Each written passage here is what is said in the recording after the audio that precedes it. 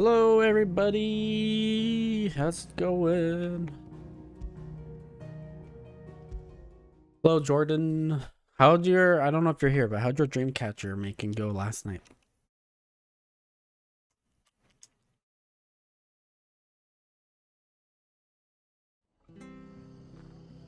Okay, we were gonna do a side quest here. That I do remember. The tavern. It's done for. How do? How do?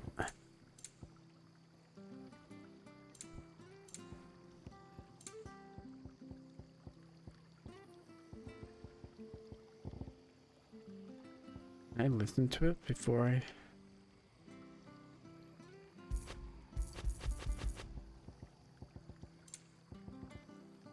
Take care out there, eh? I've seen your face before. You're a friend of Martha's. Help us, I beg you. Help you with what? Bandits in the Golden Stables. They're waving their swords around. I think they're gonna kill someone. When I saw what was happening, I slipped out the back. I should have stayed, but oh, please help them.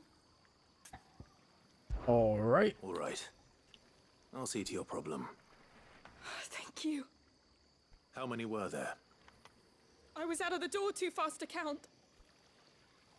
They looked a nasty bunch, though. Be careful in there, all right?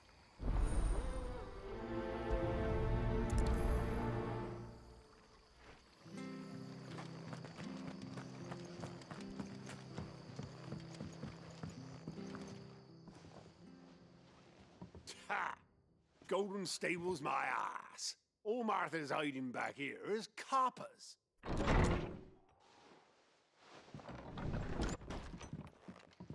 Huh? Oh, that's a fine sword, friend. Heavy though, I expect. What say we relieve you of it? Get him, lads. I want that blade. Get this out of the way. Yeah, let's prime up inside here.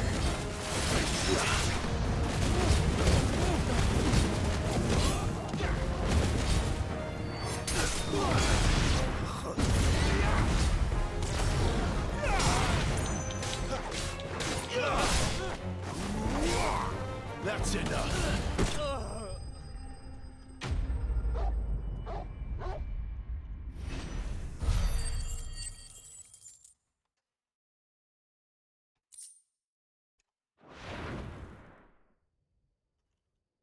I'll be keeping my blade, thank you. There he is, the hero of the Golden Stables.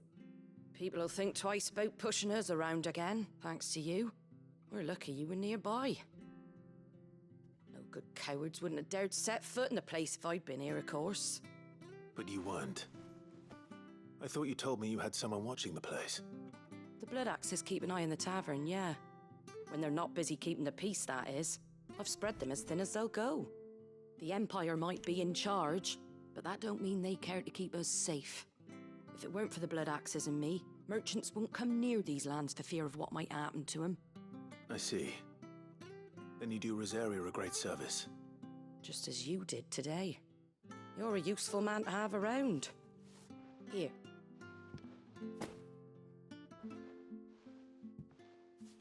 And there'll be a mug of something tasty waiting for you whenever you next stop by.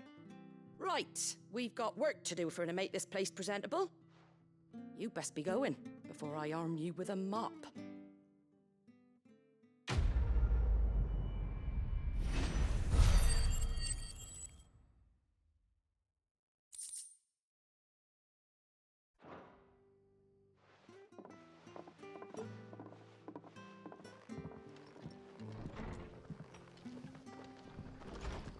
There he is, the man of the hour.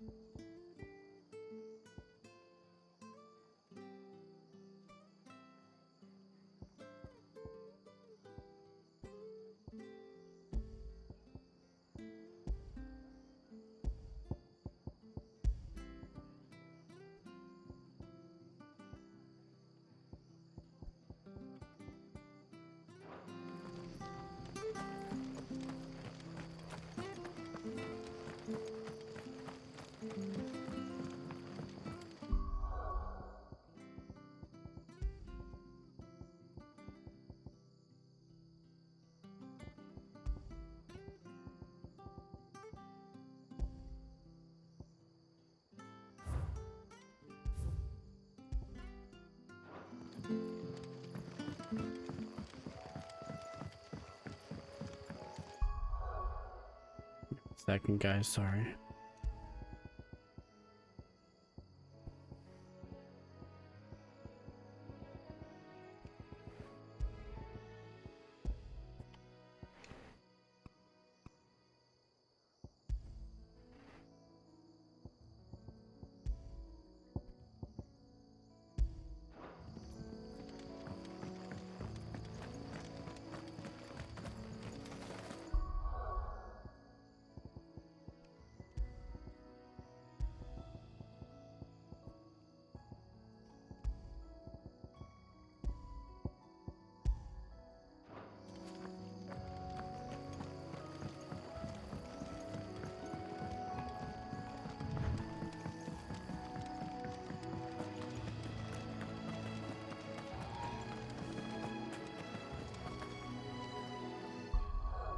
This feels so weird to me.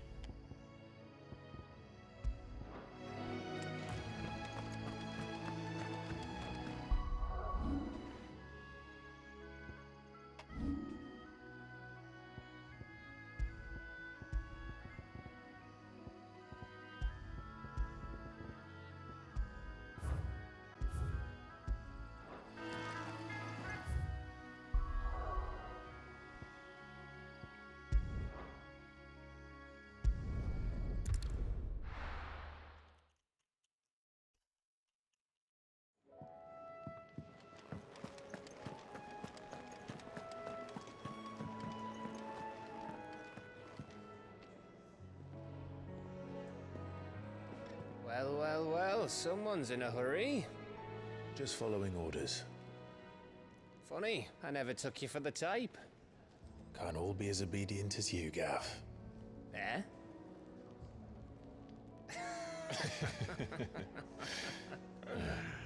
Fine day for a little mischief, wouldn't you say?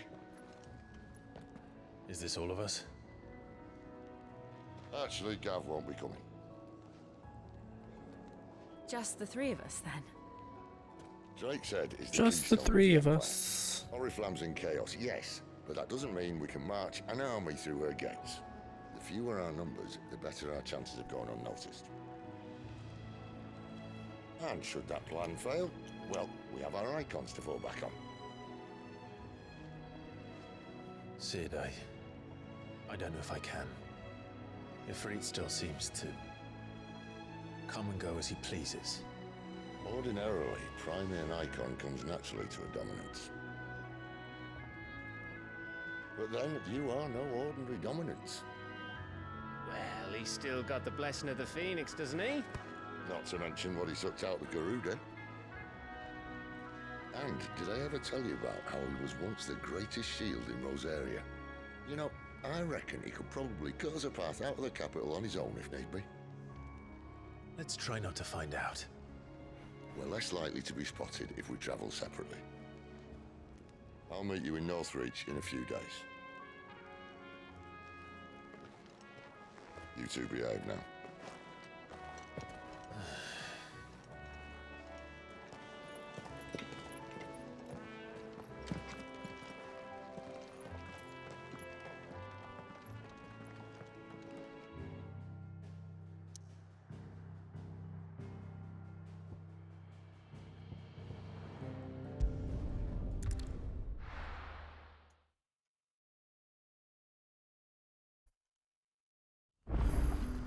So, we're meeting in Northreach.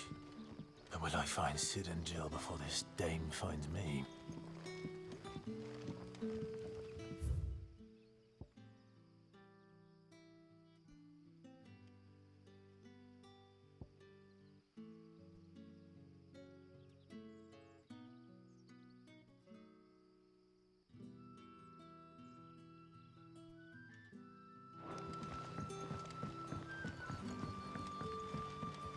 But how did the grouse? Now his daughter. We've been stealing up to the vineyard to see the lad.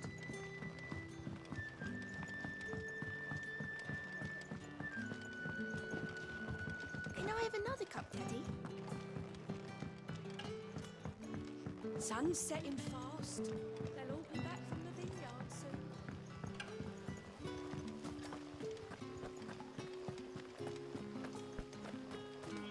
Is it safe to ride to Northreach now?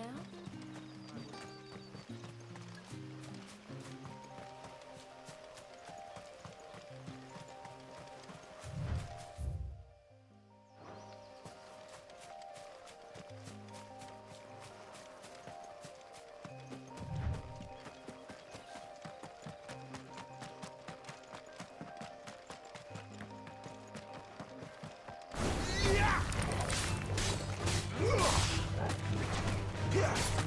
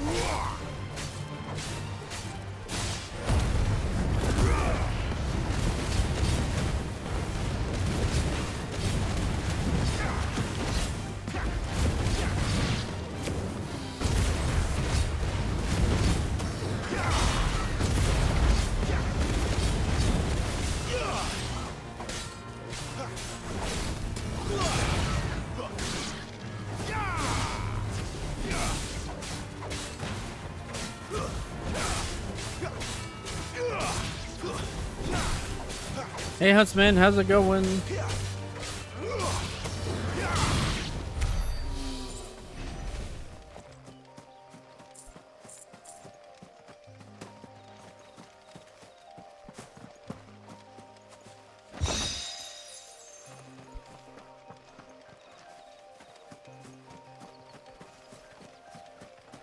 And I'm good today.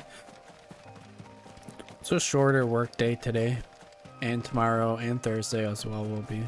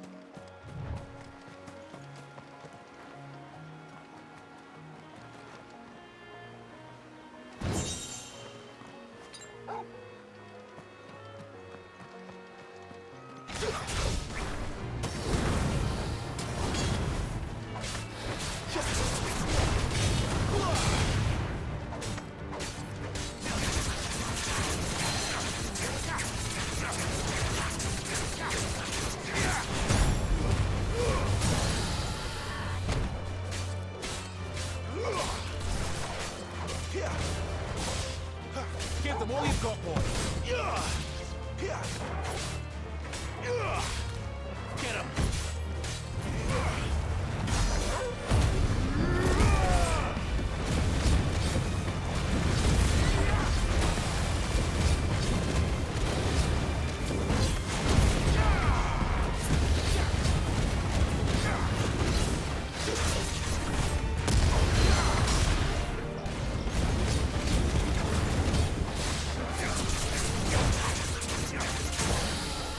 A little help. Don't let them get away.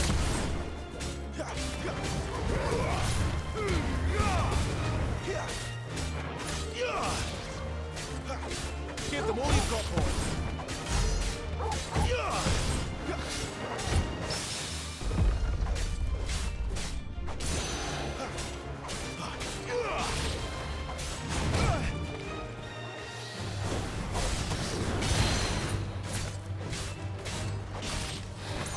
Finished.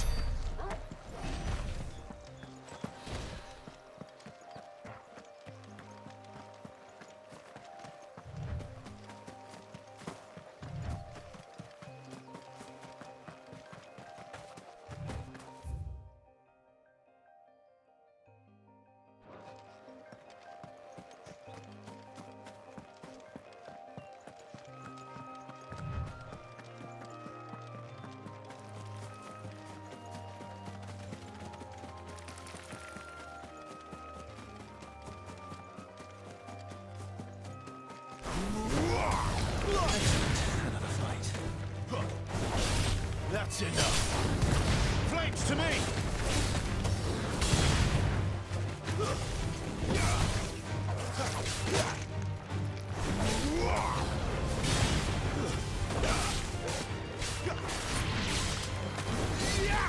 Stay down!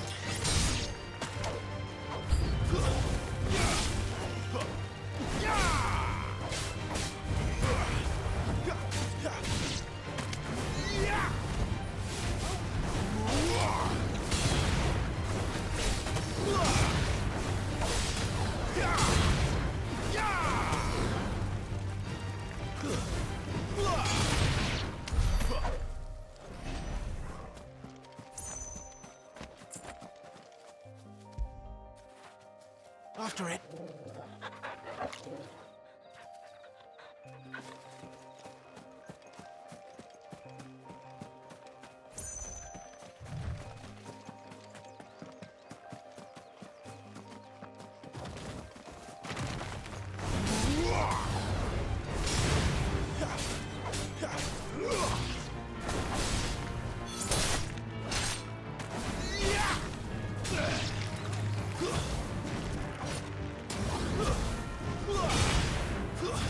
Stay down!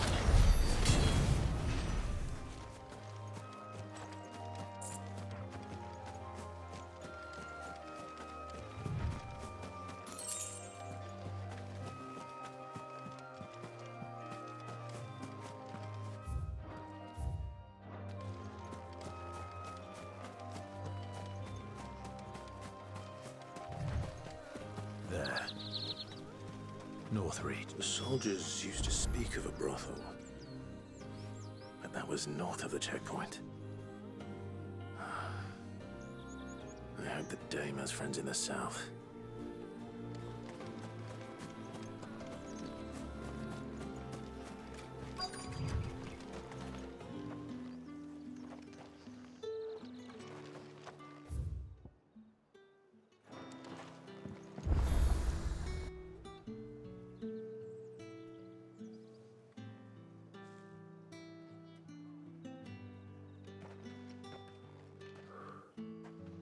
A moment, my lady. A moment? I doubt you could afford even that much of my time. Branded. My mistake. No, mine. Upon reflection, you don't have the scent of a branded about you. The flowers. Otto always did know how to please me. More than Sid ever did anyway. Do you think you could please me, Clive? You're the dame. Let us leave such impersonal titles to my less preferred clientele. You can call me Isabel. Otto assured me I could trust you. I can trust you, can't I? You can trust me, yes, but why would you? Help you? Because that's what we do. Long ago, Sid did me a kindness when no one else would. I have never forgotten that. Without it, I would not be where I am today. And so, I make it a point to do the same whenever possible. Which brings us here. To the final obstacle between you and whatever it is you seek in the holy capital. I fear the guards are not likely to let a masterless bearer pass unmolested. Unless...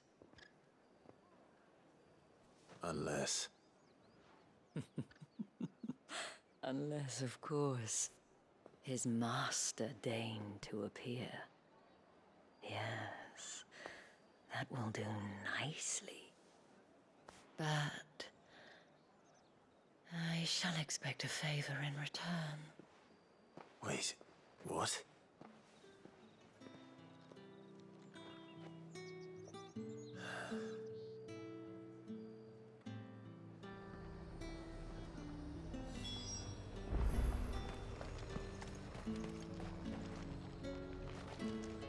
Welcome, welcome.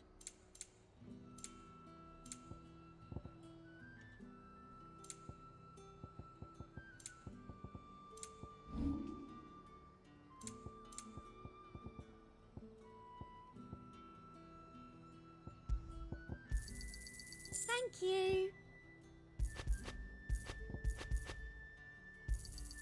I doubt you'll get more than that in the capital. I'll be here if you need me.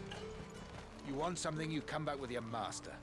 I won't sell to some stray brandy.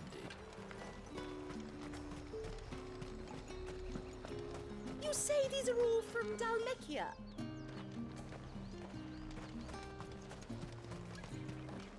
Have you no other bearers? Those two look rather used. Used? Yes, but spent? Hardly. They've both at least a good year left in them.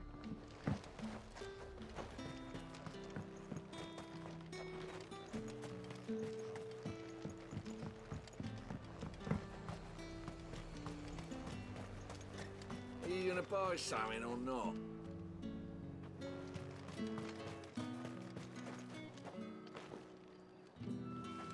What the hell are you doing? Tut tut. We cannot have people thinking I tolerate disobedience from my branded. The men who gave me this are no more my masters than you are. But it's not as if I can hide it. From the moment you acquired it, that brand has done naught but take. But today, it is going to give you exactly what you want. Just play along.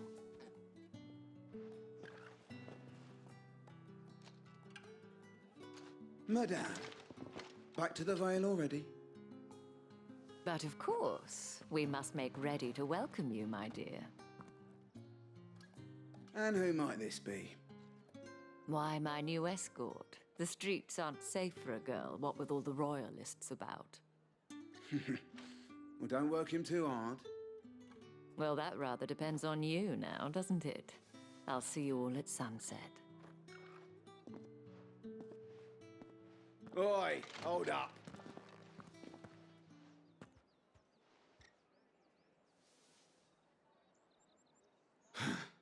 Another fucking branded. Well, you're lucky you're with the dame. Now get out of my sight, filth.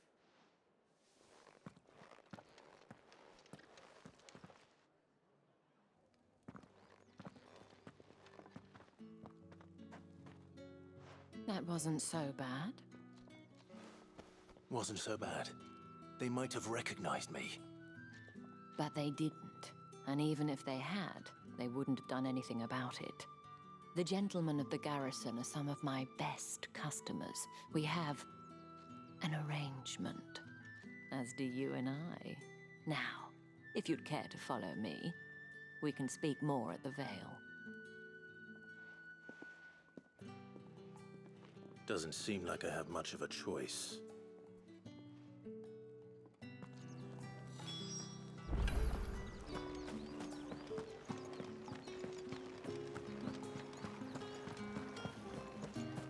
Word is that the legions are ready into march again. The markets are a veritable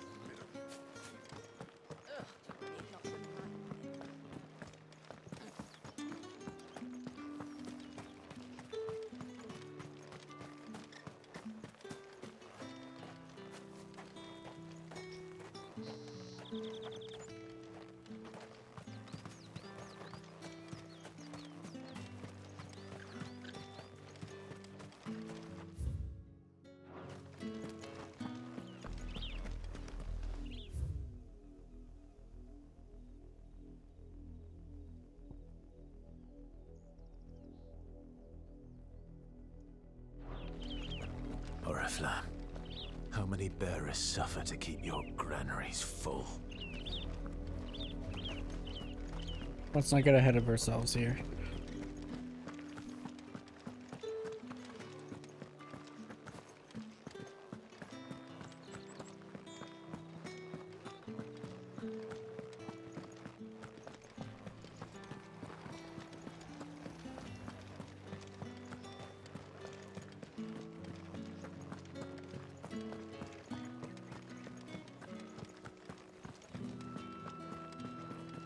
Well then, I suppose you'll need a little something to remember me by.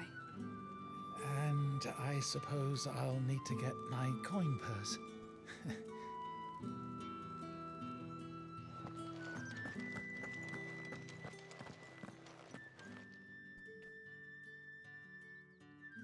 And if anyone requests her company, tell them she is feeling unwell. Madame, you look stunning. As do you, my dear. Shall I have one of the girls draw a bath? That won't be necessary.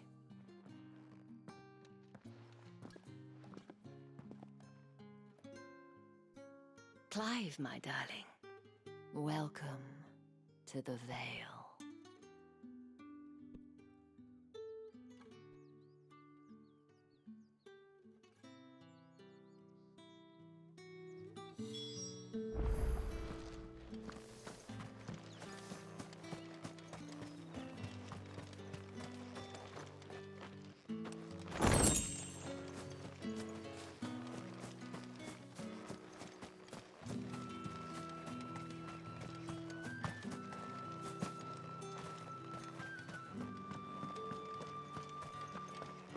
Think I might see you tonight?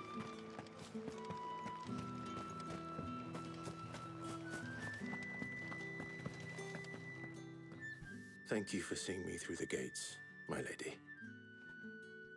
I am in your debt. Well, that was the whole point, wasn't it? And I told you, it's Isabel. Whatever wound you so tight, I wonder. It's certainly not Sid's influence. You, mentioned a favor. What is it you'd have me do? I don't want to keep my companions waiting. If you mean Sid and the girl, you needn't worry. They have yet to reach the checkpoint. Yes, Otto asked me to help them as well. But to answer your question, I need you to find someone for me. One of my girls. Tatienne has been gone for several days now, having left no word of explanation. And I've begun to fear the worst. I feel as if I've spent my whole life searching for people. Though I can't say I'm any good at it. I trust you'll do your best. Oh, and take this.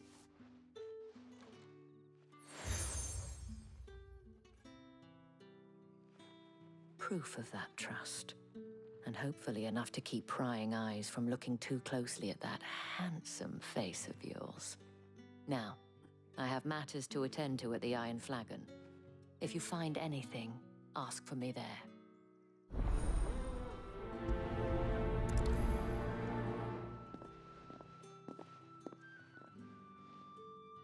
I should probably start here.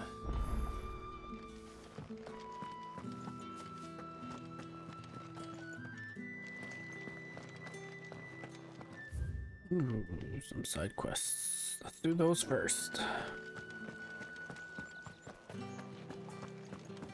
Excuse me, you there? The gentleman with the sword? I cannot help but notice you bear the moon and stars. So you are an associate of the dames? Might I trouble you for some assistance? You'll be rewarded, of course. And who exactly would I be assisting? Oh, forgive me. I am Etienne, a humble merchant, though fortunate enough to count the dame among my acquaintances.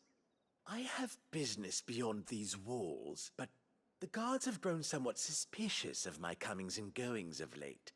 I was hoping someone might be kind enough to go in my stead.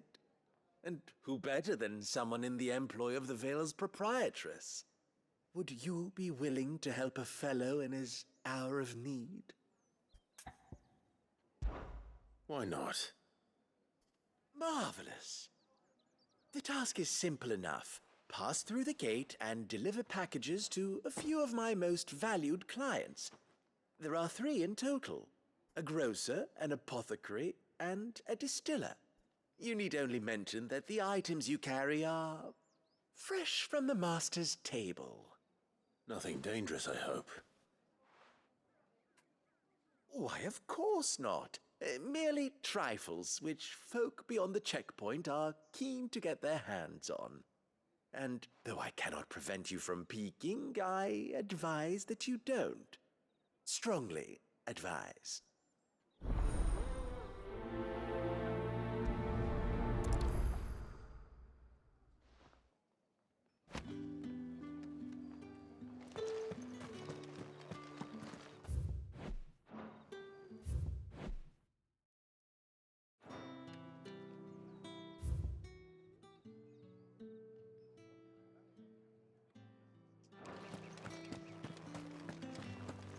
Haven't seen you around the Vale of late.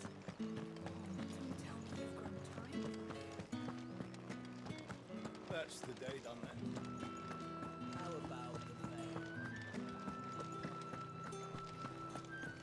With the right to You confiscate there? any object. Fancy a written drop by of the throne. Empire's finest?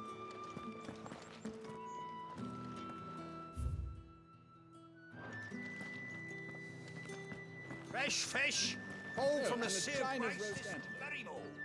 I warn you now, I don't sell to your kind, whether you have the coin or not. Where's your master anyway?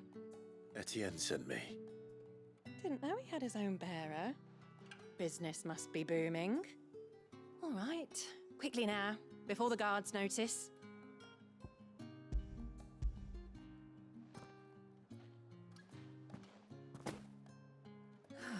That is no burden off my back. And this is for Etienne. All this for a drink. Not just any drink. The very best, specially distilled for my most discerning customers. The guards find that, they'll seize it before you can blink. You keep it well hidden, all right? If Etienne likes it, tell him there's more where that came from. For a price, of course. Of course.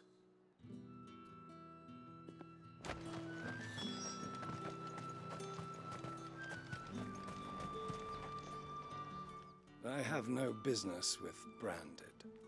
Well, I have business with you. A package. Fresh from the master's table. I do not know you. Where is the merchant, Etienne? Somewhere the gate guards won't be paying him or his affairs any mind. Fine. Hand over the goods and be gone.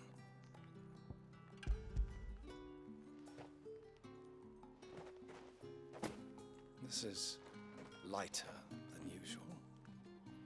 Branded, if I discover you have played me false... I can always take it back. You will do no such thing. Your master should cut out your insolent tongue. Had you been the tool of any other man, I would see you clapped in chains. Payment. Can try. Take it and get out of my sight.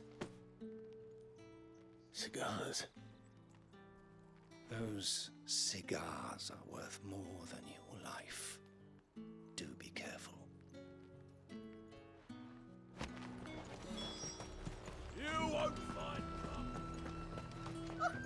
However do they get that? There's nothing here for your kind, Branded. Go on now, shoot. I have a delivery from Etienne. Fresh from the master's table.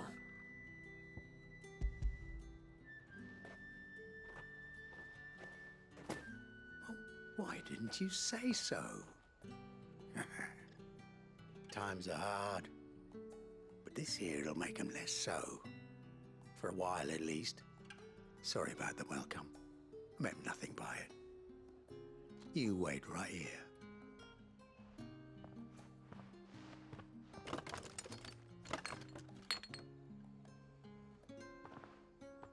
Here.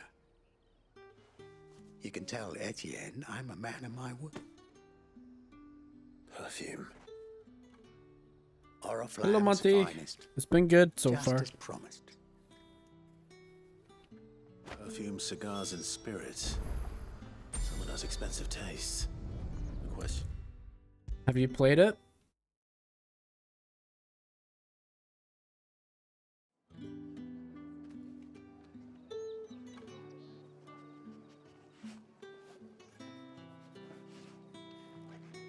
Ah, you have returned. I believe these are yours.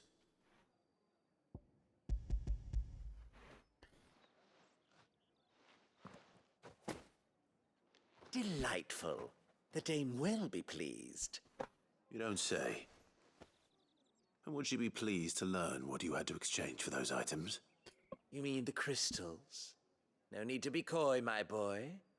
Why not just tell me in the first place? An honest man wears deception like shackles about his ankles. I couldn't risk you stumbling under the gaze of the guards.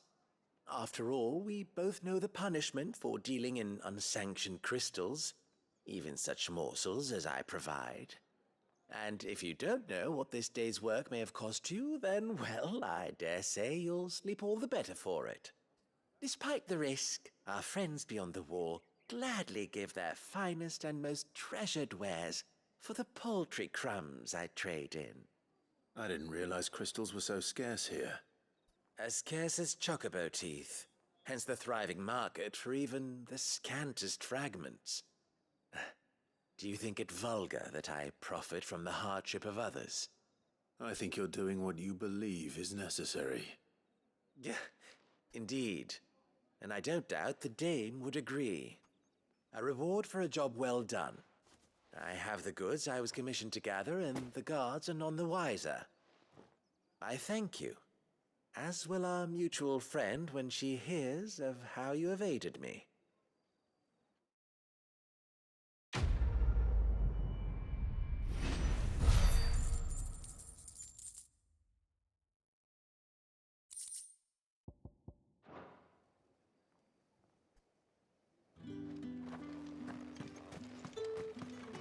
How did one of them get on this? Another one of the dame's pets.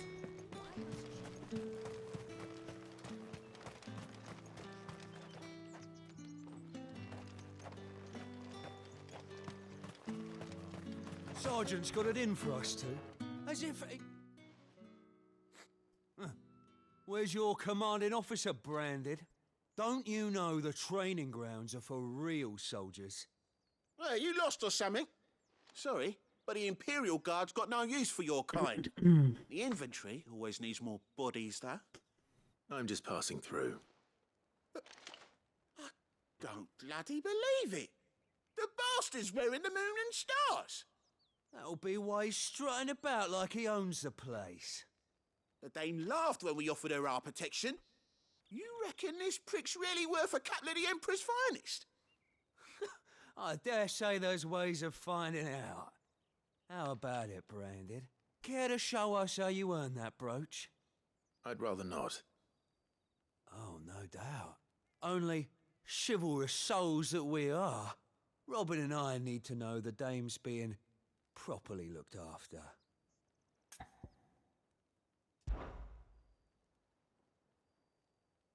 Fine. If it'll put your mind at ease. Oh, and just so you know, I won't be holding back. I I suggest won't. you don't either. Take a moment to get ready if you need it. Wouldn't want you whining about an unfair fight.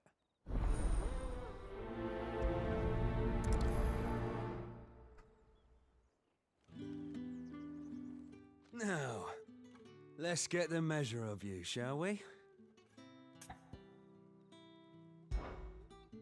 If that's what you want.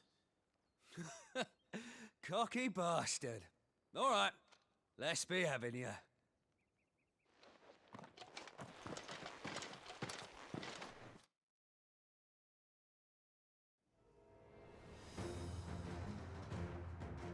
Oh, and when you go crying to your mistress, tell her it was Leon who gave you the pounding.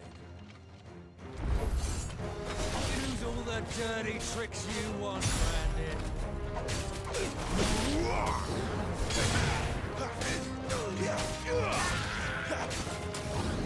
Alright. So you know one end of a blade from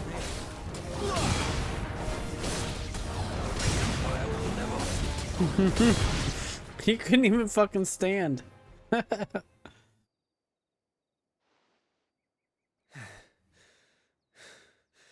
Fuck me. What the hell are you playing at, Leon? Ah, so it's a real challenge he wants, is it? Fine. All right, Sword up, bearer. your turn Let's for a have some pummeling. fun, shall we? Win the dame's favour, anyway. By knowing when to hold my tongue for a start.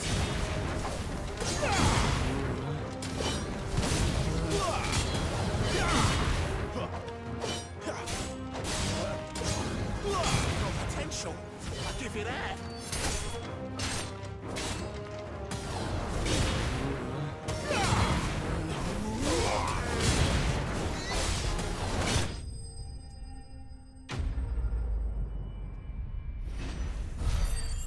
Yeah, they got hella bested.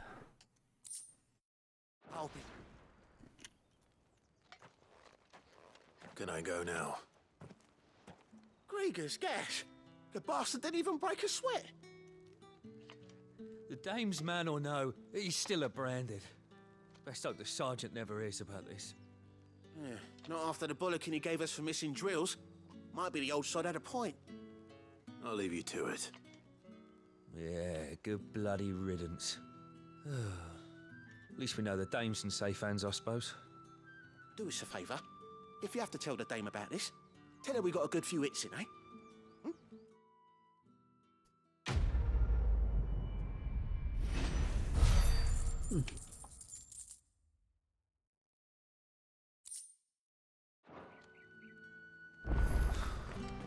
The Emperor's finest, thrashed by a branded. Yeah, on second thought, maybe don't mention this to the dame. We wouldn't want you getting into trouble for brawling now, will we? Heard the bones fell favourably. To the Vale, then, is it? I don't know how a bearer came by the moon and stars, but thank goodness I found you. You found me, I found Can you. I trust you to be discreet? No. About what? About this. About what I wish to ask of you. About the fact that I, a humble creature, assist the Dame of the Vale in her endeavors. As unlikely as it may seem, there are those within the upper echelons of Samberquois society who find the Empire's treatment of bearers to be barbaric. All right. But what do you want from me? This town is carried upon the backs of its bearers, and yet many would see their servants starve.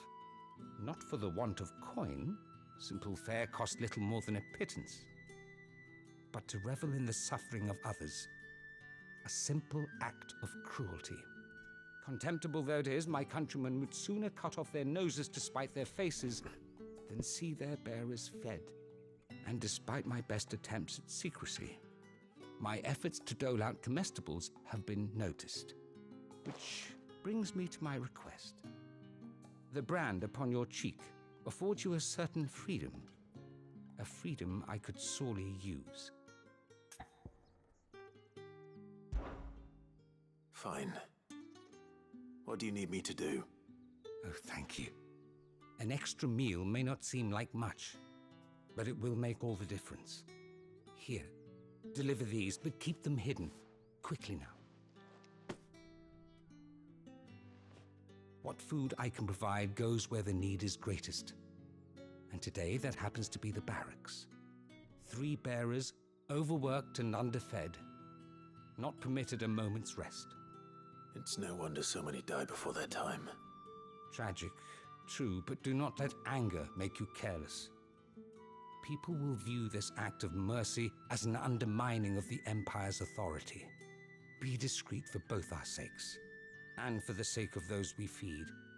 Oh, and when you're finished, a word in the ear of one of the Dame's girls would be appreciated. You won't be staying then? I'm afraid not.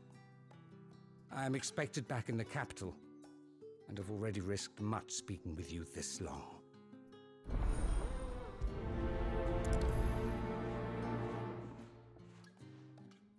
Crystal's curse is bad enough. We can't let people starve as well.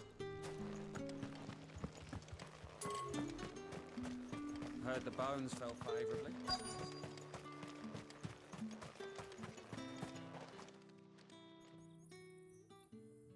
Are you waiting for it to heal on its own?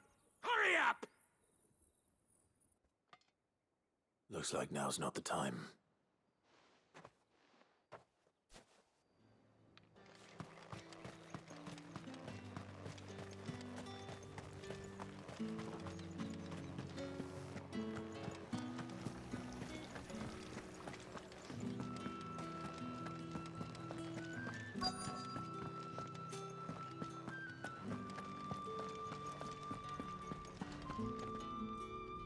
I have something for you.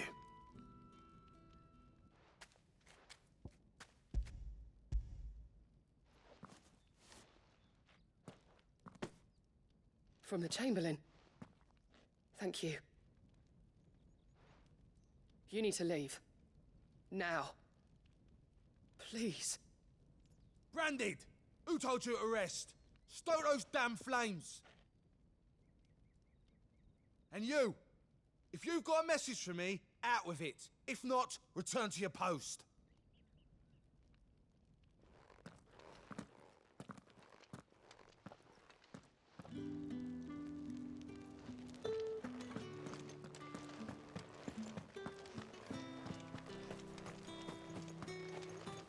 It's not been half a moon since Bellen's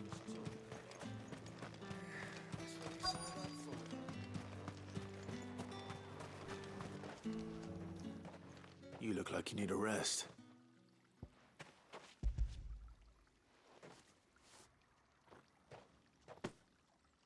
Not half as much as I need this. Thank you. I daren't eat it here, though. Not where anyone might see. Has it always been this bad? Oh, it was worse before the Chamberlain. I'd be dead without him. Me and many others. That's something at least.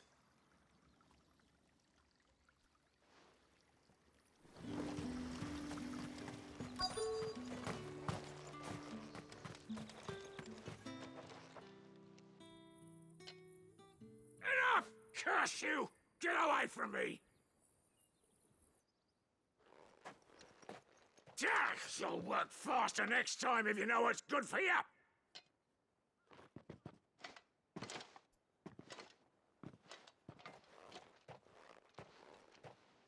Here. It looks like you need it.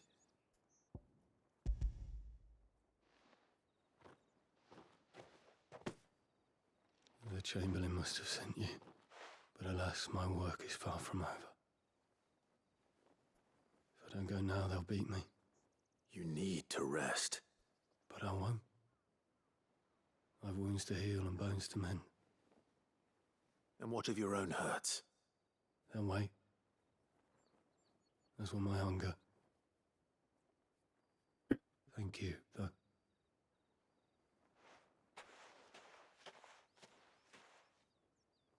A drover has more regard for his cattle than the Empire does its bearers. Anyway, I'd better head to the Vale.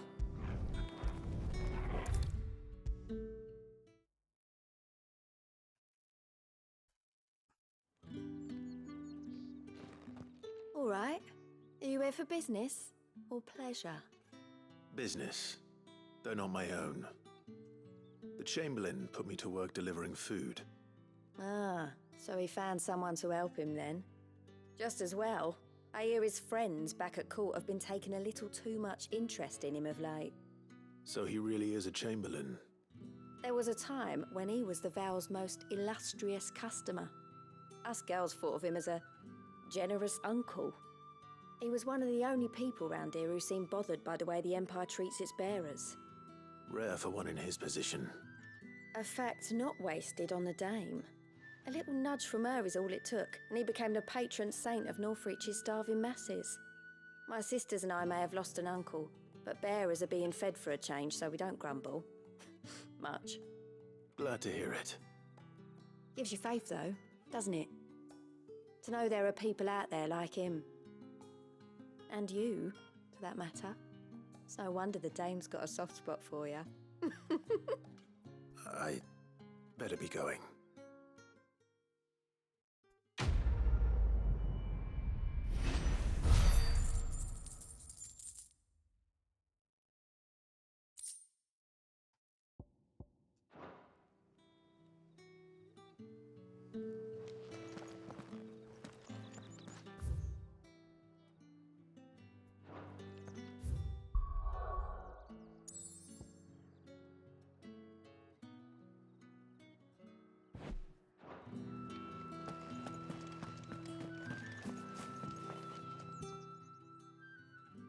You wear the Dame's brooch. She must trust you.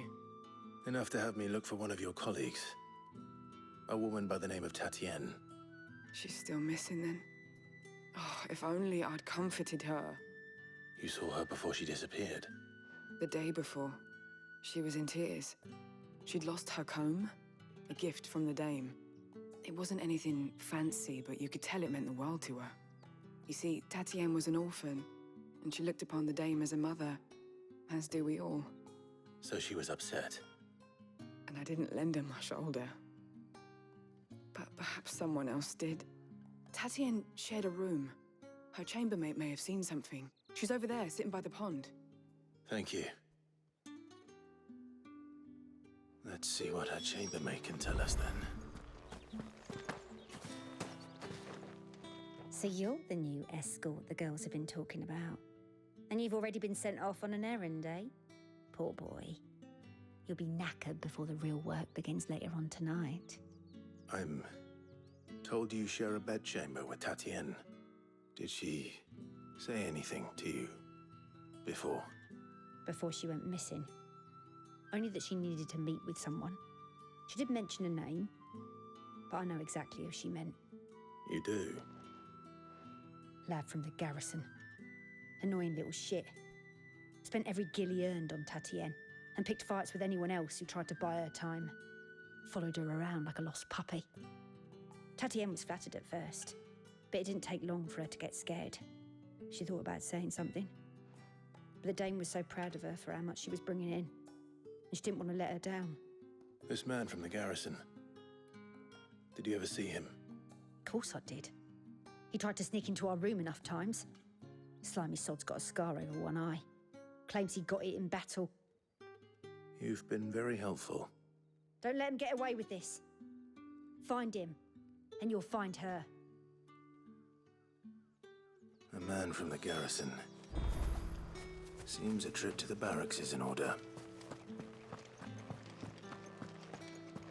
I haven't seen you around the Vale of late. Don't tell me you've grown tired of it.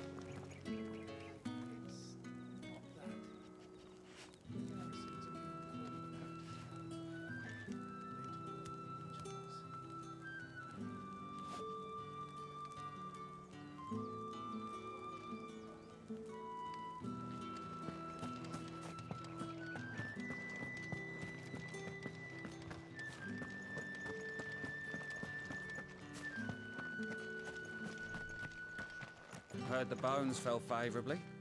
To the Vale, then, is it? What do you think?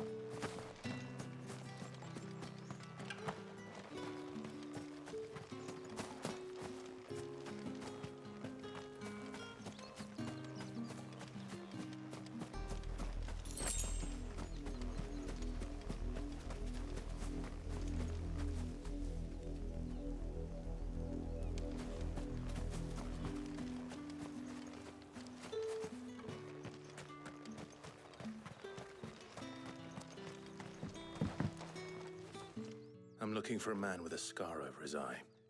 Looking for a man? Does this look like a brothel, Branded? Fuck off. Hold your tongue. He wears the dame's brooch. One word from him and the Vale's doors will be barred to us for good. There's only one man in the garrison with a dodgy eye. His name's Yannick. I haven't seen him around lately, though. On account of him being in war. Yeah, Yannick left a few days back. Said he had dealings with a merchant there. The dame thanks you. Moor is the last village on the road to Oriflamme. I should let Isabel know where I'm headed. It's not been half removed, that's what we signed up for.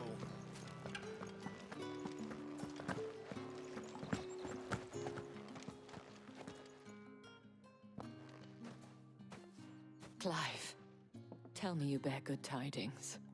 That remains to be seen.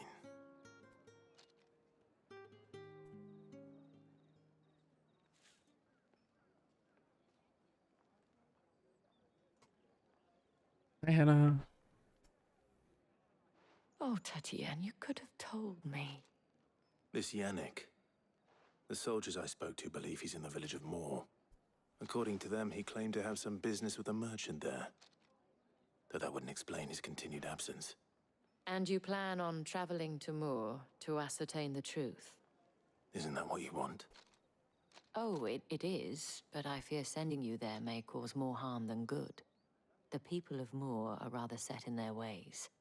You'll find they have little love for bearers. I'm glad you're enjoying it. To report one such as you to the constabulary. There is a man in Moor who owes me a favor. More than one, in fact. His name is Bertrand, and he works at the Bertrand. stables. Tell him I sent you. I shall return as soon as I find something. Okay. That's the deal, then.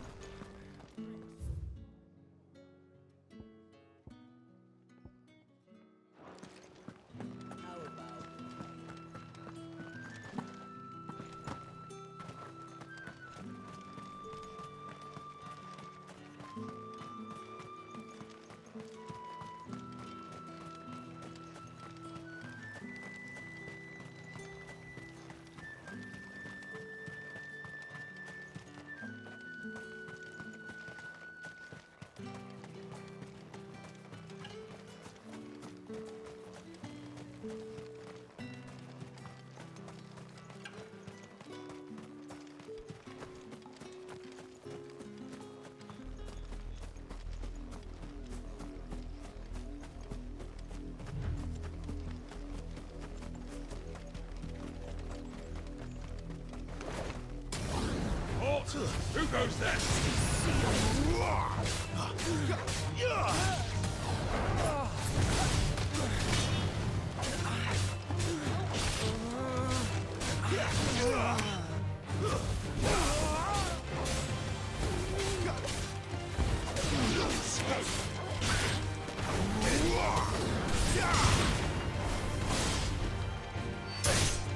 Empire will never fail.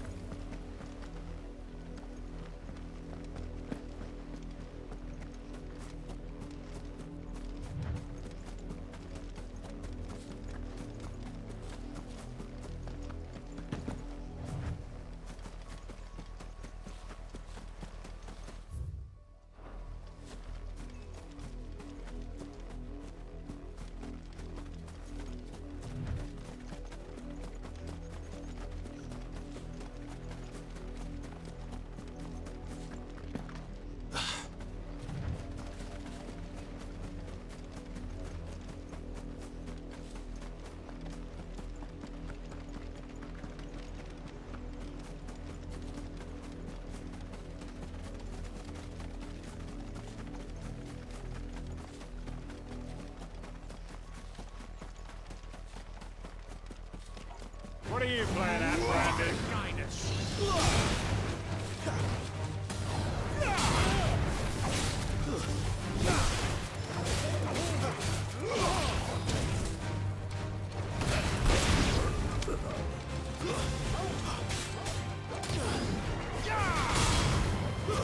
It's over.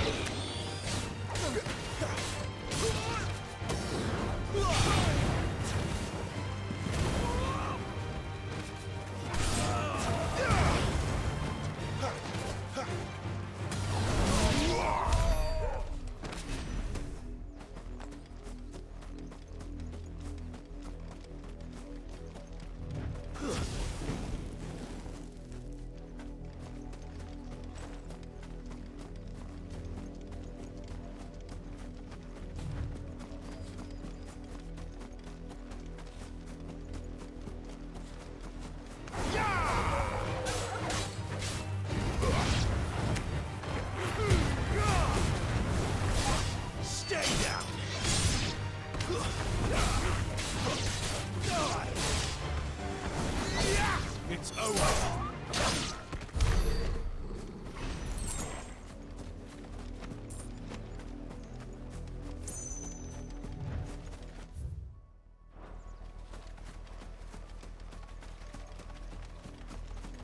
An Imperial watchtower. Should be well stocked. You're not welcome here.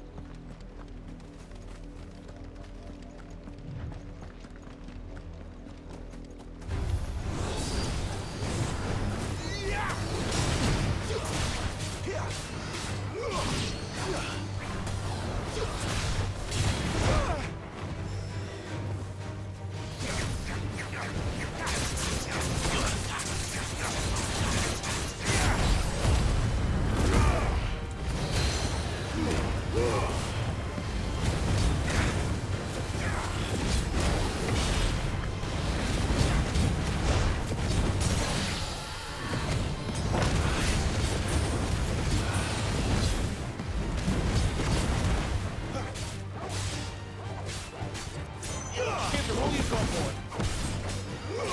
Get him. My wounds, boy.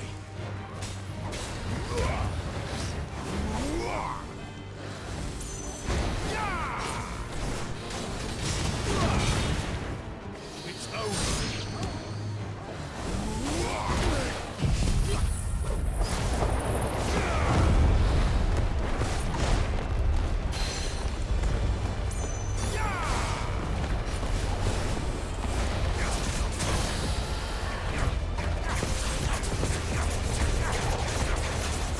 Keep your distance, boy.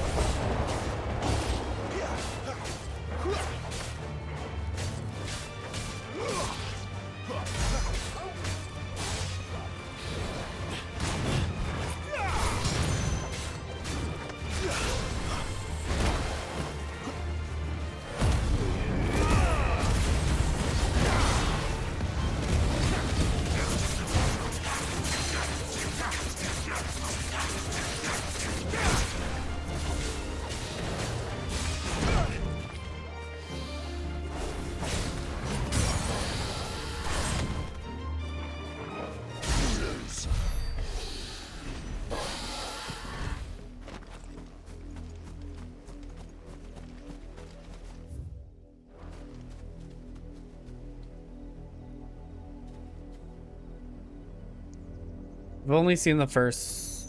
What is it? 3 or was part 3 turned into 4 or 2 parts? So 4.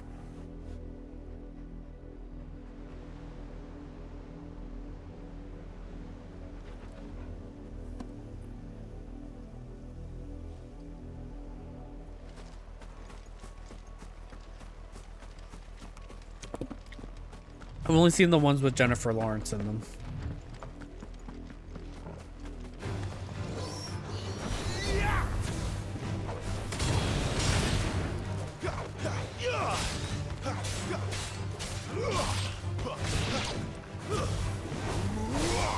That's enough.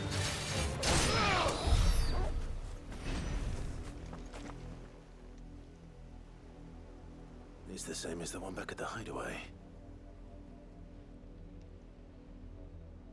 Doesn't seem to be working, though.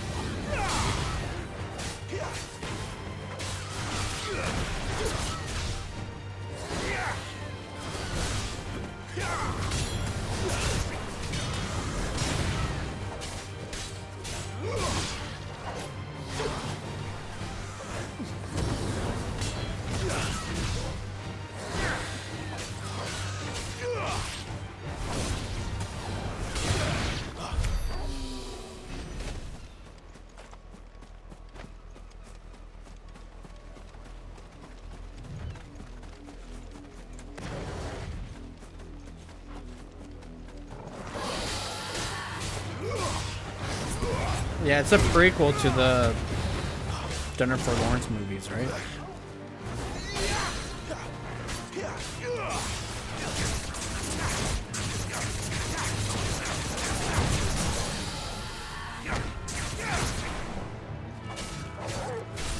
Don't let them get away.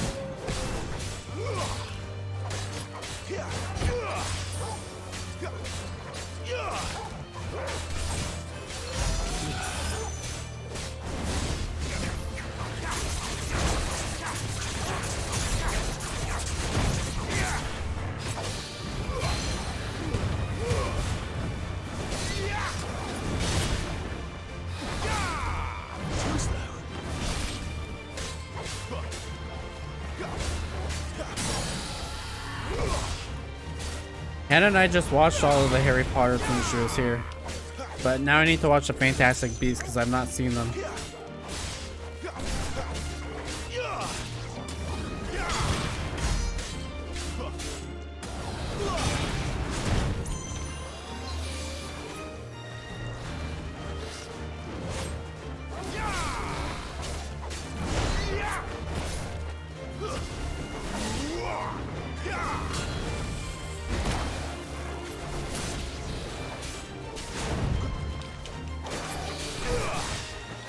Yeah, we've seen Stranger Things. Not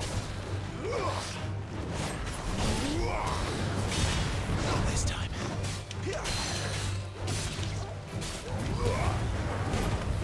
The new season comes out in the last season should come out in 2025.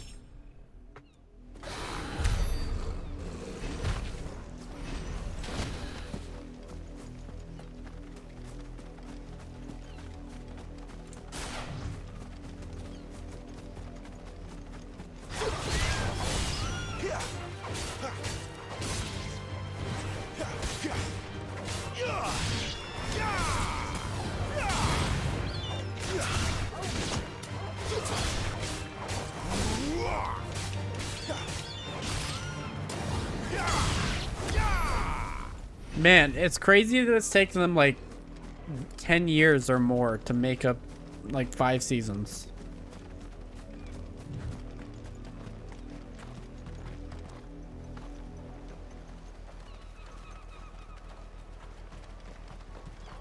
It's taken so long to like the kids aren't kids anymore, they're full-blown adults. You know? It's just so weird. What strike? There was a strike during the earlier seasons? Oh, wait, the one that just happened. Right. Plus COVID? Yeah, but like they took so long to come out with season 4, like before COVID.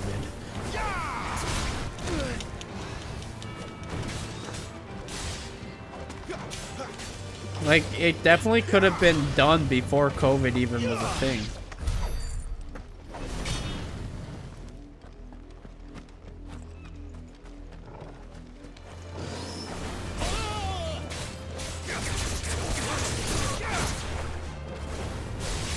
It's over.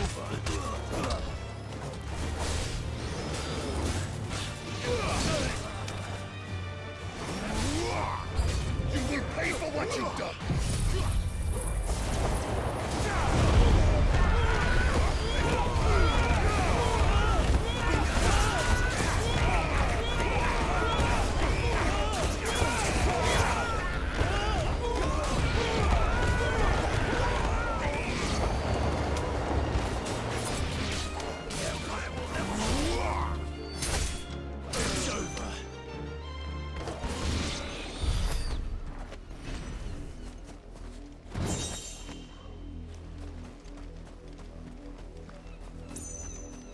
Yeah, the last season of Game of Thrones just like had so many plot holes.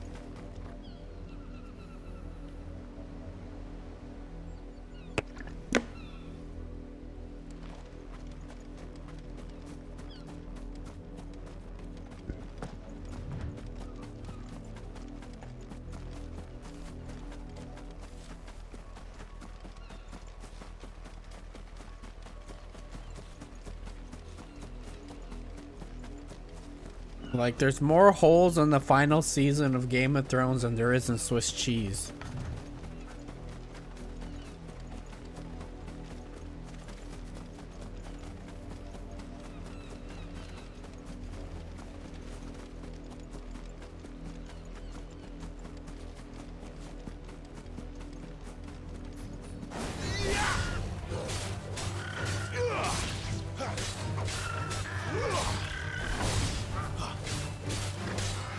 Oh, there's a trailer for it? I didn't know there was a trailer. I haven't seen the trailer for season 5.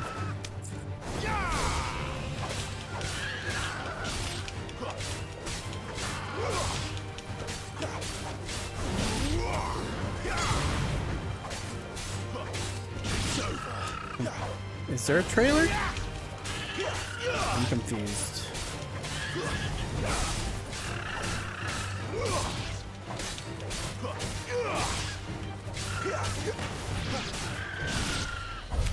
Oh.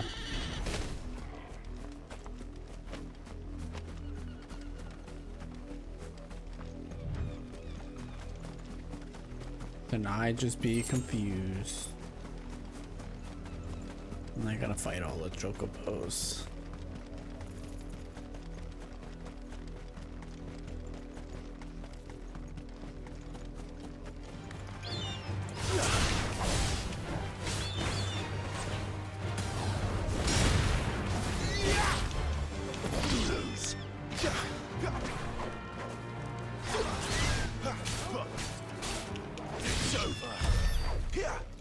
I have a metal version of running up the hill in my playlist.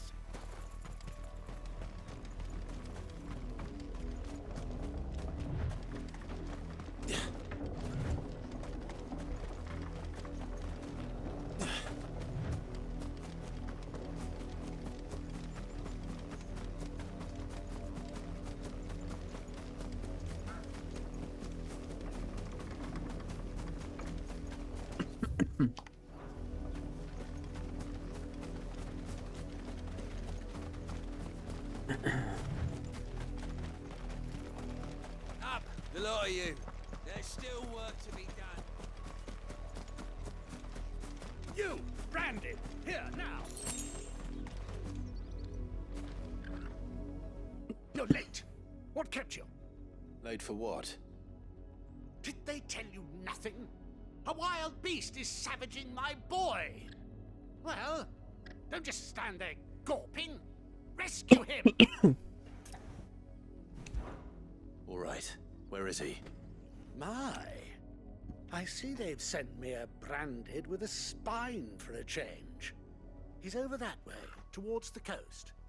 Go, and see that you kill the beast.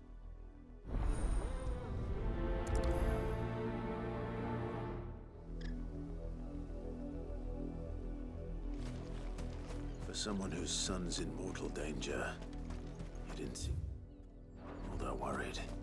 Something's not right here. I need to be careful. The wolf! It's going to eat me! Not if I can help it. Stay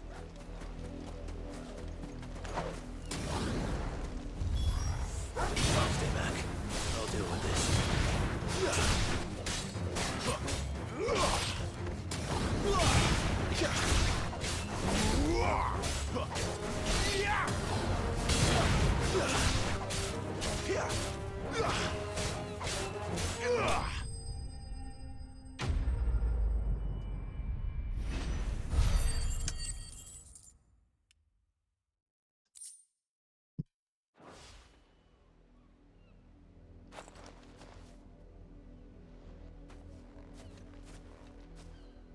No!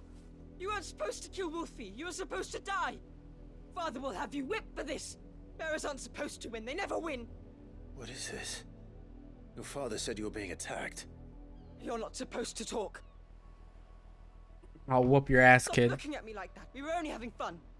Having fun? Why are you still speaking? Father will hear of this.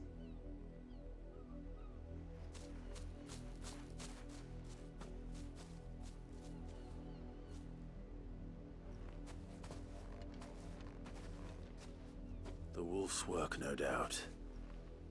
But it's not the wolf that's to blame. Well, Wolf is dead, so...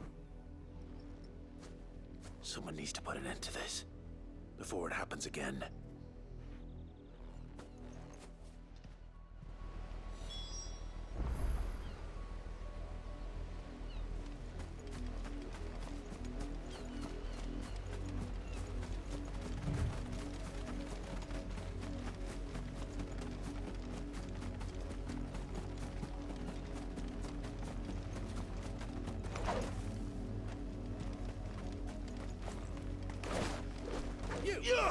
Come here this instant.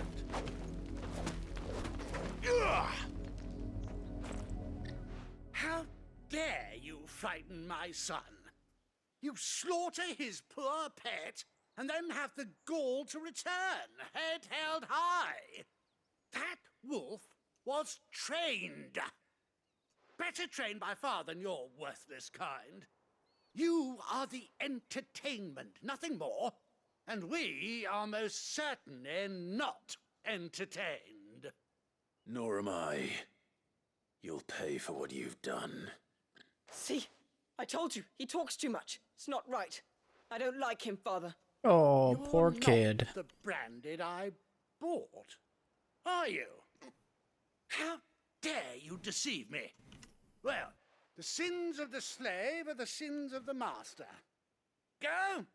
Summon the unlucky wretch you answer to. Okay, sure.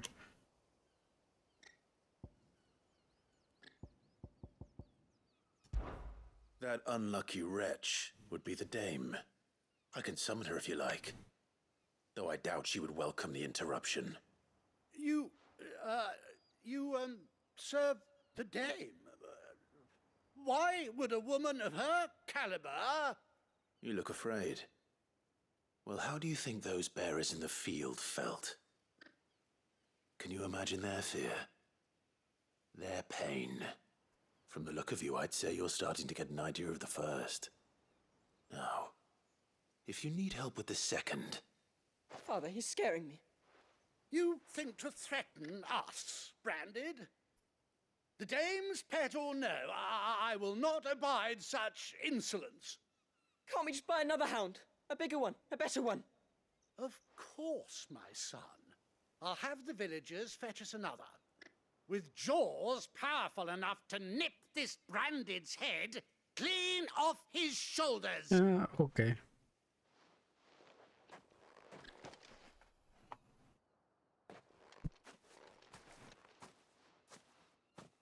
I'm wasting my time. But I can't just leave those bearers lying out there. They deserve a proper burial. That much I can do at least. How many bearers have lost their lives to this nobleman's sport?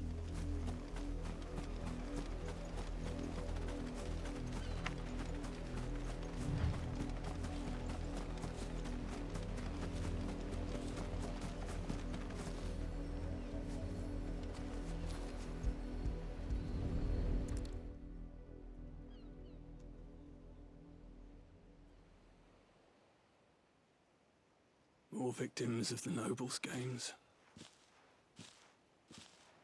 You must be Clive. How do you know my name? The Dame. I'm in her service, like yourself. Never gets any easier, burying the dead. Is that what you're here to do? The mistress has me see to it that none are left to the crows. Since you're here, can you give me a hand? Gladly. Let's put them to rest.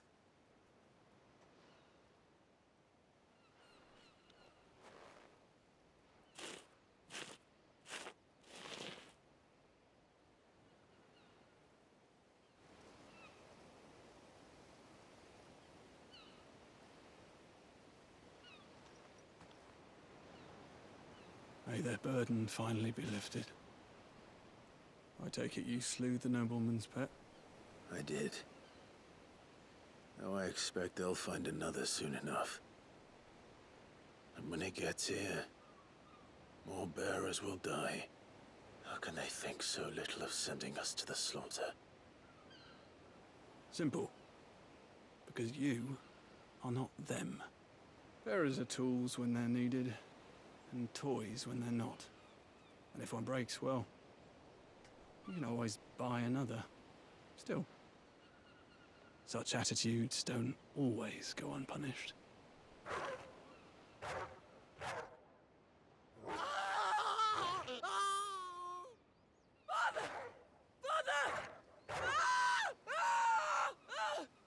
Is this your doing? Of course not. Wolves kill. It's in their nature. Invite one into your home, he's gonna tear your throat out eventually. Same with bearers. Fed or not, they don't lack for fangs. What will folk do when they bite back, I wonder? The realm's nest two murderous bastards, and I won't mourn the loss. Here. For their help. Well, thank you. You don't have to. Take it. You never know. Our paths may cross again. Till then.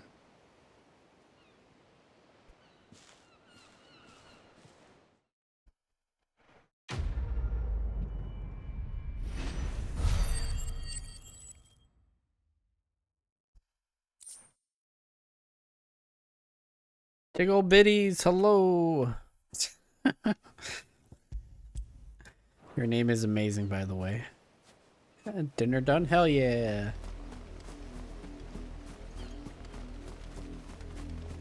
Yeah, they definitely deserved it. I tried slashing them, but the game wouldn't let me.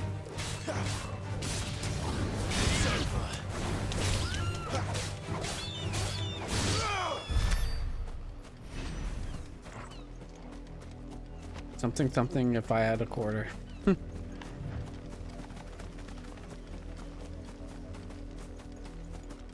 Oh, look. Oh, I wonder whose blood this is.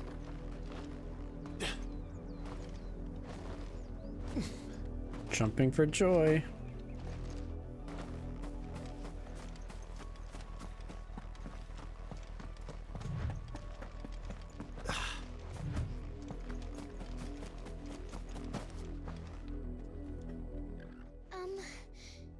Have you seen my Chloe? Is she the wolf I killed? Her pen while I did my No, chores, but it's she not. hasn't come back yet. I think she's lost. Please, can you help me look for her? I can't promise I'll find her, but I'll try. Describe her to me. She's beautiful white hair. She lets me stroke her when I'm sad. She's ever such a good girl. So quiet and kind. And she likes walking in the wheat. I know the fields are big, but she's never got lost before.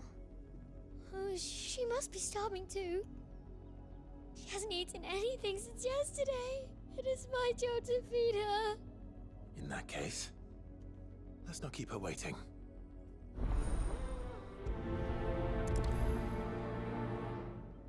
That's a lot of field to search.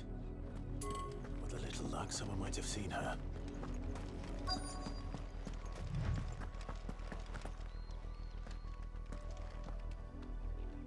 You work these fields?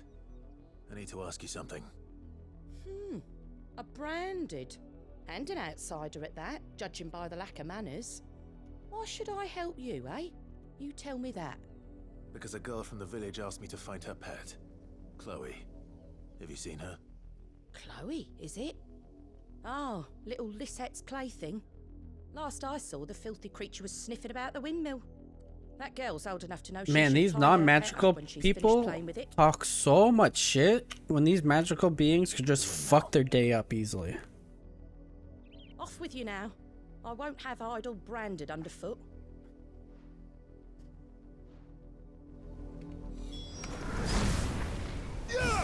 See, like, look, she would be blasted.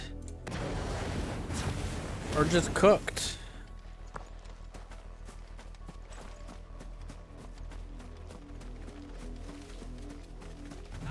A lot of you. There's still work to be done.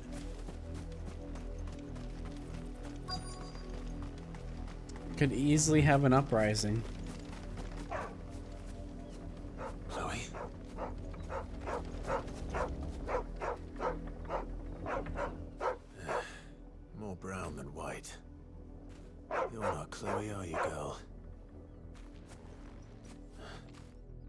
Who's that? Someone napping on the job. I hope they don't mind the interruption.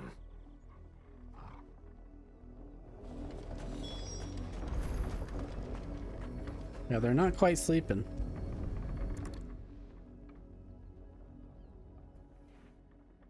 The crystal's curse. I guess they are sleeping. Chloe, I was calling you. Didn't you hear me? What? Oh, what the fuck? Get up now. You've slept long enough. It's time to go home. Chloe? Why did you already turn into a rock? I only made you do a bit of magic. You knew you were my favorite. None of the other Chloes had pretty hair. It could be months before Dad gives me another one. I have to wait until they're too tired to work anymore. Is that all she was to you? A plaything? Do you really not care that she's dead? She's not dead. She's a rock. That? The crystal's curse? That's just how she died. And now she's gone forever. Giving another bearer her name won't change that. No, don't say that. And you tell him, Clive. And without that brand, she would have been just another girl. Somebody's daughter. Just like you. Dad said bearers don't have parents. They do. Parents that give them away. Families they'll never see again. But you became Chloe's family when you took her in. Remember that. And remember her.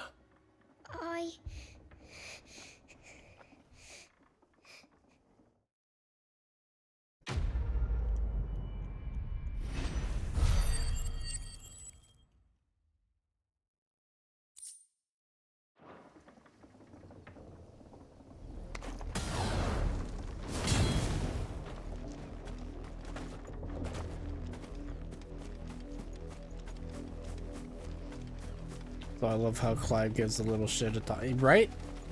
Somebody's got to.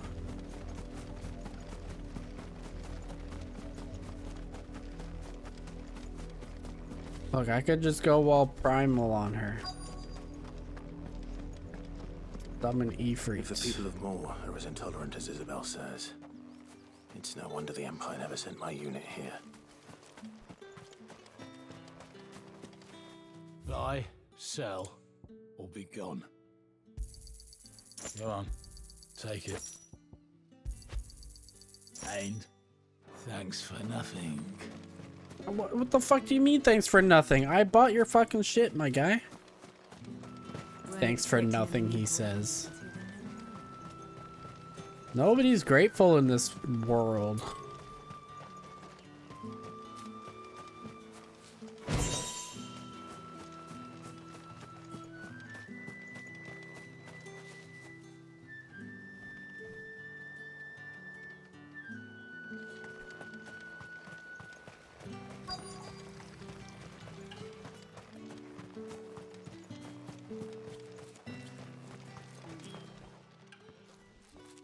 Are you Bertrand? The dame sent me. Sounds about right. Only time I hear from her is when she wants something. Well, go on then. What is it? One of her courtesans has gone missing, and I need to find her. A soldier who may have information on her whereabouts is rumored to have come here to meet with a trader. Many traders stop to peddle their wares on their way to the capital, but only one's been seen quarreling with a soldier. Is he still here? The trader? Oh, yeah. Stubborn sod stood his ground till the soldier got tired of shouting, from what I hear. If you seek him out, keep your head down. Fact is, folks round here would sooner hang a branded than help him. And that's even with the dame's brooch for protection. Understood.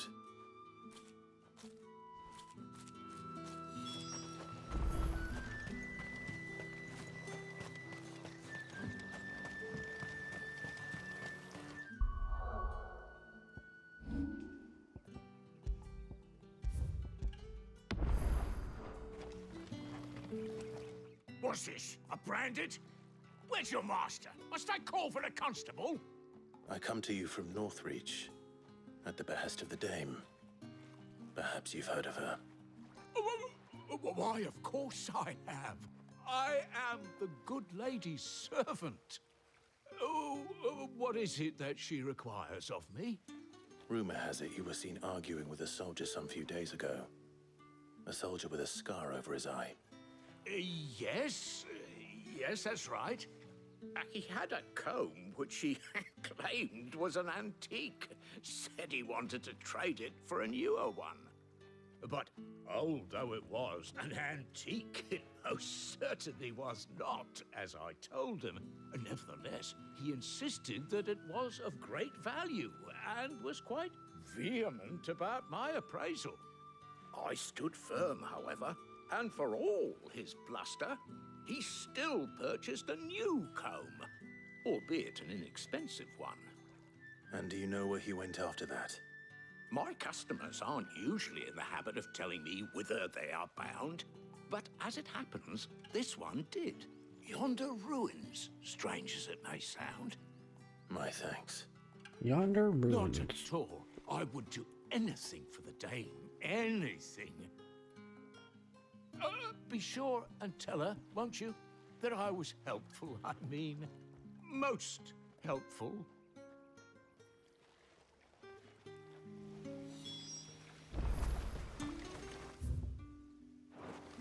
All that clean? You good-for-nothing sluggard!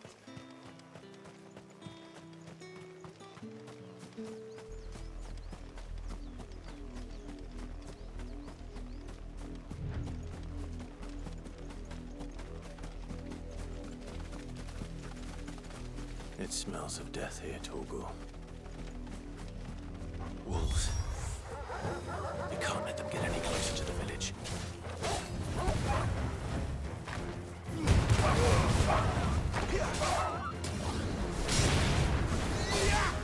Stay down!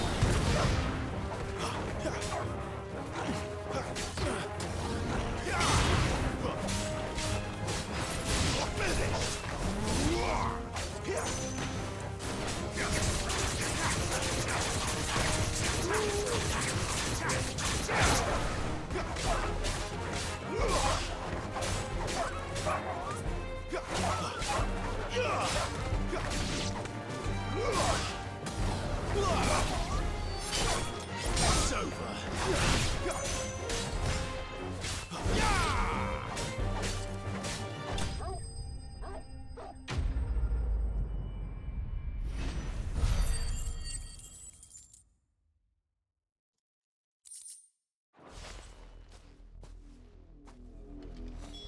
Damn it all. Bodies. A man and a woman.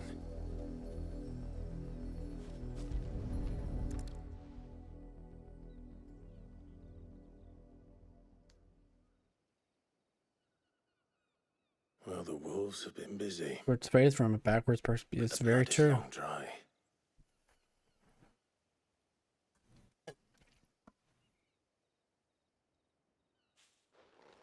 Oh, he bought a comb for her. Tatien. If that's true, then the body next to hers will be Yannick's. The girl Yannick went off to sea every night. You said her name was Tatien. You.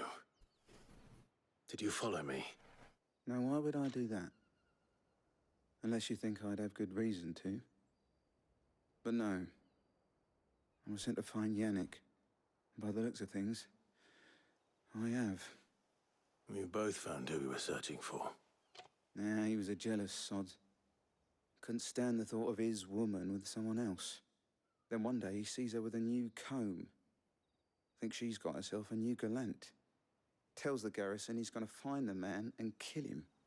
We know it's all talk, but then he disappears off to Moor for some dealings and doesn't come back. If you mean this comb, it was a gift from the Dame. If only Yannick had bothered to ask, eh? He might not be rotting on a hill. I think he meant to ask her something else. He stole the old comb and bought her a new one in the hope they'd wed. Wed? Where would they have gone? Certainly not back to Northreach with a dame waiting. And we all know what happens to deserters. Tell the dame I'm sorry for her loss. When the lads come to collect Yannick's body, I'll see that Tatienne is delivered to the Vale. Is that wise? Oh, there won't be any covering up this mess. The most we can hope for is that the dame doesn't hold it against us. Speaking of which, I saw her in Moor just now. Could you tell her what happened? Might sound better coming from you.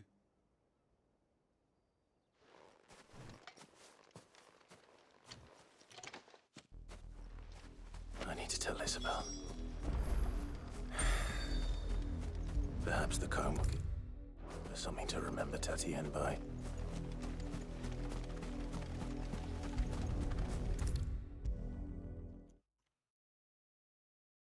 If it was a message that needed delivering, I could have seen to it, milady. Of course you could, had it not been personal. You are still in one piece, I see. You will be pleased to hear that your companions have arrived. They said they would meet you at a little chapel to the east of here. Thank you, but you needn't have come all this way just to tell me. I was on my way to see you. You found her then?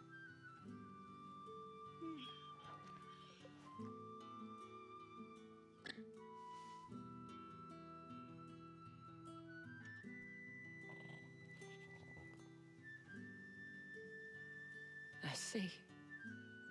My dear Tatienne.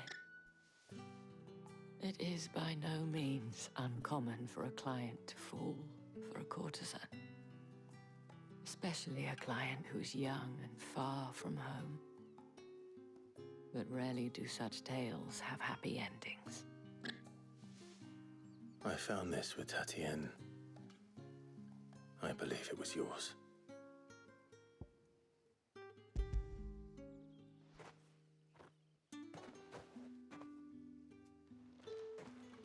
Thank you for returning it. I shall see that it has a place on her pyre.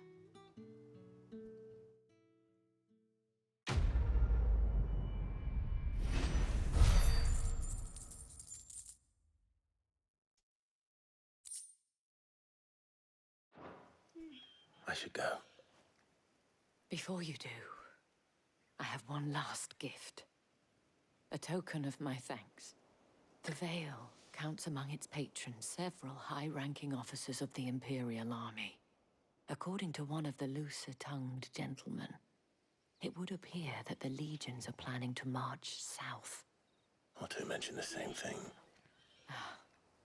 But did he mention that it was all of the legions? This is no mere skirmish. Were I to guess, I'd say the Emperor planned to abandon the capital. But that couldn't possibly be true now, could it? Take care, Clive. I will. And thank you again.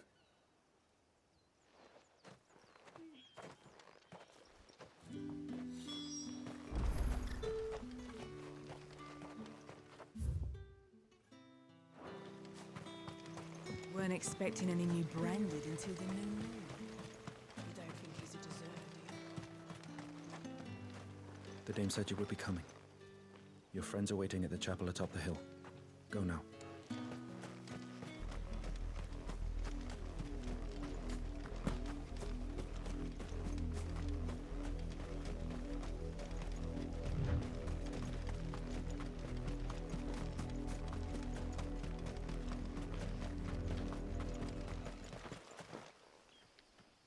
Oh, I've got the achievement for petting him several times.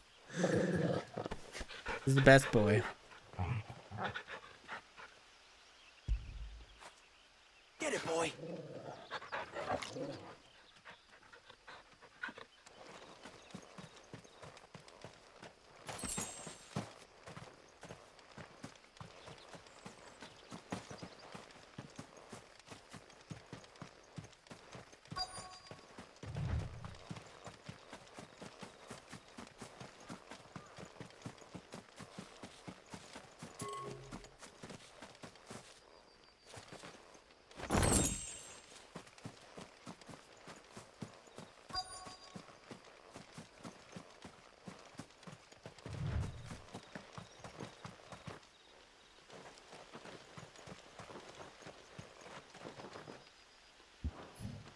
Whoops.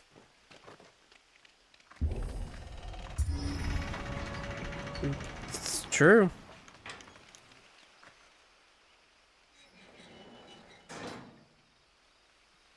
I pet him from time to time. He deserves all the pets. He does good in battle. Any trouble on the way? None worth mentioning. As I was telling Jill, it's worse than I thought. The capital's crawling with soldiers. And here I am, the deserter come home. Which is why we'll be taking the back door. Giggity.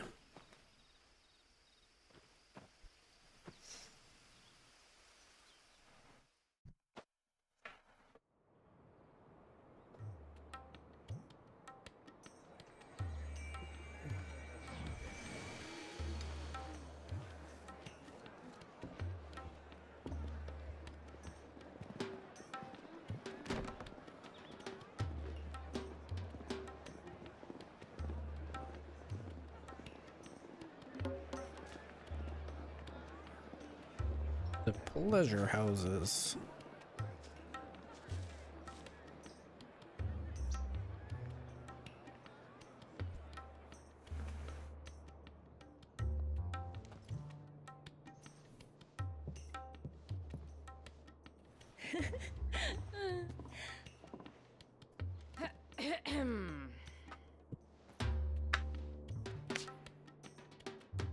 Cheer up, you two. Can't think of a safer place in the Empire than a...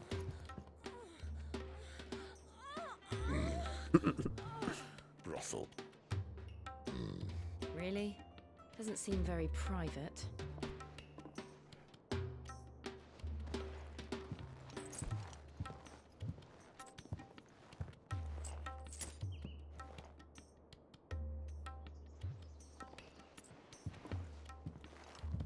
So then, how do we Yep, proceed? they sure are. We'll be using the glass gate.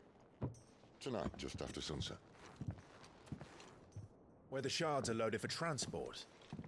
That is one of the most heavily guarded points in all of Sambrek. But not the most, which is a start. Besides, I know a shortcut straight to the heart. A shortcut. And how exactly did you come to know about this fatal chink in the Empire's armor? Let's just say I may have attempted something similar before. And may have ended up running for dear life after being discovered by Bahamut, but that's not important. Sid, if the Mother Crystals truly are the cause of the Blight... If? You wound me, Jill. What I'm trying to say is, if the powers that be know all of this, why do they sit idle and allow it to continue? In case you haven't noticed, the God-fearing people of this realm and their pious leaders care for but one thing, themselves.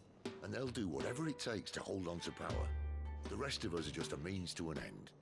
The moment you raise your voice against them, you're decried as an outlaw, clapped in irons and slung in a cell to rot. An outlaw. Whoever controls the crystals controls the realm. But our kind can wield magic without them. To our rulers, we must seem the most convenient of tools. And the most dangerous. But what makes them think they have the right to use us? To leave us to die when our bodies are spent? Does a nobleman weep for a broken mug? A torn tunic?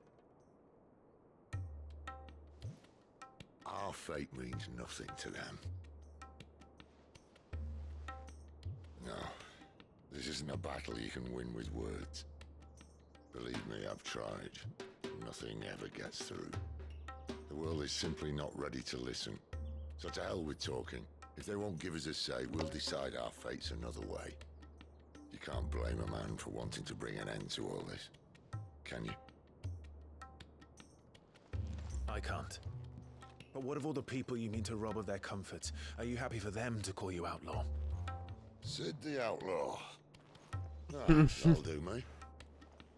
You might at least pretend to take this seriously. Have a little faith, Jill. Even if you don't think much of my choice of digs. If it means my deeds will be remembered, I'll gladly play the role of villain.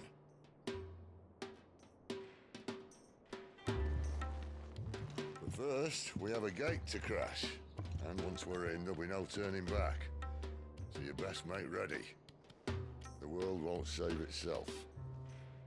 I do like how they made like a more mature Final Fantasy kind of game though. Like, I feel like you can feel like the emotion a lot more with it. Like when Torgal attacked Benedicta. You have reached a pivotal moment in the story. If you continue, you will not be able to return. I think I have done... We'll go here real quick and check out the ledgers, but I'm pretty sure I've done all the side missions I can.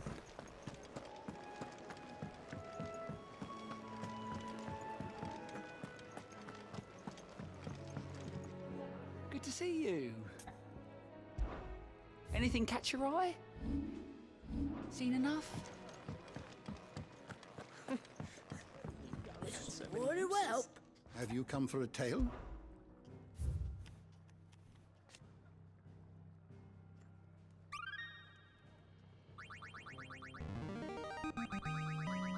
Yep. Annabelle's a bitch. You wish to study the tomes?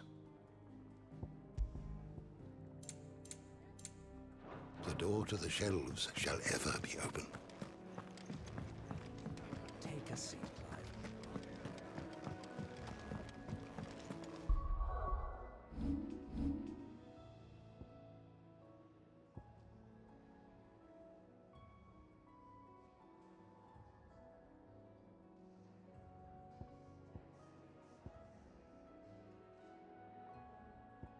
I want to get another point in the limit break.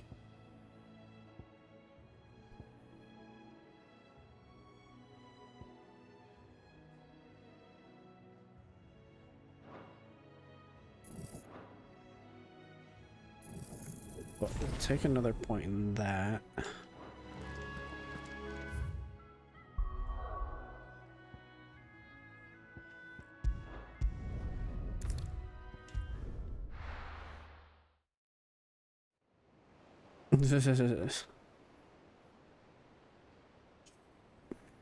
I don't think even Joshua would have given it to her.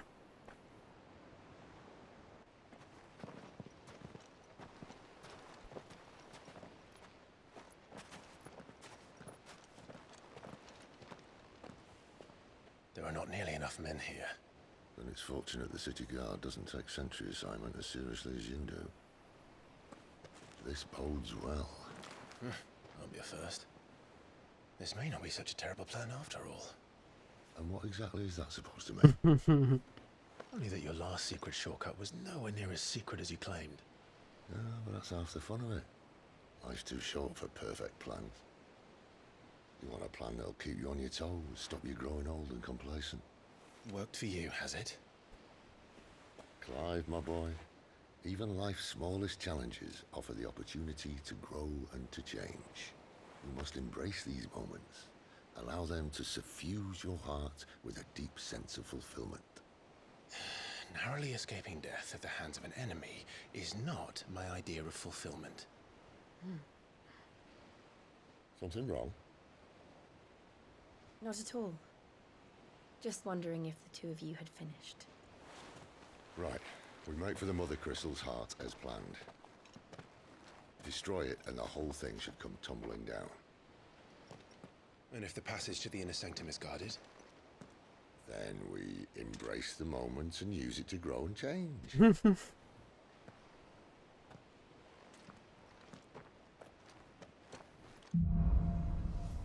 Crystal's curse. Come on, this way. Try to stay out of sight. Obviously. Don't worry, the passage is empty.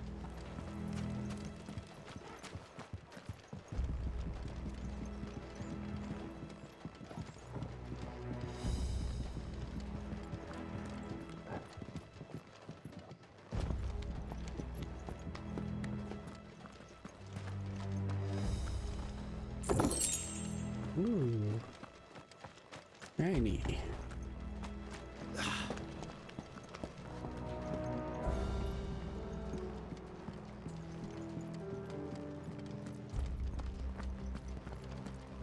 All right, not quite empty.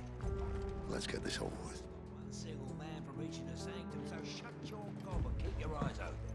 They're not from the garrison. I swear this passage is Enemies upon us! Of course it did.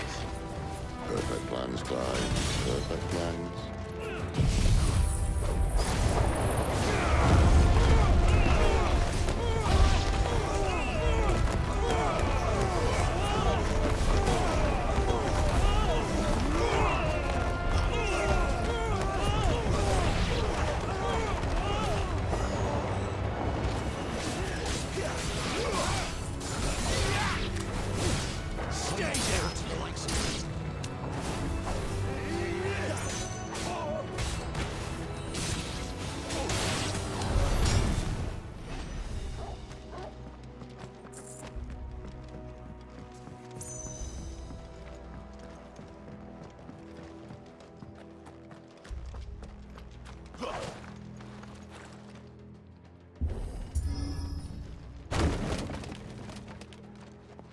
He never stood a chance. Welcome.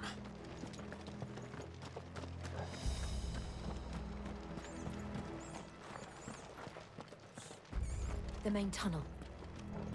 That would be my guess. There are sentries everywhere.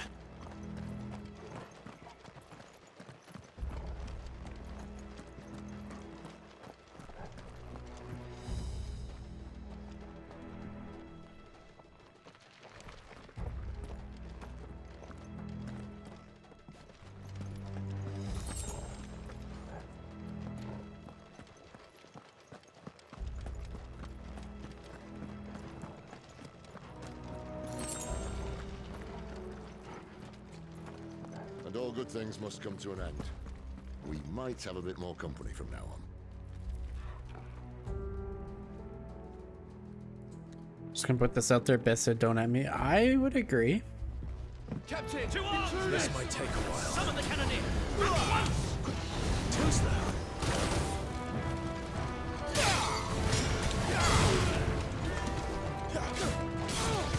There's a Sid in most Final Fantasies, if not all. I haven't played like 4 and lower or 5 and lower. But I've done 6, 7, 8, 9, 10.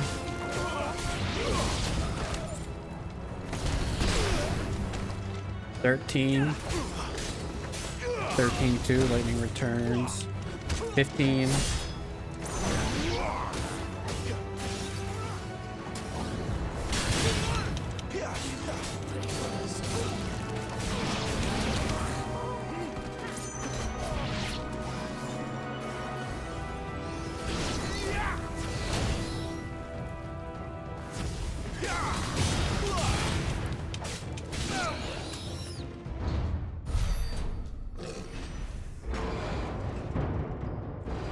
That's a big boy. That's a big. I think this may be the moment. 10-2? Yeah, I couldn't get into 10-2. What have we here? More insects come to be squashed?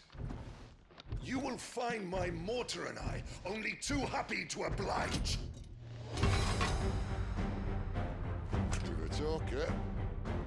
Then let's shut him up.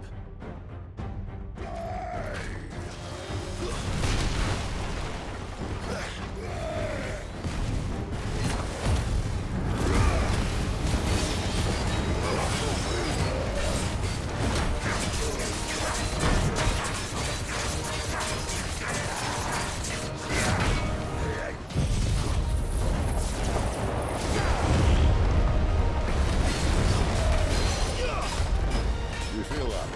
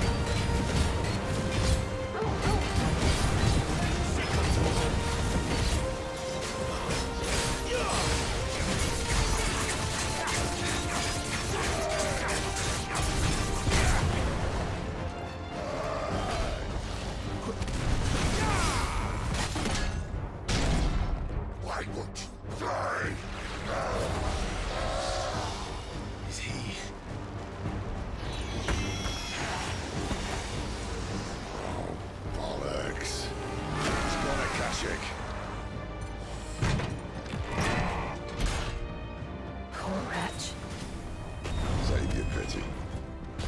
We'll get none in return. There's nothing left of him but hatred and rage. Let's end his torment.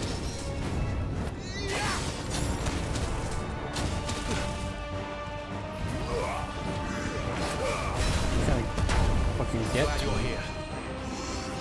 Miserable as he. Not this time.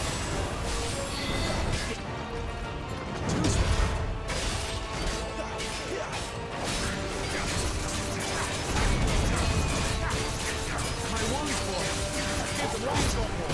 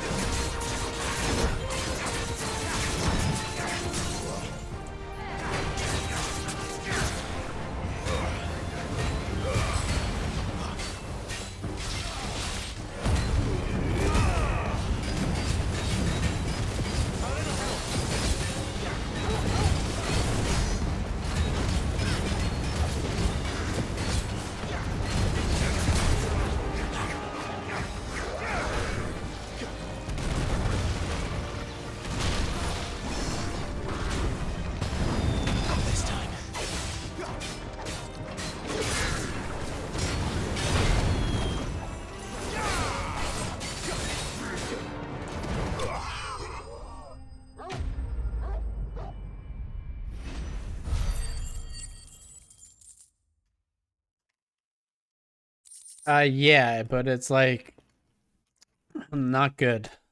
I don't like the combat system in it. But I want to watch it for the story, but like I just can't get into playing it.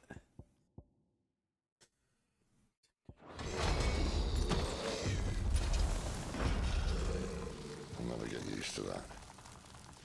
Akashic or no, he was still a man. A man who drowned in ether. It's no way for anyone to go. It's like they took all the good parts of Final Fantasy X and took it away. Guard duty's a death sentence in this place. Not that Sylvester cares.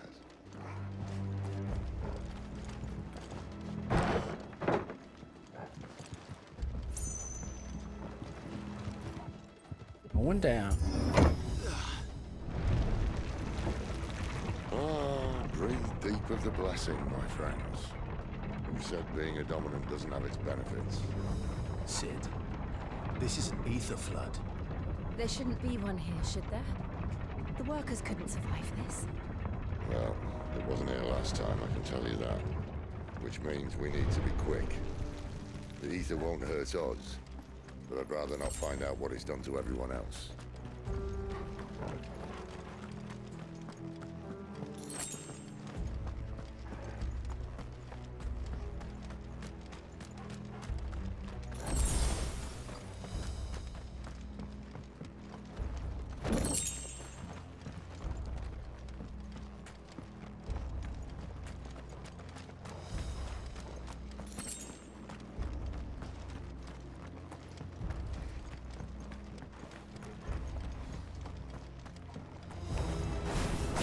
The miners. The gods. Too far gone. The ether's made monsters of it. All we can do now is put them out there. Sigal says she thought the Empire might be planning to abandon the capital. Could this be why? She said you could call her Elizabeth. If ever there was a reason to up sticks and ether flood with you. Those carters at the gate. They weren't there to keep people out. They were there to keep the Akashic in.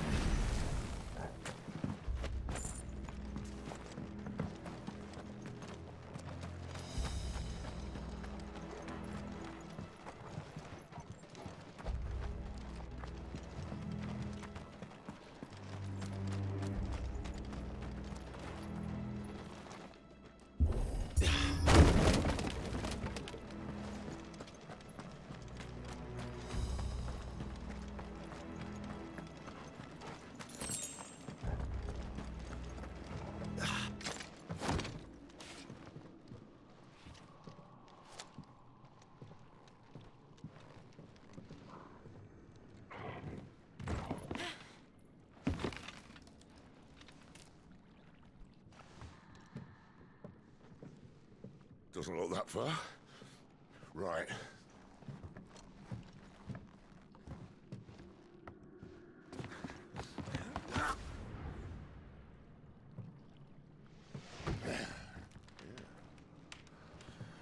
Whoa, whoa.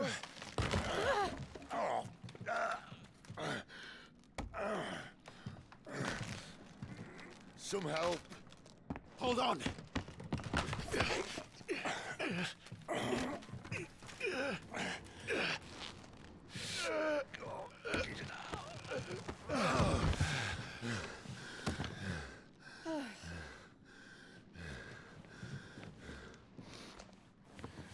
Not quite as spry as I used to be. I'll take that as a thank you. Look on the bright side, eh? At least you won't get lost.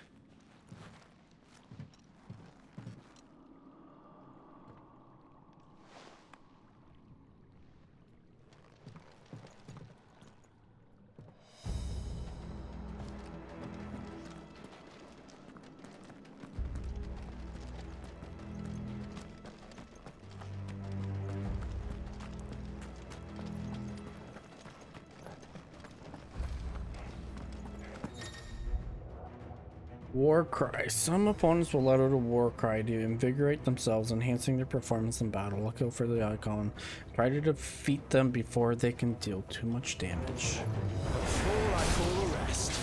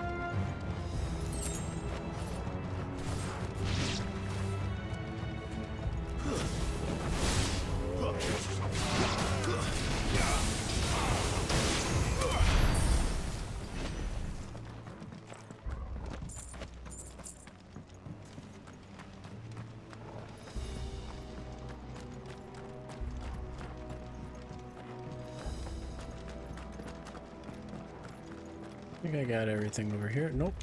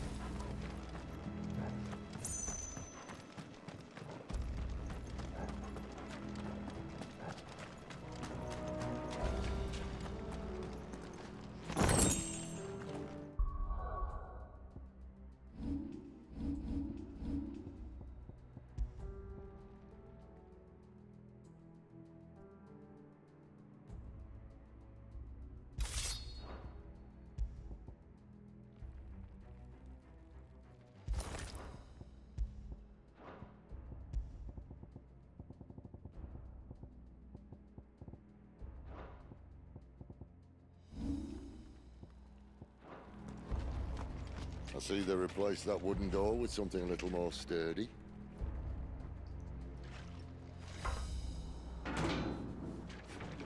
count of 3?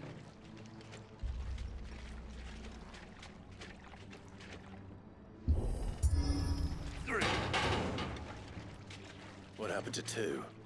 Ask 1. Once more. Aye, seeing as you're trying now.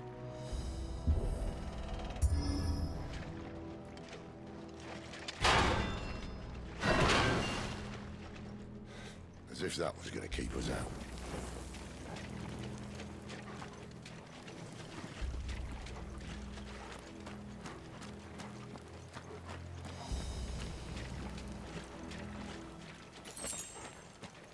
The mother crystal's just up ahead. Is it? I can't see a thing. Well, unless someone's moved it.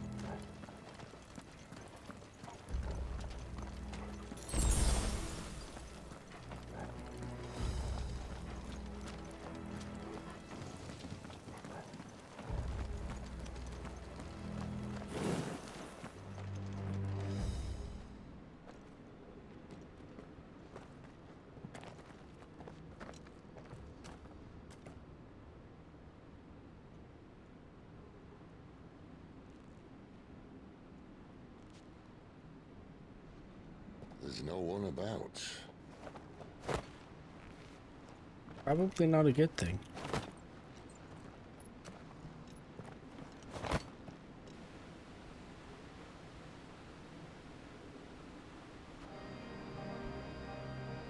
I knew it would be big. But this... Oh. It's purty. There. That's our way into the inner sanctum.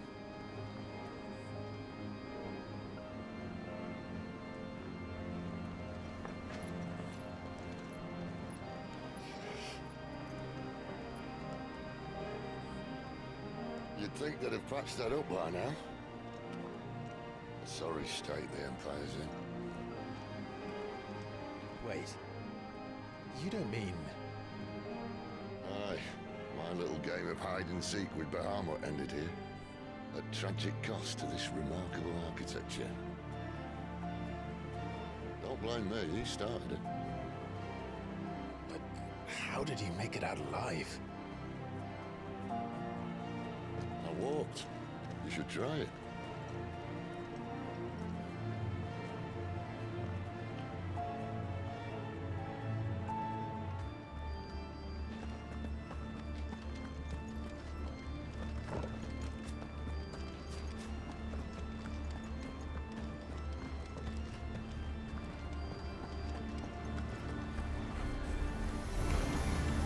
Oh, no.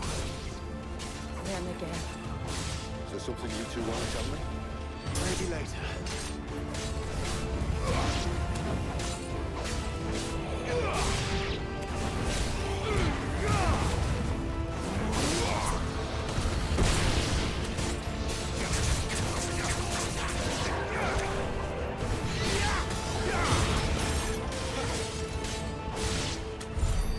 How could those creatures from Phoenix Gate be here in the mines?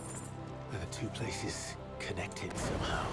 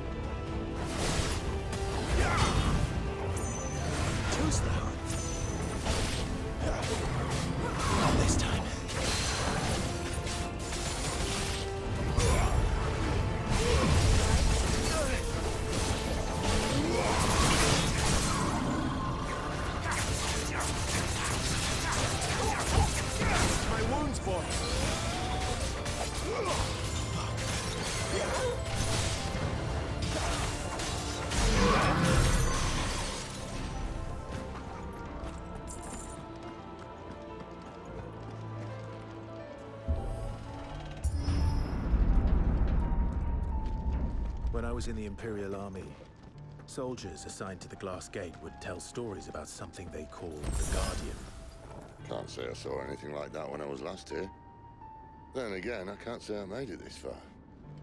Let's just be careful then.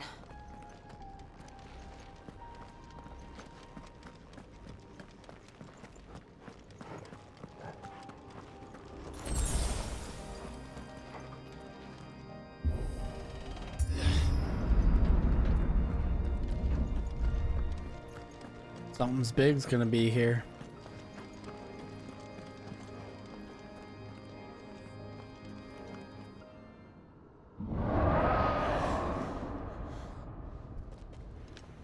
Where did that come from? If I had to guess...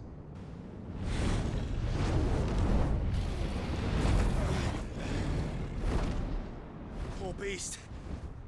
Another victim of the flood.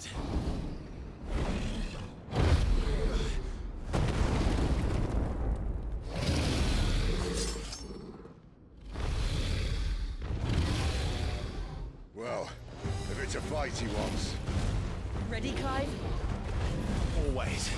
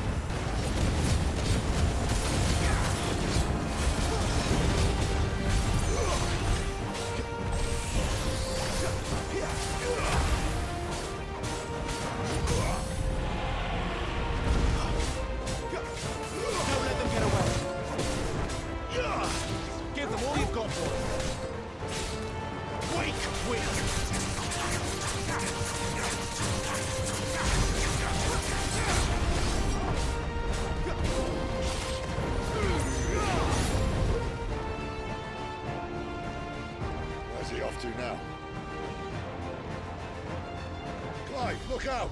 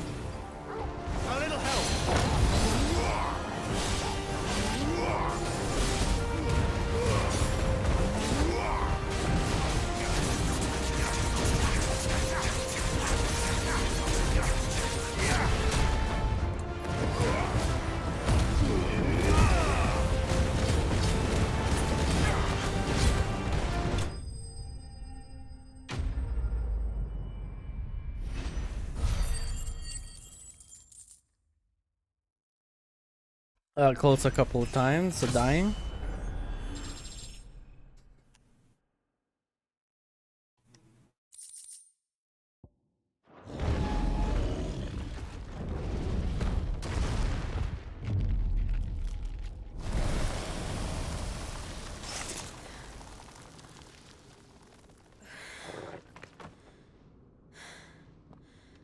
Are you all right? Fine.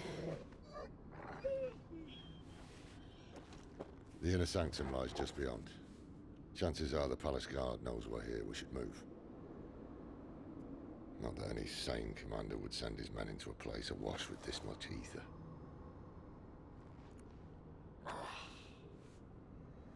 Clive. If this all works, and the blessing fades, things are likely to get worse for our kind before they get better. Being the last to wield ether will make our talents that much more sought after, by which I mean hunted. I just hope, in the end, they'll see that we didn't have any other choice. That it was the only way to get us to a better place. And here I was thinking I was the uncertain one. Luckily, 2 out of 3 of us have faith in you.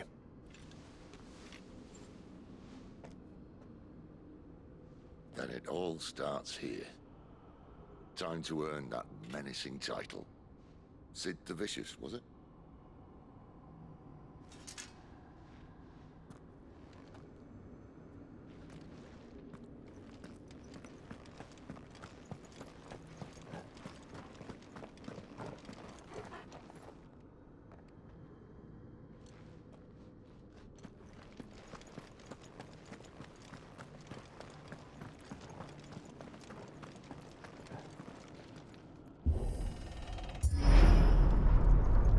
We're almost there. Anyone having second thoughts? Not me. We're with you to the end, Sid. Then what are we waiting for?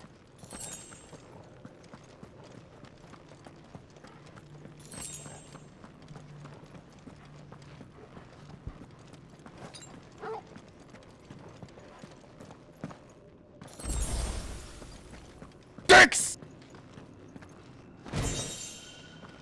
Not gonna lie, that kind of scared me, Huntsman. This is...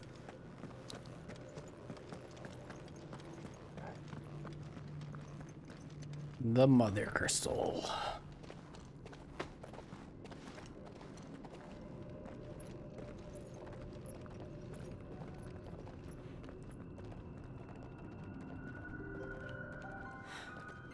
It's beautiful.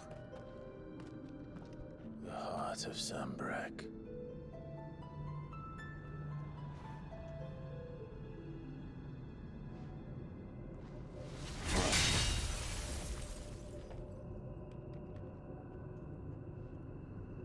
Well, that didn't work. I think we're gonna need a bigger sword. Mine's bigger. Thank you, Clive, but I meant that figuratively. The core's clearly made of sterner stuff.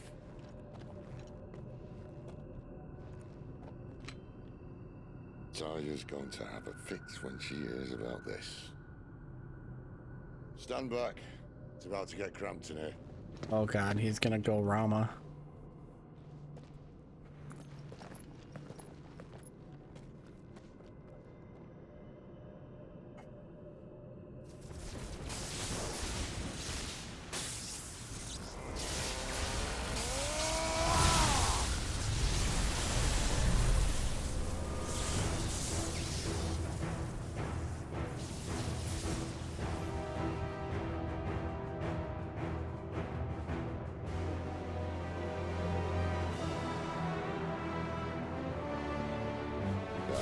That's more like it.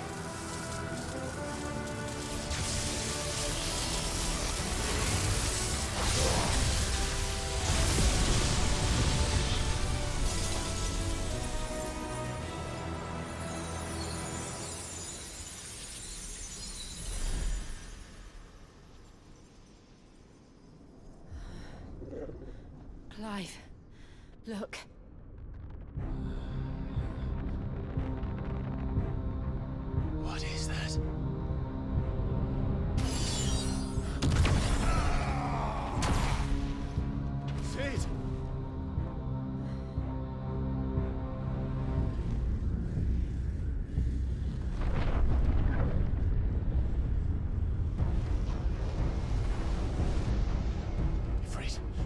Siegfried. Come to me. I can't do this without you.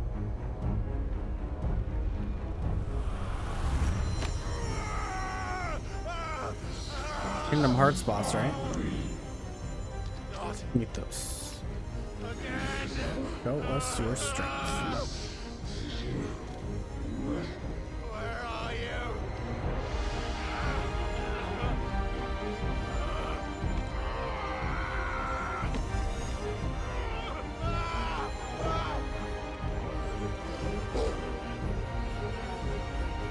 Hold on.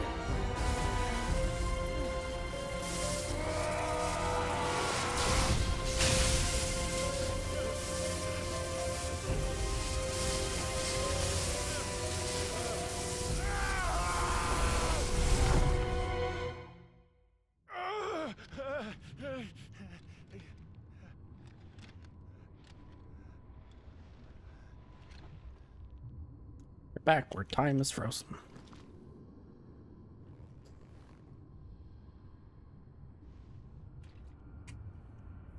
Where the hell am I?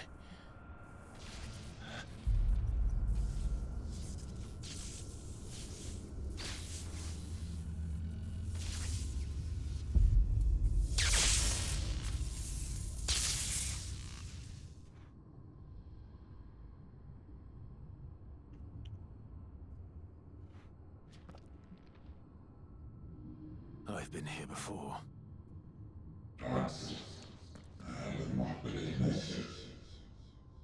Typhoon has been repelled. The insolent shall not go unpunished. Dominant. You again. Where are you? What do you want?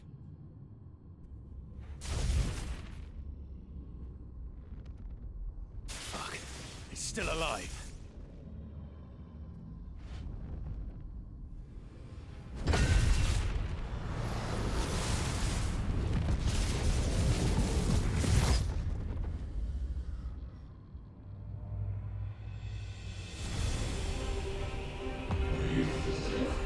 Wish the power within you.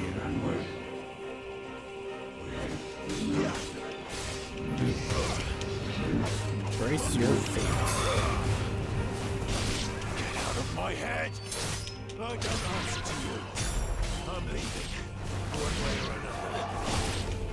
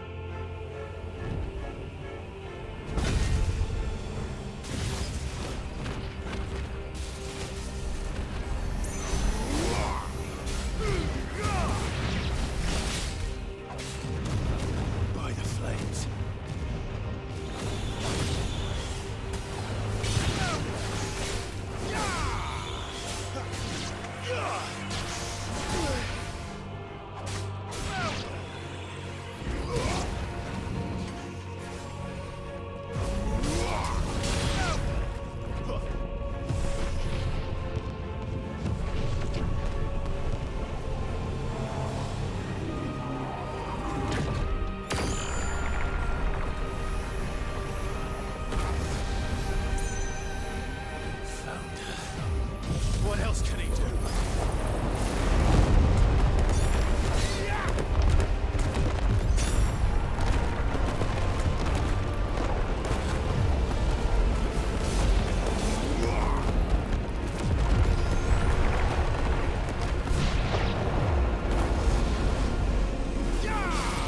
Moogle, Moogle, Moogle, Moogle, Moogle, Moogle, Peach, what the Moogle, fuck? Moogle, Moogle, Moogle, Moogle, Moogle, Moogle, Moogle, Moogle, Moogle, Moogle, Moogle, Moogle, Why? Moogle, Moogle, Moogle, Moogle, Moogle. Oh my God. Moogle, Moogle, Moogle.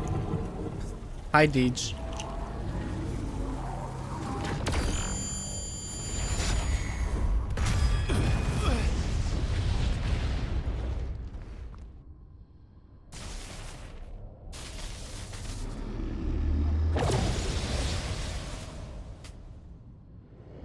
One more for good measure.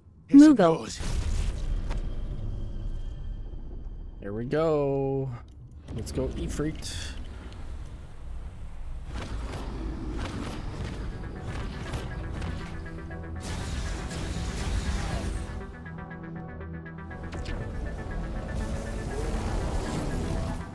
This is mine.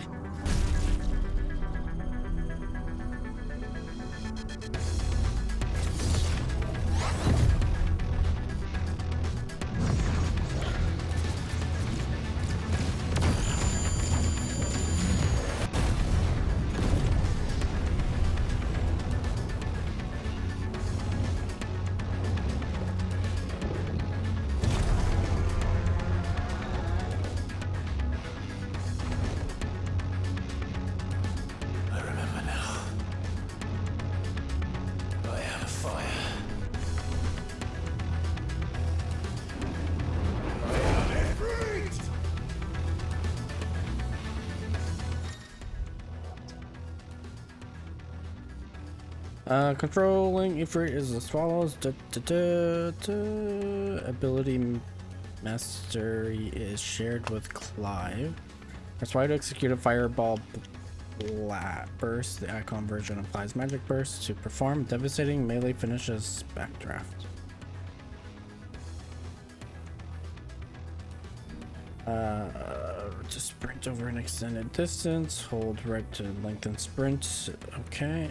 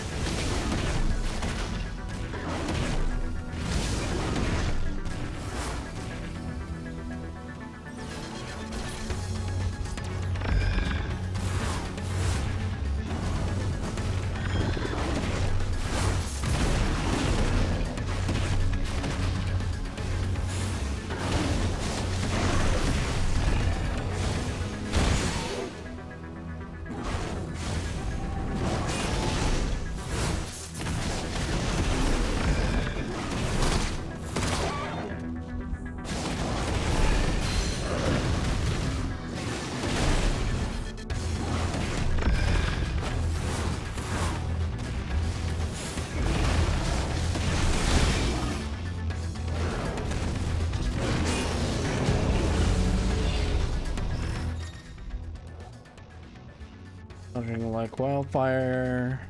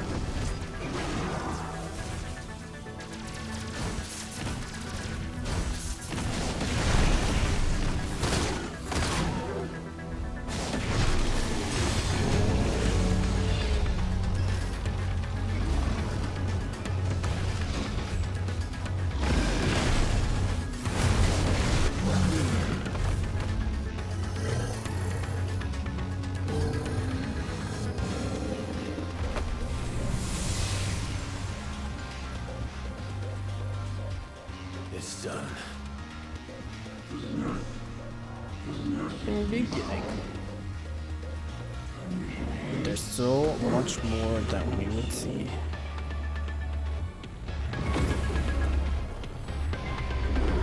Wait, what? Okay. How many more could there be?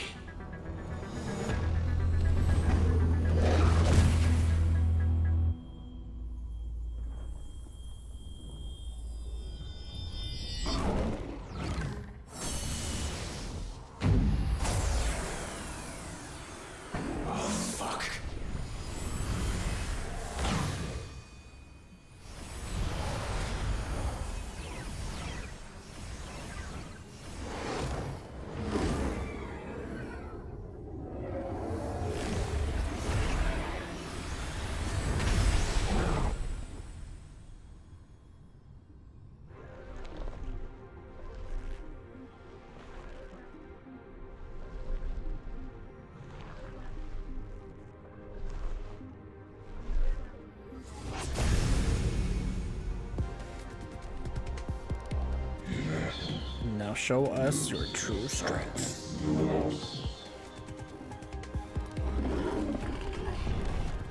As you wish.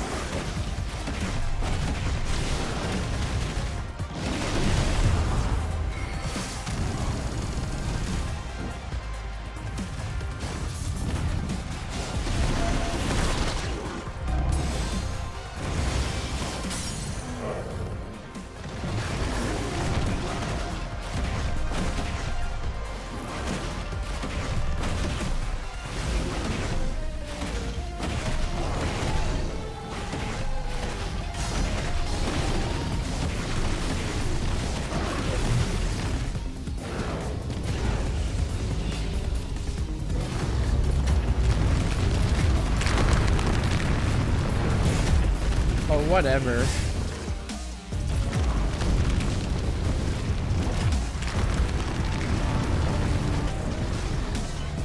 Note to self, don't try to get in front of it.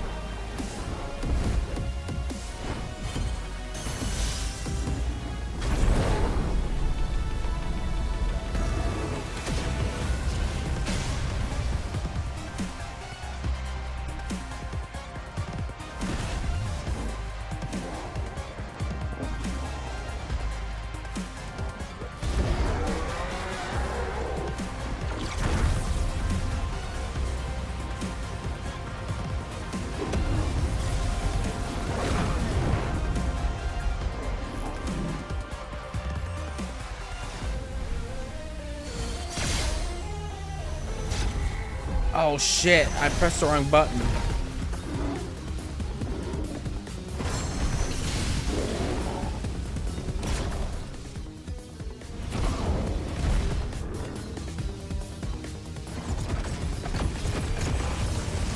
Damn it.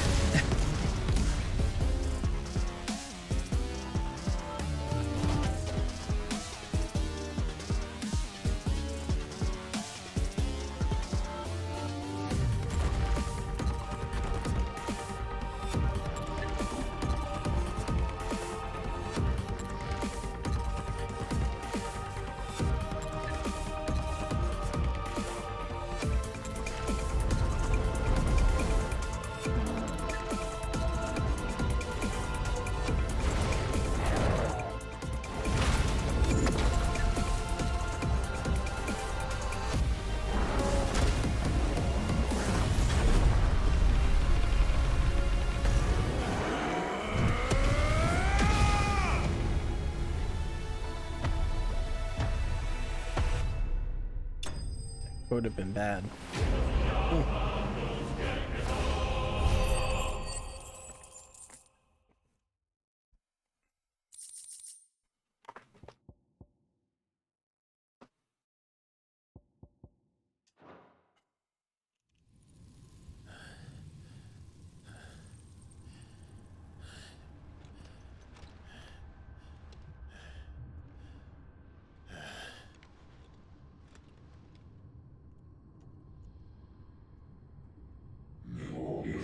Our most suitable vessel.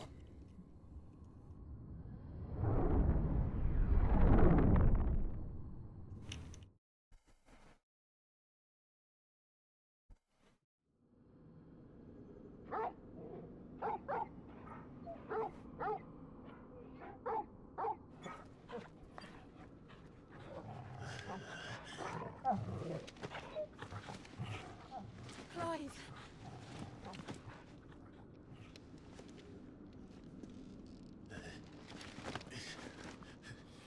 Well, enjoy your nap. You're wounded. This, it's only a scratch. All right, the hole. We'll find you a healer. Here. No, you won't.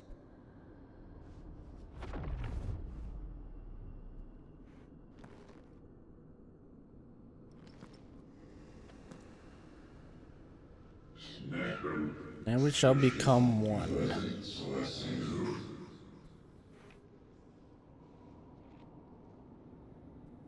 I know who you are.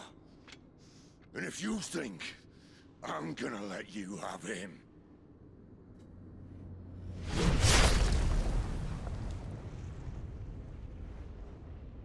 think again.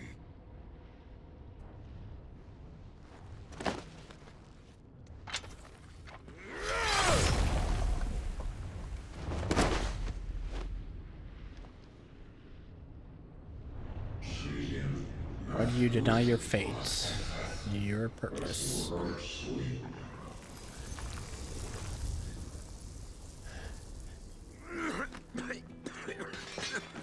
Sid.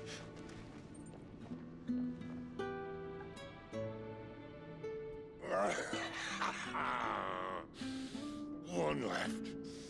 That'll do me.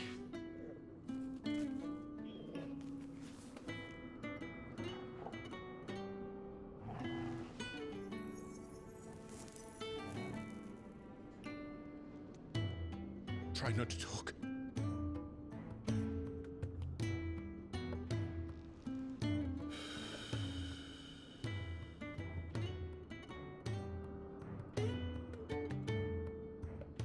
Clive.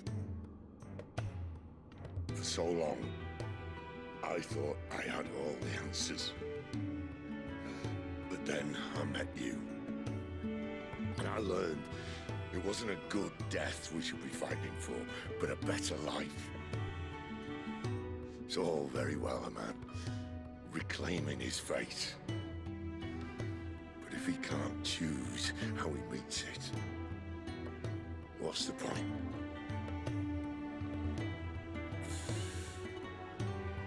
So, I made a choice.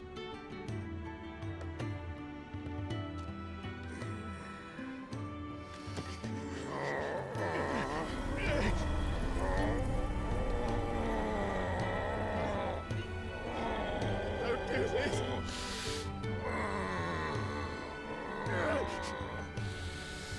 The rest is in your hands. The crystal's blessing is a prison, Clive. And if it's an outlaw the world needs to help it break free. Stop. Please.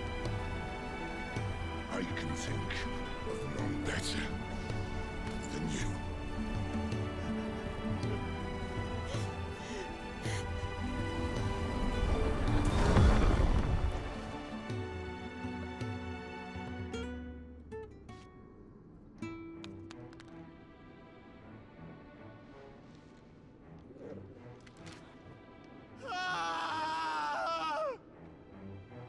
Fuck.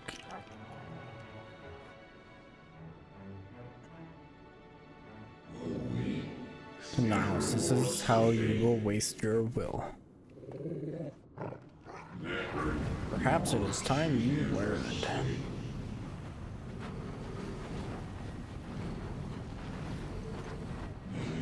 Your place in this grand scheme.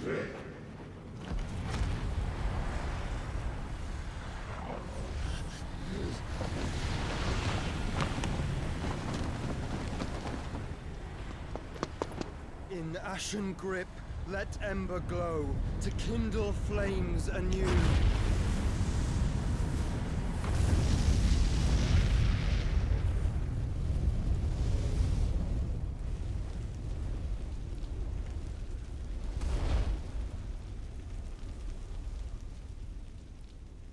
Hello, Joshua.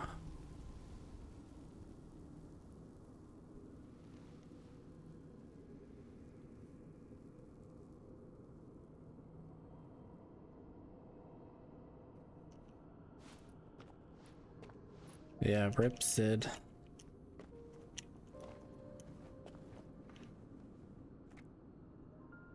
I'm sorry, Clive. Had I arrived but a moment sooner.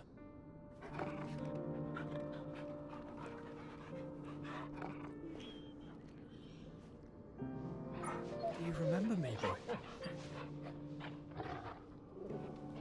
I saw you protect them. That was very brave.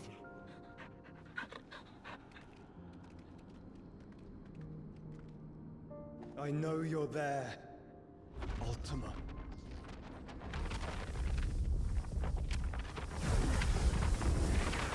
Oh. You have learned our name. What else have you learned, Phoenix?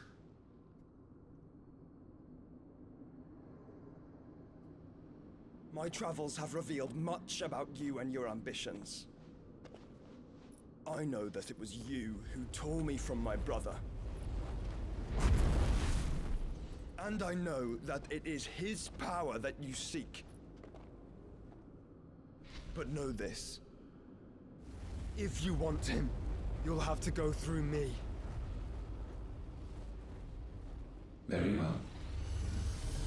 Breath of mine ancestors, fill these lungs that I may dispel the songs of suffering. A disturbance. We'll leave.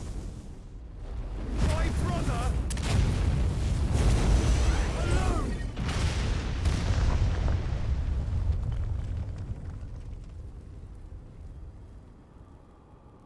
This is getting us nowhere. We agree. No more games, Phoenix. We have come to claim our vessel.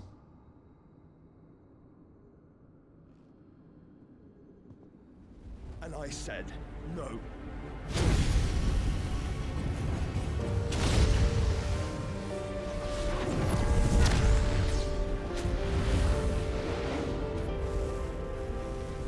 These flames are nothing. You will know what it is to burn. Yours is a fleeting form. I'm not fool enough to think I can harm you. But to protect my brother, I don't have to.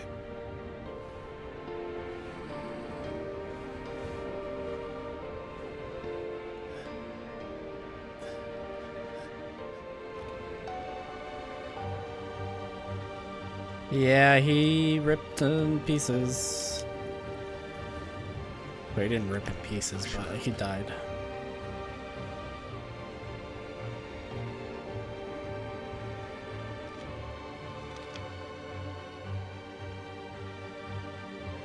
Game's so fucking good. These are not flames of destruction. Have you forgotten already who I am?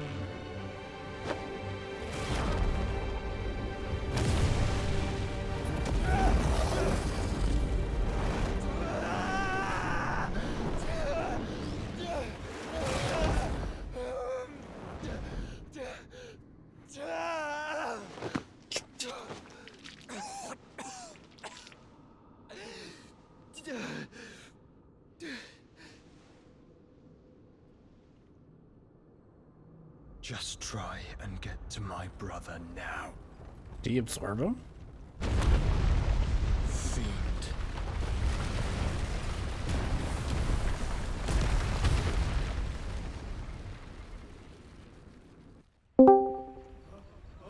Hello.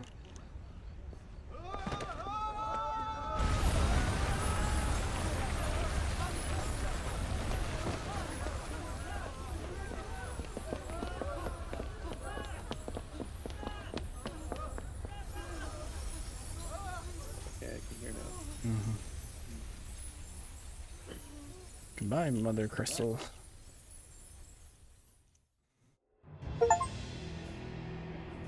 Meanwhile, right away. Oh shit, I forgot about that.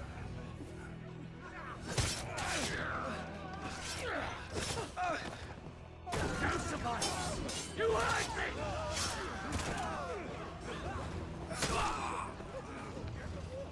She must be here. Must! Cannot fail nor cook again! Find Sid! Or we're all fucking dead! Sid, help us! Where is he? You'll do! Oh, Gav.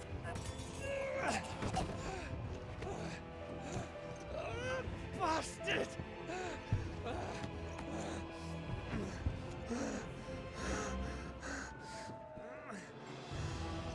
Gav, we've got to go! Not without this!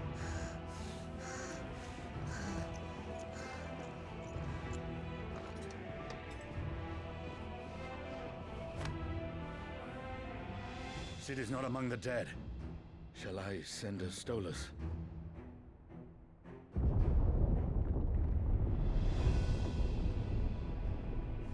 That won't be necessary. Uh-oh. Here's Titan.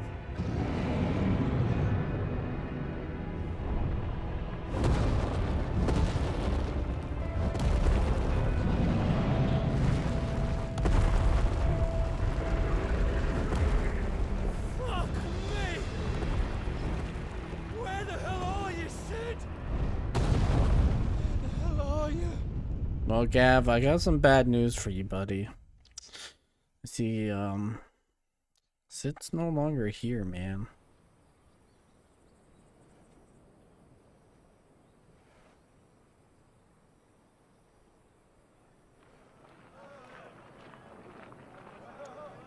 Ostness, the Dominican Republic. Finest silks from the master weavers of Randala.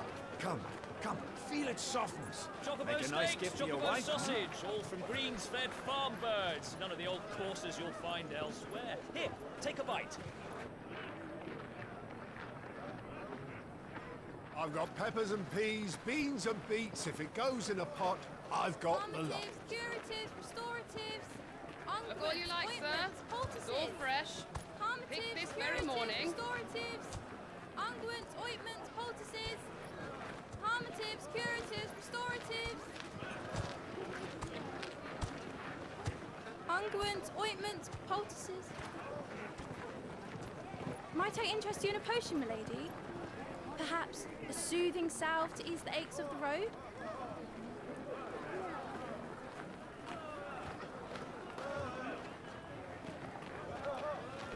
I'm sorry. I wish you well, but may the mothers guide you.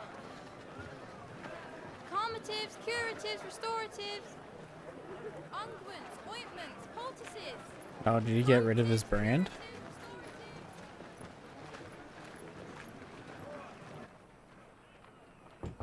It's the situation for sure. God damn it, Jordan. 5 years later. Oh shit. Year of the Rome, 878. Bit of a giant time Good jump. to see you, Sid. What have we learned? I ain't Sid, but you know. The bearers are locked up in an old courthouse on the edge of town. And I hardly need tell you who is there to make sure they stay that way. Kupka's private guard. It's a trap. And not a very good one at that. Another? What does he hope to gain from this? I'll have the captives free before nightfall. You do nothing of the sort. Our comrades didn't give their lives for you to get your throat slit in a god's forsaken slum. So those in the courthouse should be left to suffer. That's not what I said. I simply meant it doesn't have to be you who frees them.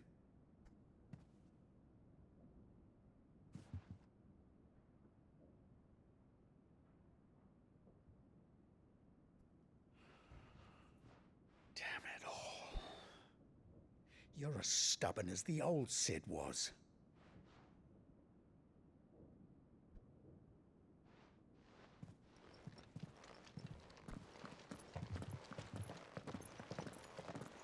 Just don't say I didn't warn you. You're Cid now, and if anything happens to him, we're finished.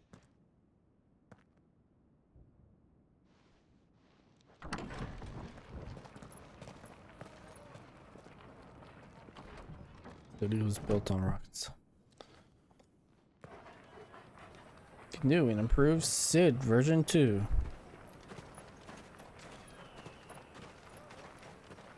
Cid, codename Clive.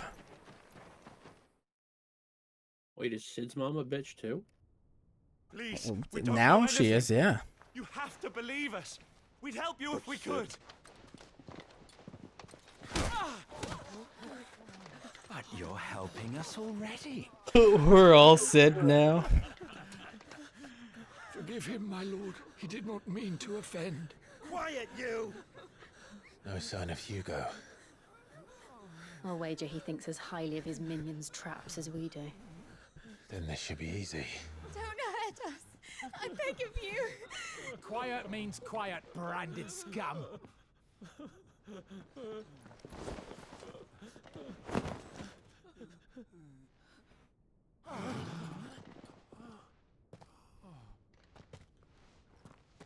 I've watched you play this game for anywhere between 4 and 10 hours. It's and the going to only be thing I know alright. about this game is that Clive's mom's a bitch. That's all you need to know.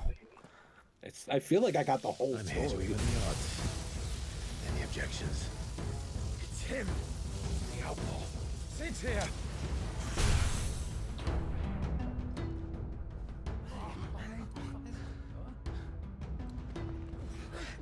Come on.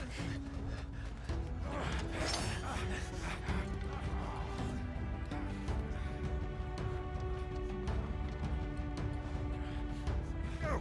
Summon the others.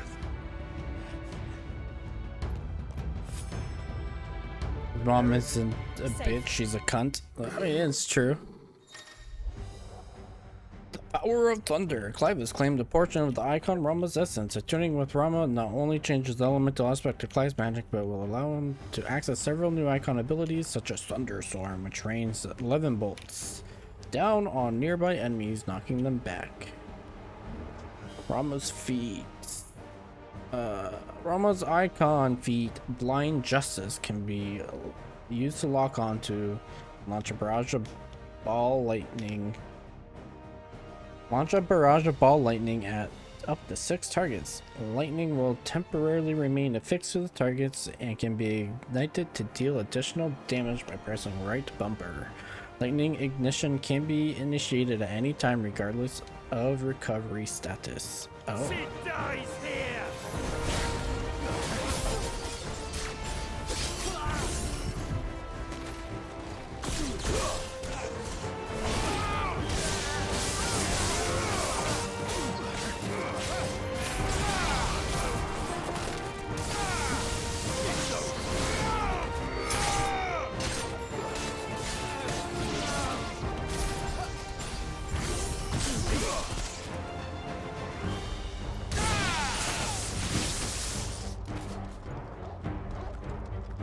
Outlaws in here. Bring me his head. Oh shit, so I can switch between all of them? Hell yeah, dude. That's sick. How many are there? Titan sends his regards.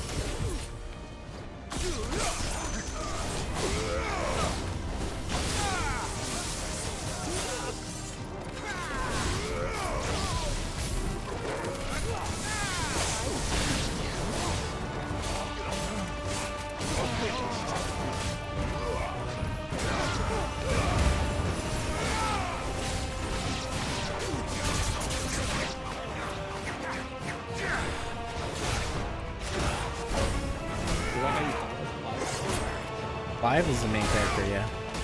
See, I didn't even know that. I just knew his name.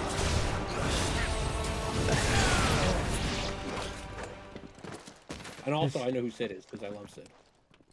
Yeah, Annabelle, Clive's bitch mother. Enough of this. Let him play. Annabelle is Clive's bitch mother, I should say. They brought a pet. Here, kitty.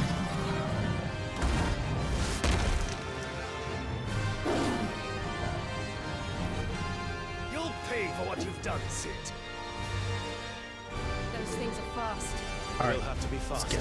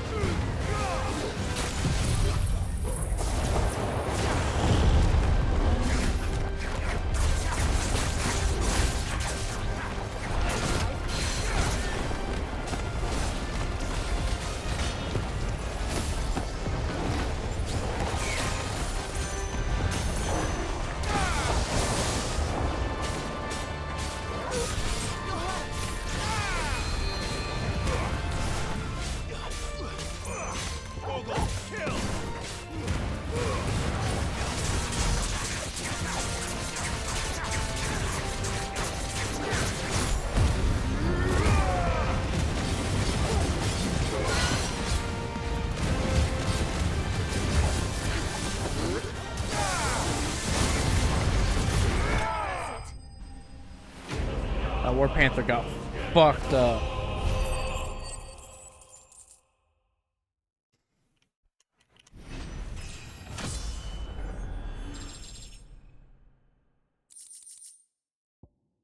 Lightning shard. That means we can make a new sword. Dude, I was muted. GG's! Make that S word.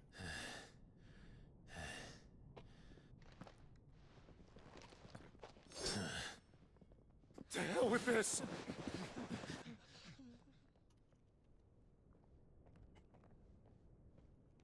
They'll tell Hugo. It's okay. Let them. There's been more than enough bloodshed for one day.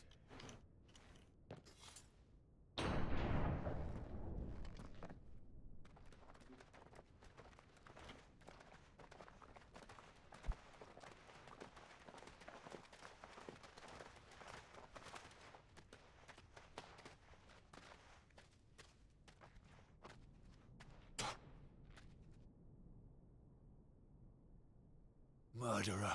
All of our friends are dead because of you. Do you hear me? They used us as bait. Bait to lure you out of your stinking hole, all because you couldn't just let things be. What are you even doing here? We never asked to be saved. Did you think we'd thank you? They'll never forgive us. We're all marked now.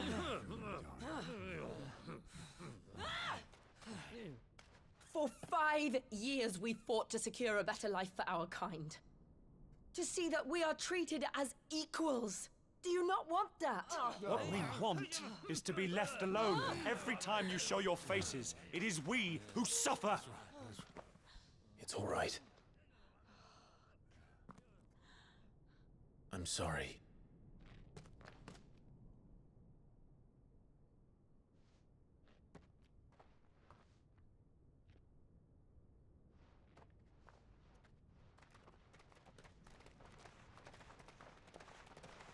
Just leave us be. This is our home, and this is where we'll stay. Guess not everybody wants saving. Sid told us this wouldn't be easy.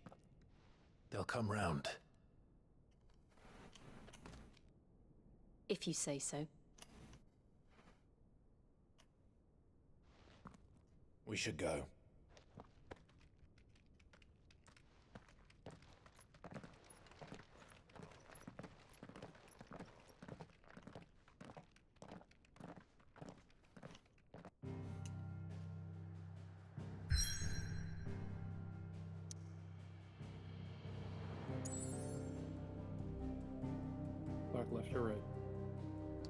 Chapter 3.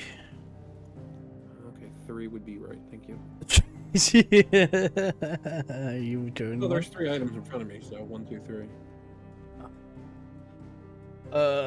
Okay, what I missed. Jokes on him, girls. The real star of the show. Fucking ungrateful assholes they are. Also, I never knew why Clive didn't just say, "You fucking idiots. We can take you somewhere safe." Well, yeah. They weren't willing to be saved, so... Been a mirror. That night 5 years ago, we destroyed what for many was a Done symbol work. of hope. Now I can relax. For a reason they'll never know. We cannot blame them for thinking us the cause of their misery. Though it's to give them a better tomorrow, they see only that we've made their lives harder today. Yet the boil must be lanced if it is to heal. I can't help but wonder if we've made the right choice. When Sid said that he wanted to create a world where we were free. Free to choose our own path.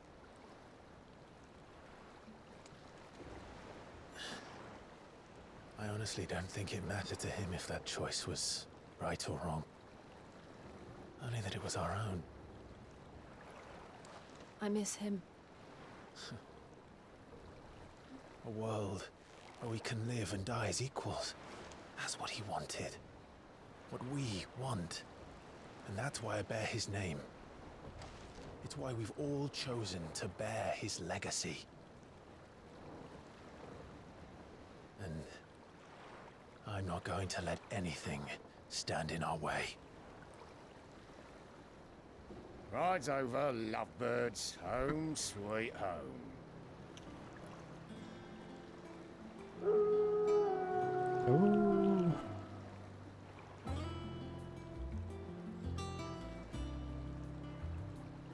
The hideaway.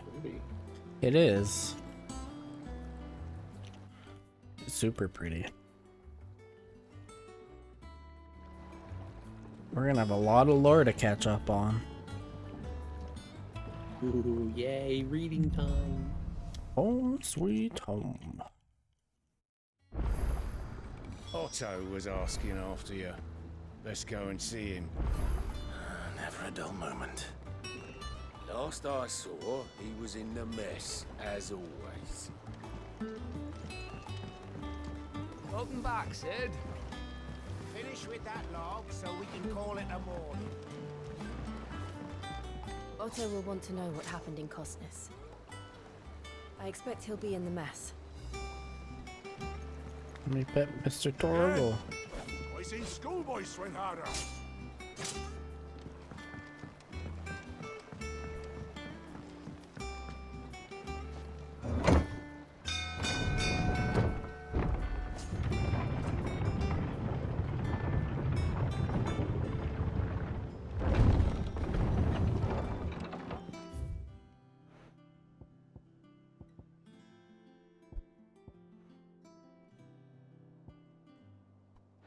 Look, it's Sid. Staying on this time?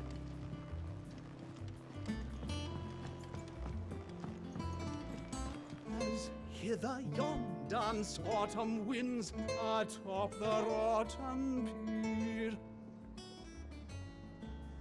Of Sid's return the faithful sing across the blighted mere.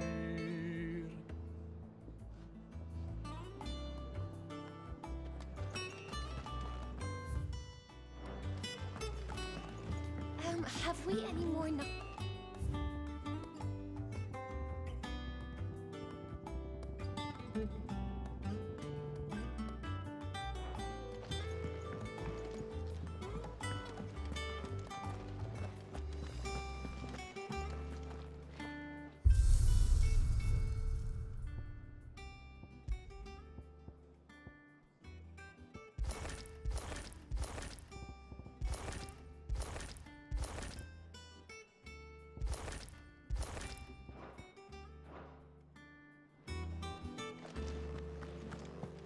Does that one have blood on it?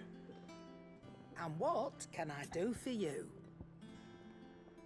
Let's about the hideaway. Well, you won't hear me complaining. You don't hear me complaining. It's even roomier than the old one was. Got my own stores, my own little counter, and thanks to you lot fighting the good fight. Plenty of demand for my wares. The only drawback's the constant bloody racket. If it's not Doris and Otto barking their orders, it's Blackthorn and Bardolph banging away day and night. Still, if a pain in the ear holds the price I have to pay to be Sid the outlaw's partner in crime, I'd say I've got myself a bargain. That's about the past 5 years. Has it really been 5 years since we left the old place? How time flies. Like it was yesterday. Remember it like it was yesterday. We were all waiting to treat Sid to a hero's welcome when Klipka's lot turned up. Not that we knew it was them. They just poured in like a plague of rats, cutting down anyone and anything that stood in their way. Blood and bodies everywhere there was, and a voice crying out for Sid to save us in the midst of it all. I'll never forget those cries, try as I might. You're our leader now, Clive. You're our leader now, Clive. Promise me you won't let anything like that happen again. Promise me that. Come what may, Sid will save us. If you're gonna buy something, be quick about it.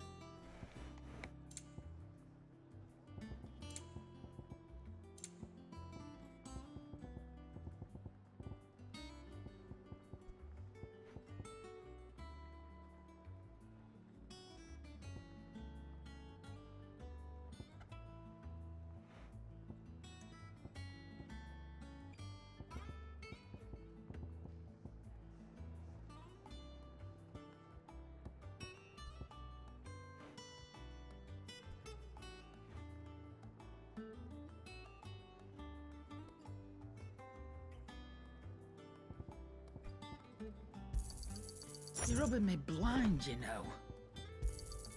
You'll not find a better price than that. You're rubbing me blind, you know.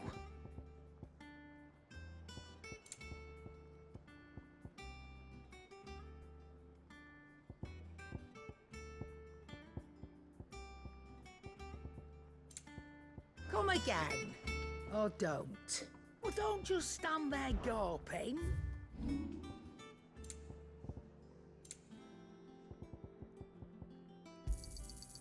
I reckon I can find a buyer.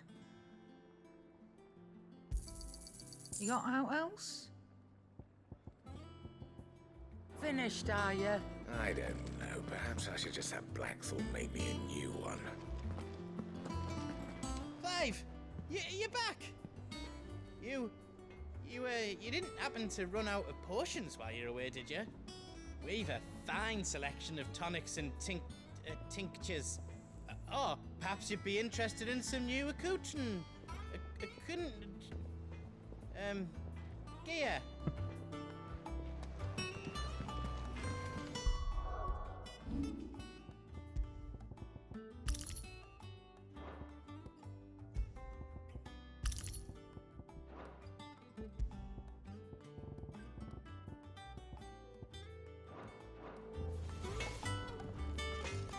Clive. Things here ain't too bad. Things here aren't too bad, I suppose. I've got a decent hammer, a decent anvil, and apprentice that knows his hammer from his cock. Oh, and the furnace is all right and all. Thanks to old Sid's bellows, the gods only knew how I'd keep the coals hot enough out here on the mere without them. Not with bloody crystals, that's for sure. No, I reckon you won't find a forge like this in this one anywhere else in the Twins, and I count myself lucky to work it. Thanks for keeping me on it. You need anything, you give us a shout. You've forgotten already? Because I haven't. It was the right pain in the arse getting this place into shape, especially with the mess we were in. Not that it was anything new for those of us who put the old hideaway together. Still, that don't mean I intend on doing it again. What do you want? Should last you a good while.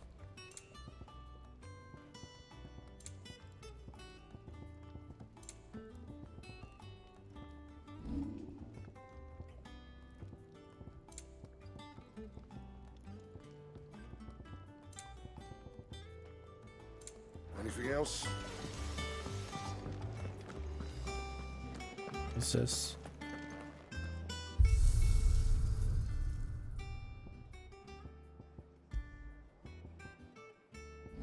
Oh, what? Oh, that's cool. I can keep the look of a specific sword.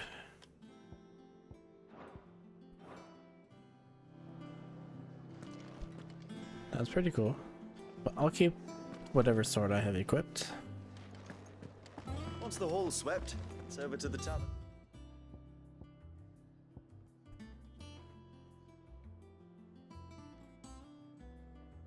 Do I not have Mr. Lore Boy?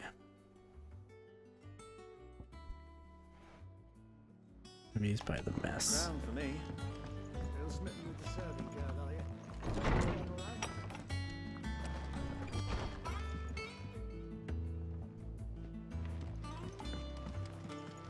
Wall of Memories.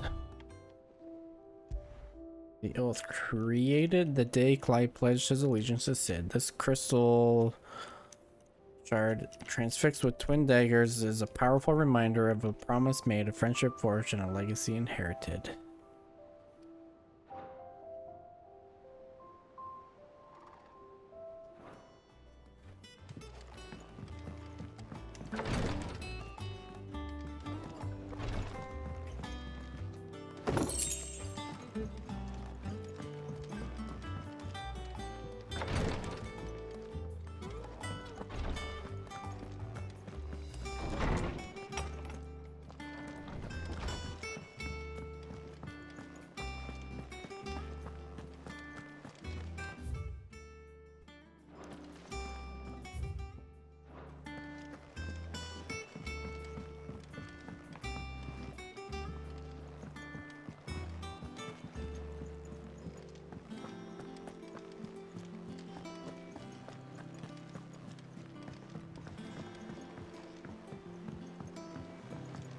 All operations are suspended until further notice. Yes, Captain. I'll let the others know. Hello, Mr. Nectar, the Moogle. Wondering what this new board is behind me. Are you all in good time, my furless friend? All in good time.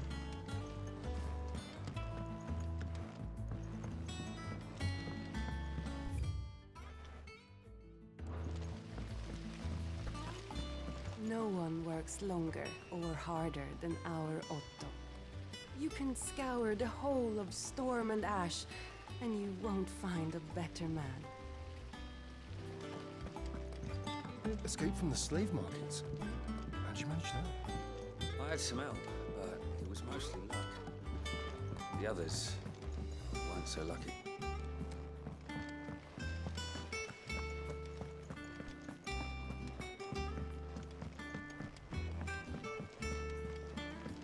Good day to you, sir.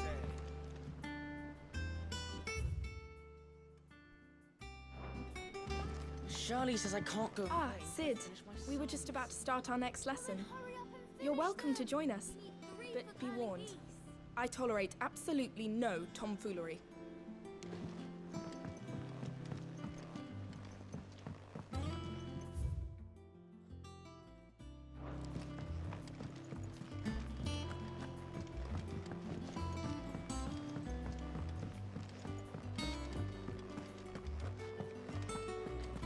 Can't catch a wink with all the clamour in the hall. The atrium's quiet this time of day.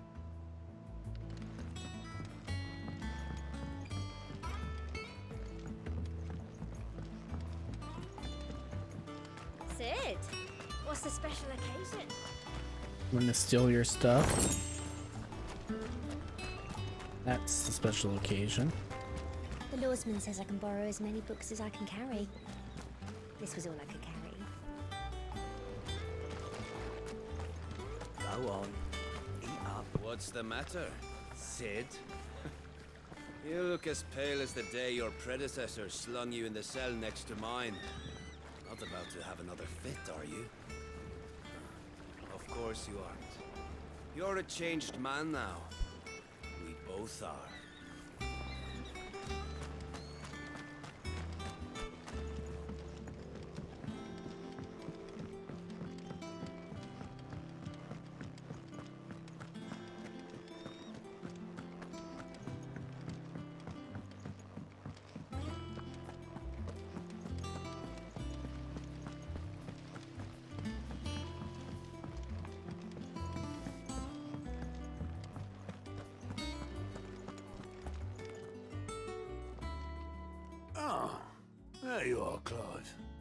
Word of your adventures arrived this morning.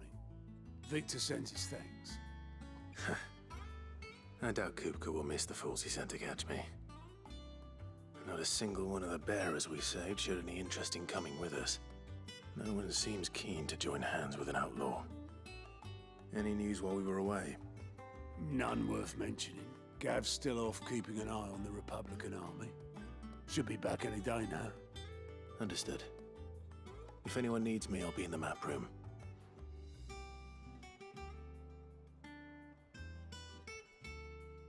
Still can't work that one out. There must be better places than the hull of a gutted airship to bury your nose in a book. Yet this is where she's chosen to be. And I'm sure she has her reasons.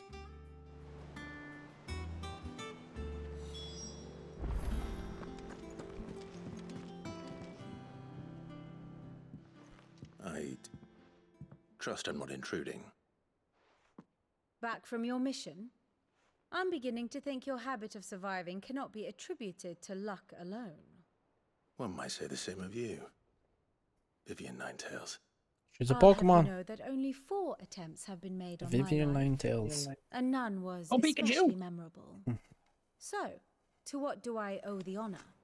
Could it be that you've come for one of my lessons? Is that so hard to believe?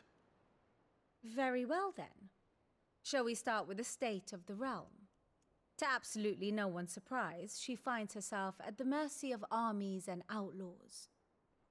Well, mostly armies. Though that's not for want of trying, is it, Clive? But the real question is, how did we get here?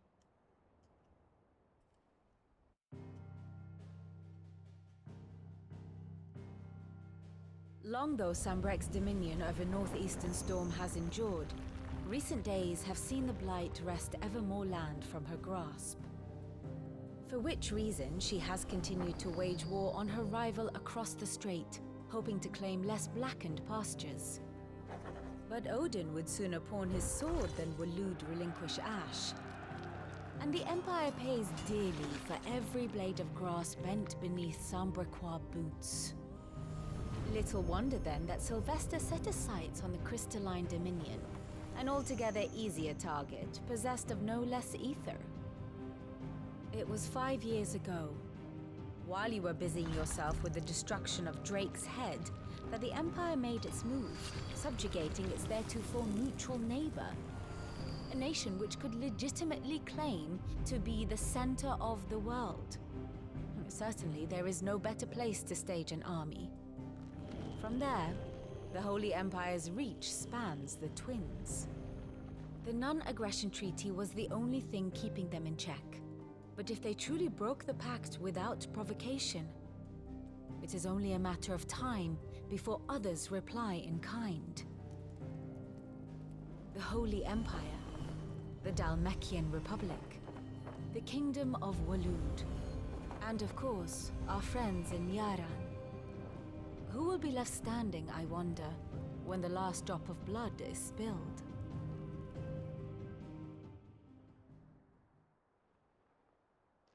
You were born in Twinside.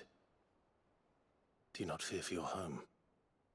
Oh, dark clouds are wont to gather over the Dominion. Yet in spite of it all, she has ever endured. And when the storm has passed, I am confident she will remain. Now, as to the matter of payment for today's lesson, complete a simple errand for me and we shall consider ourselves even. Even? Right. Return this volume to old tomes in the shelves. Tell him it was, adequate. I suppose it wouldn't hurt to visit our resident historian. And how may I assist you today? Ask about Vivian. One would think. One would think my role was abundantly clear by now. I offer you and yours a guiding light of knowledge that of matters military and political, both past and present, that it might illuminate your way ahead. For it is only by understanding what has come before that one might steer one's way towards a brighter future. Your role, meanwhile, is to ensure that I remain furnished with as much information on the side of the realm as your people can muster, in order that I might continue to appraise the dispositions of the great nations and those who rule them. And of course, to pay attention during my lectures. It would not do to appoint this storied Ninetales as your tutor, only to disregard her expert advice. Let's get about the hideaway. I admit when I took up my professor's bonnet and began teaching at the University of Canberra, I did not think for a moment that I would one day count Sid the Outlaw among my pupils, but nor did I imagine that my fellow educators would have designs on my life. And we both know how that ended. Has it been a year already? Such is the peril of an overly inquisitive mind, I suppose. One is wont to uncover the which others would get to great lengths to ensure remained hidden. Were it not for you and our mutual friend having come to the rescue, my curiosity would likely have proved fatal. But instead, I was not only saved, but granted a new lease of life. I was a personal tutor to a band of outlaws, no less. A far more reputable fellowship. Far more reputable fellowship than any in the academic world, I assure you. It's about the Crystalline Dominion. My beloved homeland. My beloved homeland, the crossroads of Visaya, where one only has to stroll the streets to hear news from every far-flung corner of the realm. Its mother crystal yields more shards than any other, and its land even now remains untouched by the blight. It is a blessed country indeed.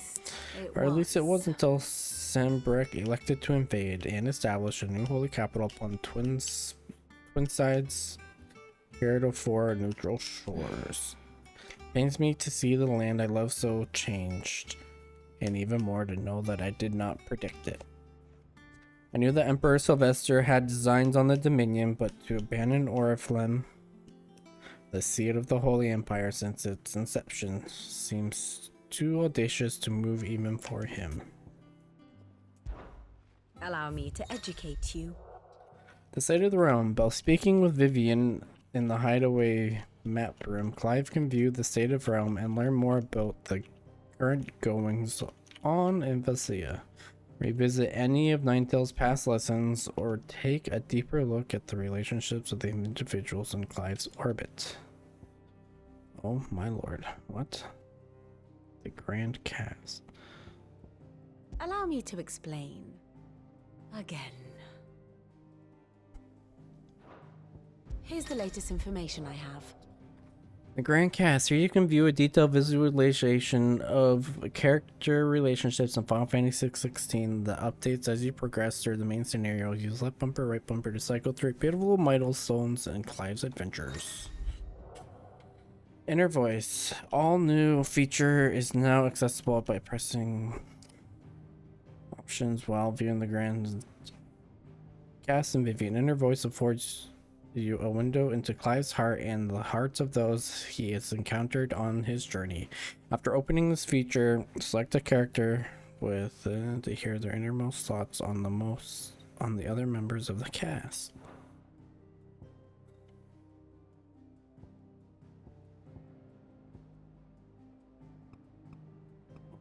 So much.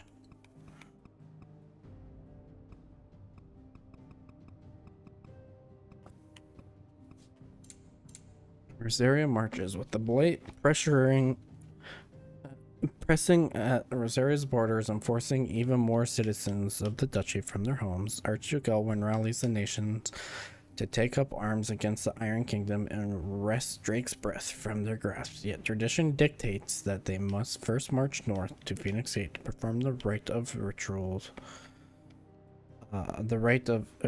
Perform the rite of ancestral communion.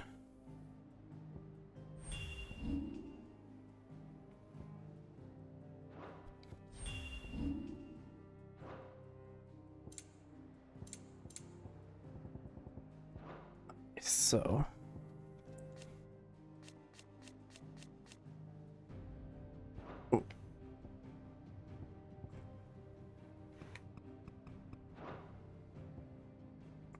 situation now. Well, Clive. Here you can view a detailed overview of current and past events relevant to Clive's story. It updates you on the progress through the main scenario, cycle through and pivotal moments.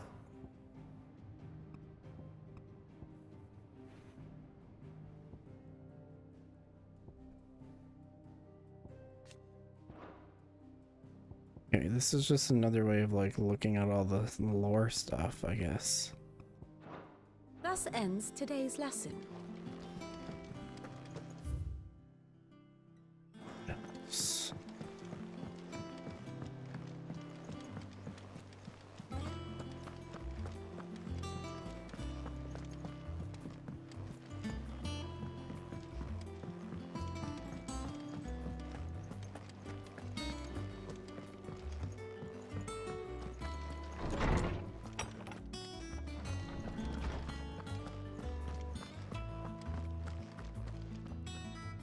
Norseman Harpocrates.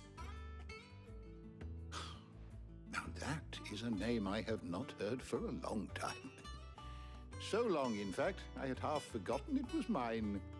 Welcome home, Clive. You were missed, as always. I believe this belongs to you. Vivian asked me to return it.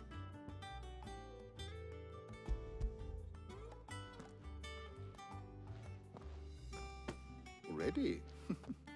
Our resident scholar devours books faster than young Tet does lemon tarts. Would that I could do the same. But alas, I no longer possess the necessary constitution for such indulgence, either in words or tarts. That said, I have continued my search for mention of the creature you encountered at Drake's Head. But without access to the great libraries of Oriflamme or the Dominion, I regret that I have been able to find little and less. I am sorry. Please, don't apologize. I'll send word to our associates. See if they can't furnish you with more books. I fear it is not more books that I require, but the right ones. Mayhap we look in the wrong places. There are still libraries to the north. I'll see what I can do. You are too kind. There are not many in this world who would indulge the whims of a tired old historian. Not too tired to go filching Kupo nuts, though. Always got a pocket for him. Nicks him off the Moogle.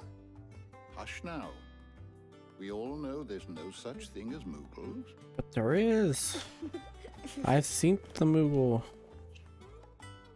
I've seen them with my two eyes. Aye. Yet they laugh far too little for one so young. The loss of their parents weighs heavy on them, however well they hide it. Titan took much from us that night, from some more than others, and the wounds that remain, they are not quick to heal. Which is why we must give them all the time they need. That we must. Just as I must give you the time you need to recuperate. Good day, Clive. Good day. Good day, Clive. Gav will be back soon. I should get some rest while I can. Alright, let's see here. How good it is to see you, Clive. Ask about the hideaway. Look around you. Look around. While it is a far cry from the Imperial Library of Oriflamme, in 5 short years we have amassed more volumes than most men or women might hope to see in their lifetime. No longer are the tales they contain hidden away from all but the privileged. We have liberated them that they might fill the minds of those who hunger for knowledge. Still, there's much more out there, and as long as I draw breath, I shall continue to gather what I can. Why, one day, a chronicle of your own adventures might even grace these shelves, or failing that, the floor. Ask about the 5 years. It has been difficult, certainly. It has been difficult, certainly. When Titan visited his wrath upon us on that dreadful night, we lost much. He robbed us not only of our home and our loved ones, but of that which Sid fought fiercest to preserve, our hope. Hope that we might never have found again had you not taken his name and become our light in the darkness. Had you not let us Had you not led us here to Benamir and the Invincible, where among the ghosts of the fallen our journey can continue. Here in the belly of a Leviathan, untouched by the passing of 1,000 years, does our hope burn brighter than ever. And here may it burn for 1,000 more. Ask about Tet and Crow. I still remember. I still remember the day I first met Tet and Crow, chasing their father about the hideaway one moment, clinging to their mother's girdle the next. The twins' love for their parents was something to behold, so fierce and pure. When they passed, I feared the void they left in the children's lives could never be filled. Neither spoke nor smiled for years, hidden themselves away here in the shelves to bury their sorrows in the leaves of these tomes. And thank goodness they did. Back to the cod grind. Sounds good, Monty. And thank goodness they did, for I believe their stories proved a welcome distraction, as over time their pain faded and now they laugh and frolic as they once did, if not with more vigor. They remind us that they remind us that no matter how deep our wounds, we all have the capacity to heal, and that happiness lost may be found again. I have compiled. Alright, time to go through the pile of lore that we haven't gotten through yet. Okay, it's gonna be a lot. The tomes? Holy fuck, it's a lot. That's okay, we got this. Let's do this, let's go. Clive Rosfield. Okay. 5 years on, Imperial Bearer turned ally of Sid the Outlaw. In truth, however, he is something more, much more. Not only the firstborn of Archduke of Rosaria, but also the dominant of Ifrit, with the ability to absorb the power of other icons. In 5 years since the fall of Drake's head and the death of his mentor, he and Jill strive to continue Sid's legacy, the light of Rama forever in his heart.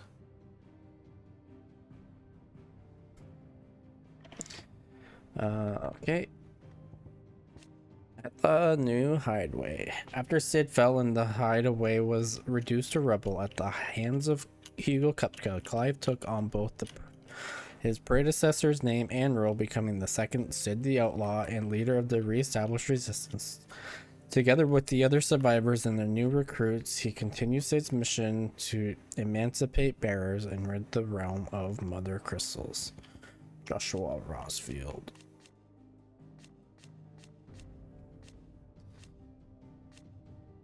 Okay, unmasked. Dominant of the Phoenix and former heir to the ducal throne, Joshua was thought to have died at the hands of the second Icon of Fire during the disaster at Phoenix Gate.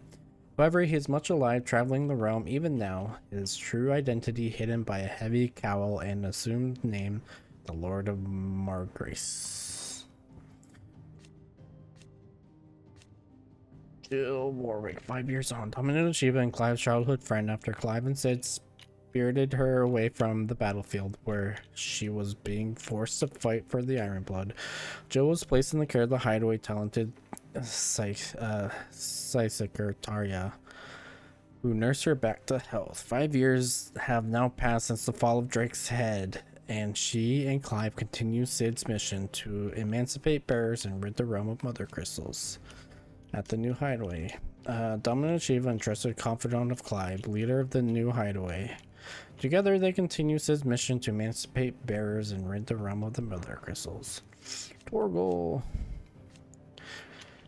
At the new hideaway, Clive's faithful friend. He is fiercely protective of him and his allies. Loath as he is to lose his best friend again, he never strays far from Clive's side, putting the hunting skills Sid taught him to use in fending off foes and picking up trails. Adolphus Telemon.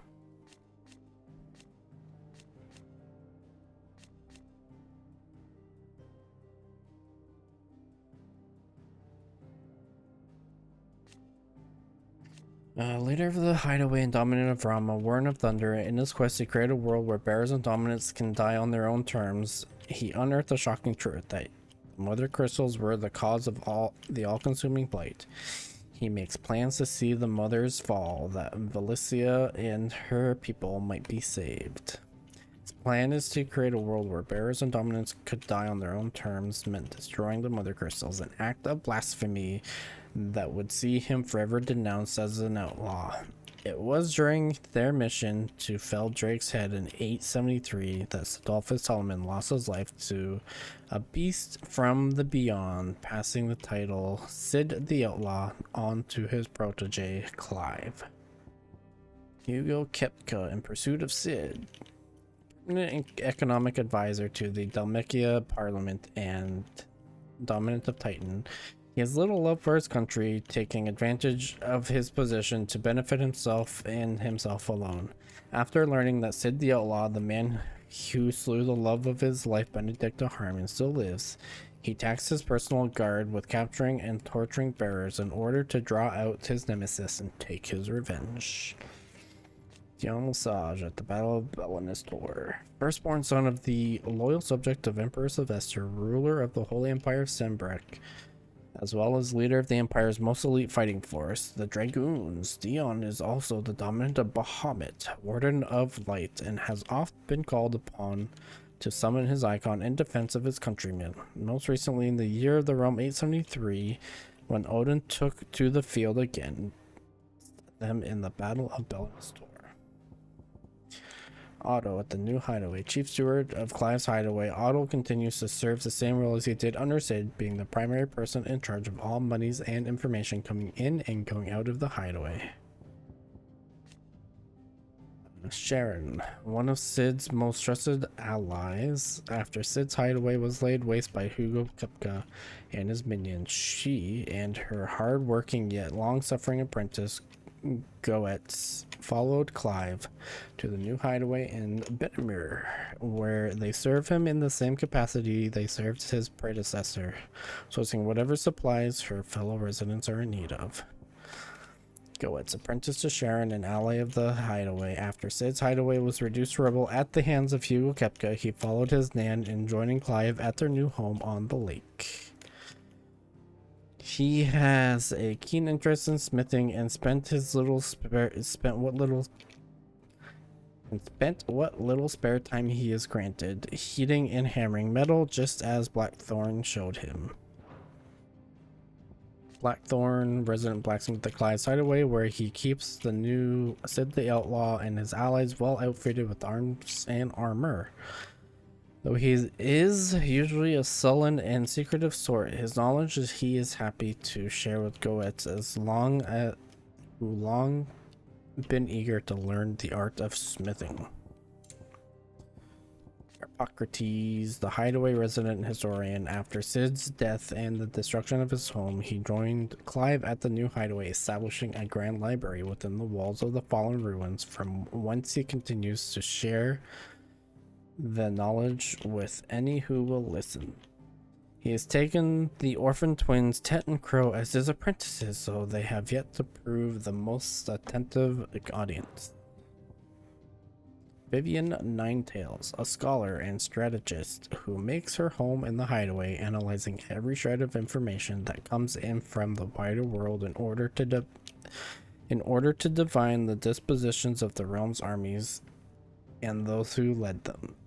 She offers her insight to Clive that he might better understand the lay of the land. The moniker Ninetails, of which she herself is fond, was gifted her by fellow scholars in recognition of her ability to speak at length on almost any subject. Gout, Otto's loyal lackey, tasked not only with keeping the ledgers, but with reading and sorting the myriad reports that enter the hideaway and arrange assistance for those in need. Born a bearer, Gout was kept a slave to an Oriflame tavern, whose keeper would beat him bloody. After being thrown out onto the city streets as punishment for a minor mistake, it was his fortune to be found by Otto, who took him in back to the hideaway. Bolus, an old friend of Otto's from the merchant seaman days, now serving as ferryman between the shores of Benamir and Clive's hideaway. Knowing him to be a trustworthy and tight-lipped fellow, Otto invited him to join their cause after Sid's death. He and his trusty skiff might help them build and operate their new hideaway in the lake. Kenneth chief cook at Sid's hideaway who lost his life on the night of Hugo Kepka's attack. He was well loved both for his ever genial nature and the toothsome fare he concocted from the limited ingredients available in their deadland home. Indeed, many of Kenneth's dishes remain on the menu in Clive's new hideaway. Tet's one of a pair of young twins who assist Harpocrates in the hideaway library, or at least are tasked to. In practice, he spends most of the time reading books and teasing tomes with his sister Crow. Though their parents were both bearers, Tet was spared the burden. Alas, he was not spared the tragedy of losing both his mother and father when Sid's hideaway was laid low.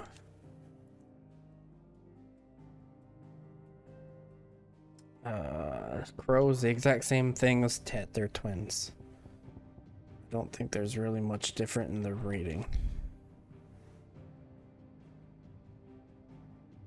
Okay, I'm gonna bounce, Park. Okay, bye. Okay, bye. Have a lovely evening and a good day night tomorrow. Bye. Bye. Probably just gonna read a little bit more lore before we call the stream. Isabel, an ally of Sid's cause who makes her home in Northreach. It was she who informed the hideaway of the redeployment of the Sanbrequois Legion following their chastening by Waloed at Belinus Tor, and it is she who will secure Clive's passage through the Northreach checkpoint.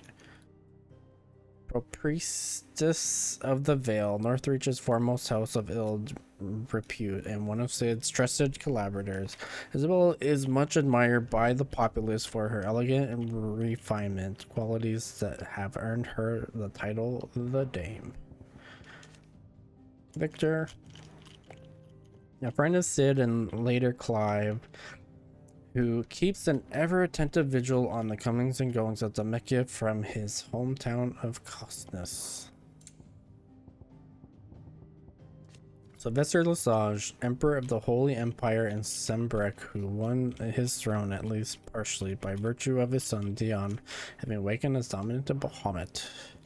The High Cardinal, first and foremost of the 5 cardinals who make up the Council of Elders, second only to the Holy Emperor in the imperial government. It is his role to lead the council in governing Sembrec in the Emperor's stead, and providing the latter does not overrule his decision, his authority is absolute. The Mysterious Watcher, scion of a lesser noble family of Demacia, tasked by Hugo Kepka to trace the whereabouts of Sid the Outlaw, the man he believes slew Benedict de Harmon. This investigation leads him to Eastpool, where he overhears Clive and Gav's conversation and follows them back to Sid's hideaway. Edison Girl, an orphan girl who pays for her bread by making and selling medicine. Ultima, an otherworldly being that Clive encountered in the inner sanctum of Drake's Head. He addressed Clive as Mythos before attempting to merge their consciousness. However, Clive was able to summon the will to resist the creature before Joshua returned from the dead to imprison it in a cage of flame that he sealed away in his own heart. Let's go to the bestiary. Rama, the Word of Thunder, whose power most lately awakened within Sildolphus Solomon. Dominants of the icon most often emerge among descendants of the Motes of Thunder, a tribe who once dwelled in the lands of Central Ash. Lands that the kingdom of Waloed now lay claims to, mayhap in part due to the tribe's comparatively advanced learning. Rama is associated with wisdom and judgment to this day. Typhon, seemingly drawn to the destruction of the heart of Drake's Head, Ultima emerged from a tear in reality wearing the skin of Typhon, a withered and wizened colossus, and drew Clive into a space between worlds wherein an ethereal entity might test his worth as a vessel.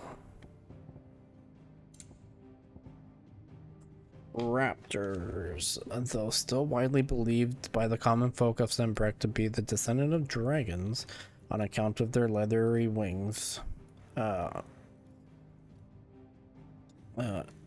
Meagerness of plumage and distinct ability to spit fire, learned scholars have long since concluded that these deceptively reptilian creatures are none other than birds of prey, which, other countless centuries of hunting creatures on the ground, have simply lost their capacity for flight.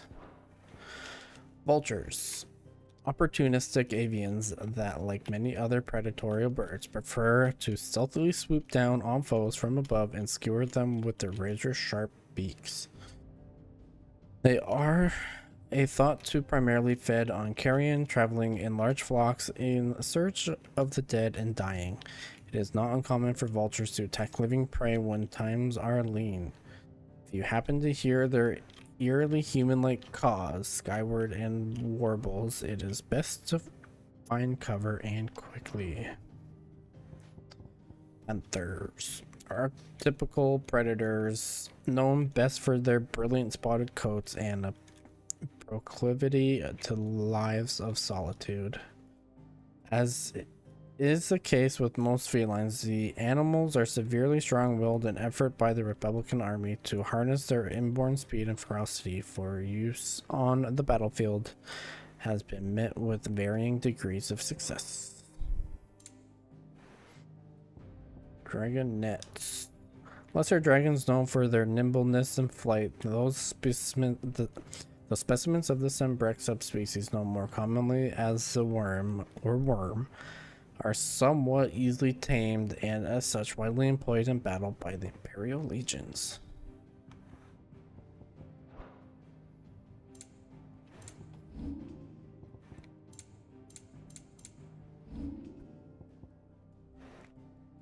Okay, let's do Mysteries of the Realm first.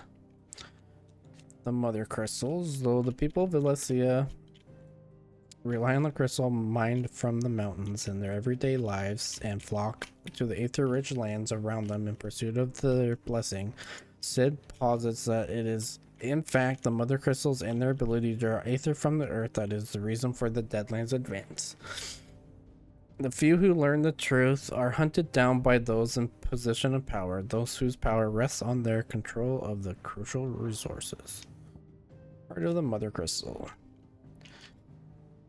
The brightly shining convolution of shards that sits on the center of each mother crystal, where a heart shatters, so too does the mountain around it. Since time immemorial, sanctuaries have been built around the hearts for the worship and protection of the irreplaceable treasures. The Inner Sanctum.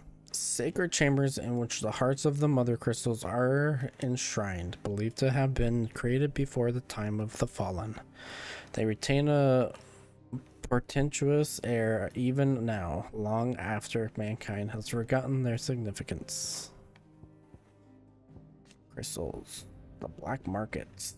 One of the most valuable materials known to mankind thanks to its ability to channel ambient aether from the air, allowing those without an innate power to do so to cast magics. And as most Valesians cannot live without magic, its supplies and distribution is heavily regulated by governments across the Twins. Though the penalties for illicit trade in crystals are severe, with demands far outstripping supply, many still dabble in the black market. Aether tolerance. The ability to resist the effects of ethereal exposure.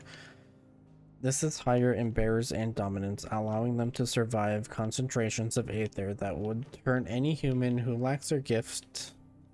Some animals, including chocobos, also have a natural resistance to the effect of aether, but one of those many reasons why the birds are so beloved across the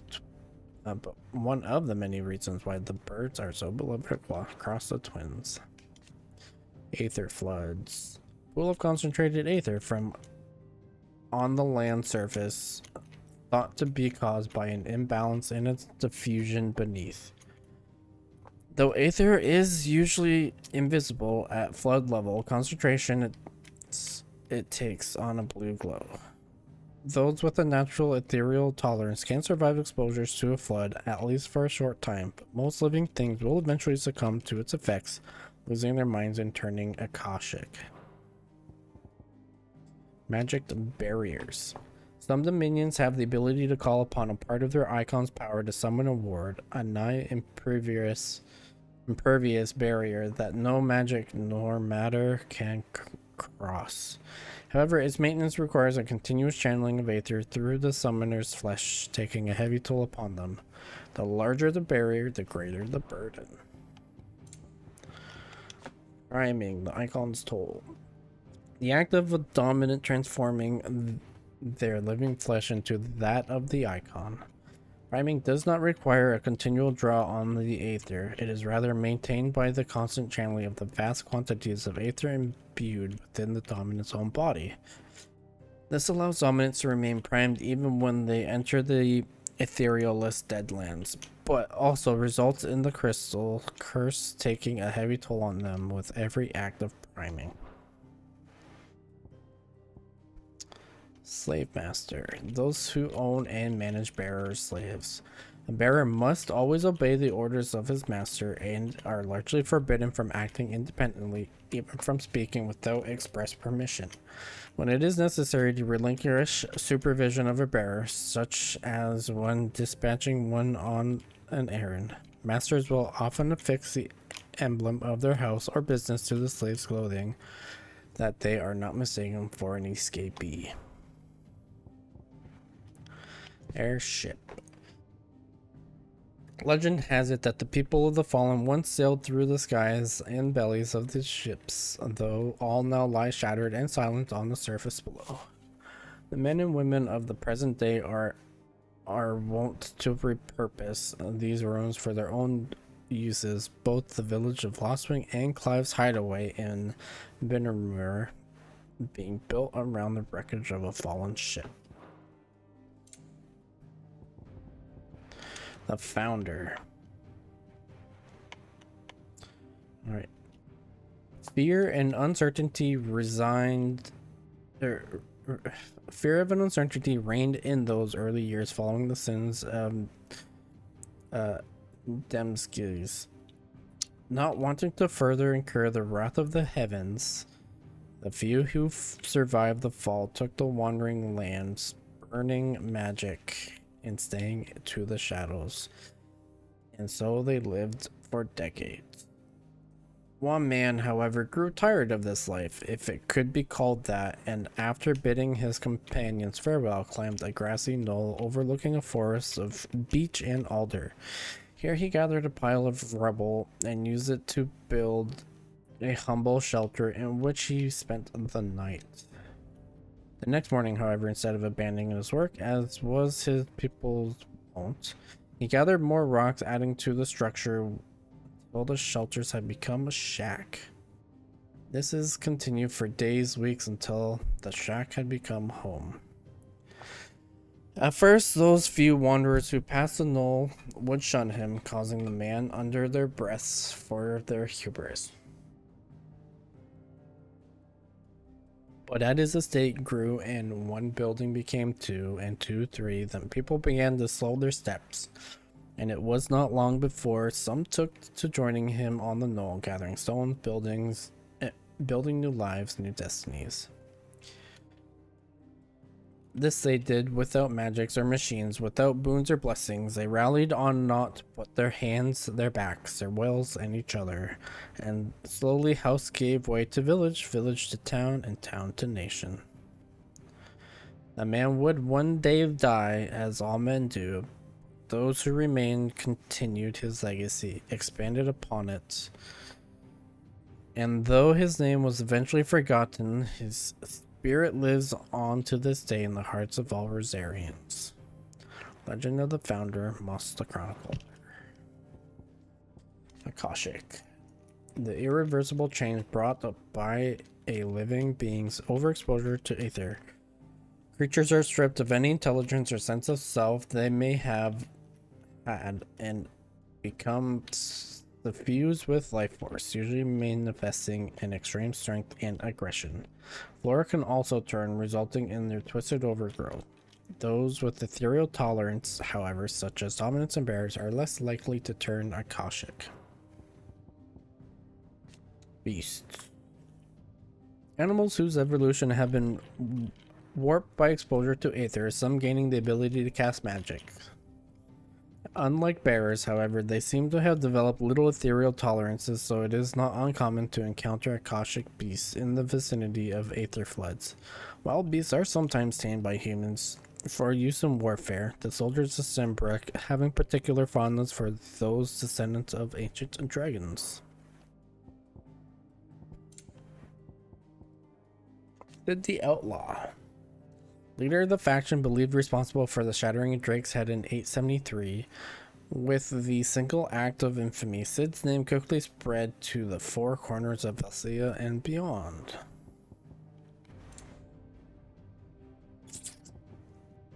Mythos, the name by which Ultima addresses Clive. It appears to be his title for the vessel for limitless power that he meant to make of the young Lord Marquise. But to what end he required such a thing, only Ultima knows.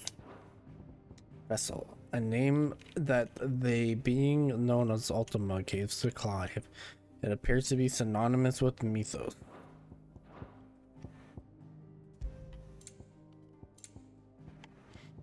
The Continental Accord, an international pact made at the dawn of the present era in which such matters as the treatment of bearers and the establishment of the realm-wide currency were laid out. It formed the basis of such a Valisian society as it stands today, including the branding of bearers and their status as non-persons. It also put in place a universal calendar marking a symbolic fresh start for mankind, albeit one which put magic users at a crippling disadvantage. Okay, we got Lay of the Land.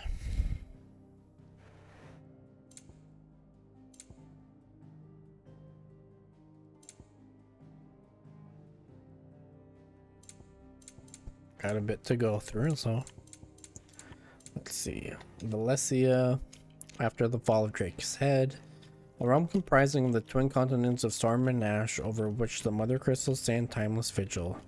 Timeless, that is, until Sid and his disciples commenced their campaign to bring each one, starting with Drake's head, crashing down, spreading chaos and confusion through the great cities and nations of Valencia.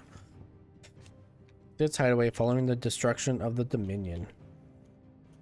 A hidden refuge built on fallen ruins in the blighted lands of Central Storm. Here Sid and his adopted family of freed bearers from across the Twins made their home. This is until the fledgling utopia was brought crashing down after its location was discovered by Hugo Kupka,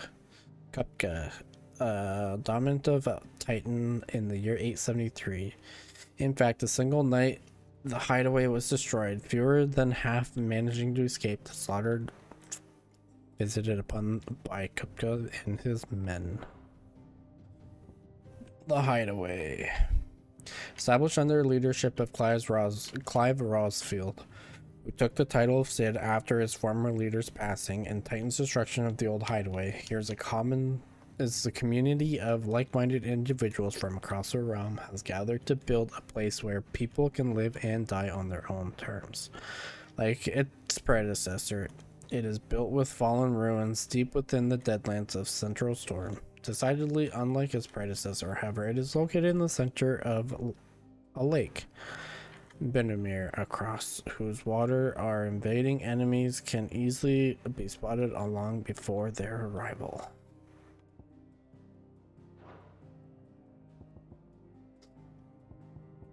Benamir, a lake in the blighted lands on the southern edge of the former Grand Duchy of Rosaria, named for the dragon that some tales say created the basin when it fell from the sky. Fallen airship dot its expansive waters like forgotten cenotaphs, leading some to liken to a graveyard. Its remote location, far from any trade route and deep inside the Deadlands, made it an obvious choice for Clive when faced with rebuilding Sid's legacy. The fall of the hideaway. An assault by Hugo Kupka, Dominion of Titan, and his private guard on the first hideaway of Cid the Outlaw in the year 873. The safe haven established amongst forgotten ruins long consumed by the blight was entirely destroyed, and many of Cid's collaborators and the bearers they had freed from servitude were slain. The Holy Empire Sembrek, after the fall of Drake's Head. Nation occupying the northeastern reach of the continent of Storm, after suffering the ignominy of losing Drake's Head to an audacious assault by the outlaw Cid in 873, the Empire set its sights on the mother crystal of its nearest neighbor, the Crystalline Dominion. Sembrek's legion duly stormed the historically neutral territory and installed the imperial capital at Twinside. This brazen act of conquest sent shockwaves across Valycia and heightened the already considerable tension between the Empire and the Dominican Republic.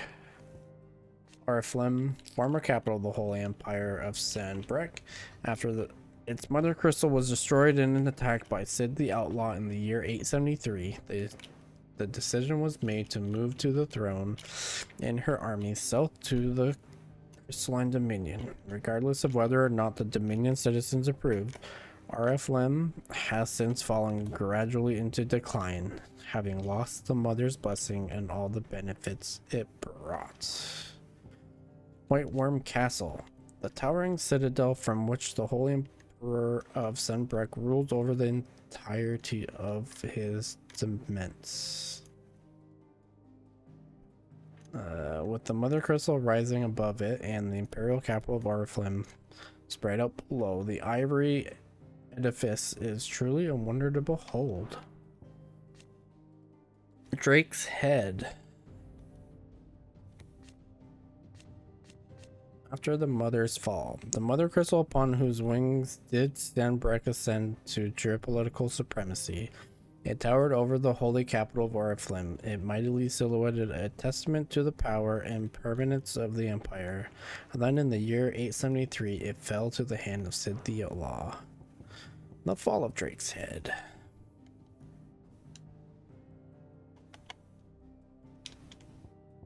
In the year 873, Cid the Outlaw, along with certain of his allies, infiltrated the Sambrequois capital of Oriflem, bringing down its mother crystal in a daring and unprecedented attack. Investigations after the fact concluded that the infiltrators took advantage of the disturbances caused by the Aether Flood to gain entry to the Emperor's holy sanctum. In the aftermath of the incident, Cid was declared a wanted man, and the faction he led a criminal enterprise to be hounded across Valycia. A Council of Elders. Advised to the Holy Emperor of Sembrek and the highest body of government in the Empire, the council consists of 5 cardinals of the Gregorian Church who are intended to rule the Emperor's stead.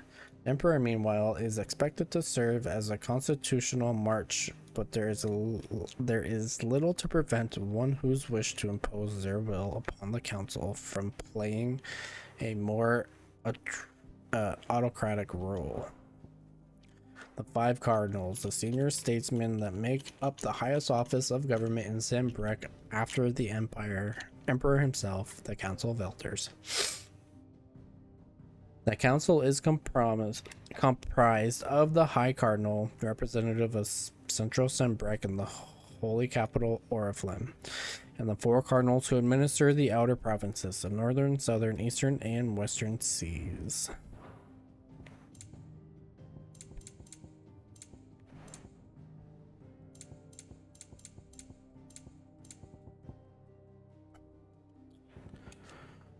North Reach. Following the fall of Drake's Head, when Sembrek moved to the capital to Crystalline Dominion, North Reach went from being a vital gateway to the seat of the Empire to a forgotten country backwater in the matter of moons.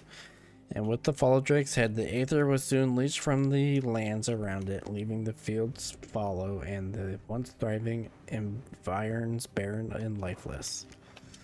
The Vale, Northreach's premier house of companionship. While it is frequently mainly by Sembreck's nobility and military, Lady Isabel welcomes all with the desire and the coin to partake of the pleasures her skilled courtesans and courtiers offer. Few establishments in the Empire are as well loved or as oft visited. Moor, a farming village located in the rye fields of the Royal Meadows not far from the Sembrequa capital of Oriflame. Her residents harbor a strong hatred for bearers, more even than elsewhere in the Empire, making it a very dangerous place to visit for those bearing a brand.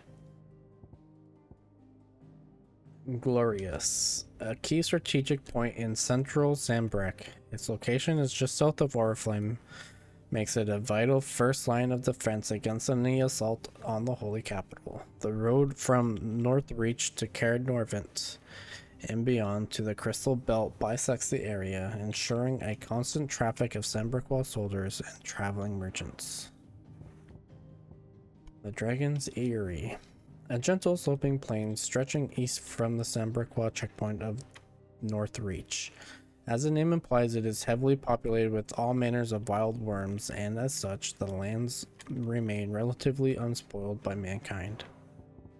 The Breadbasket, a region overlooking the Strait of Otha in the eastern part of Sembreq. The bounty provided by its rich soil fed the Empire for generations, though the ever-encroaching blight intervened, displacing thousands in the process, a disturbance which played no small part in the troubles that were later to engulf the imperial capital.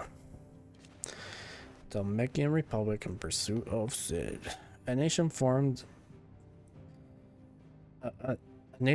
from a federation of 5 smaller states. It is located in the southern half of the continent of Storm and its capital at Rondella.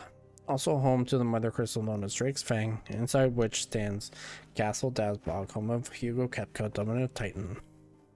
Kepka, obsessed with finding Cid and exacting his revenge for the murder of Benedicta Harmon, co-opted the soldiers of the realm and had them commit a series of atrocities in an attempt to flush him out of hiding.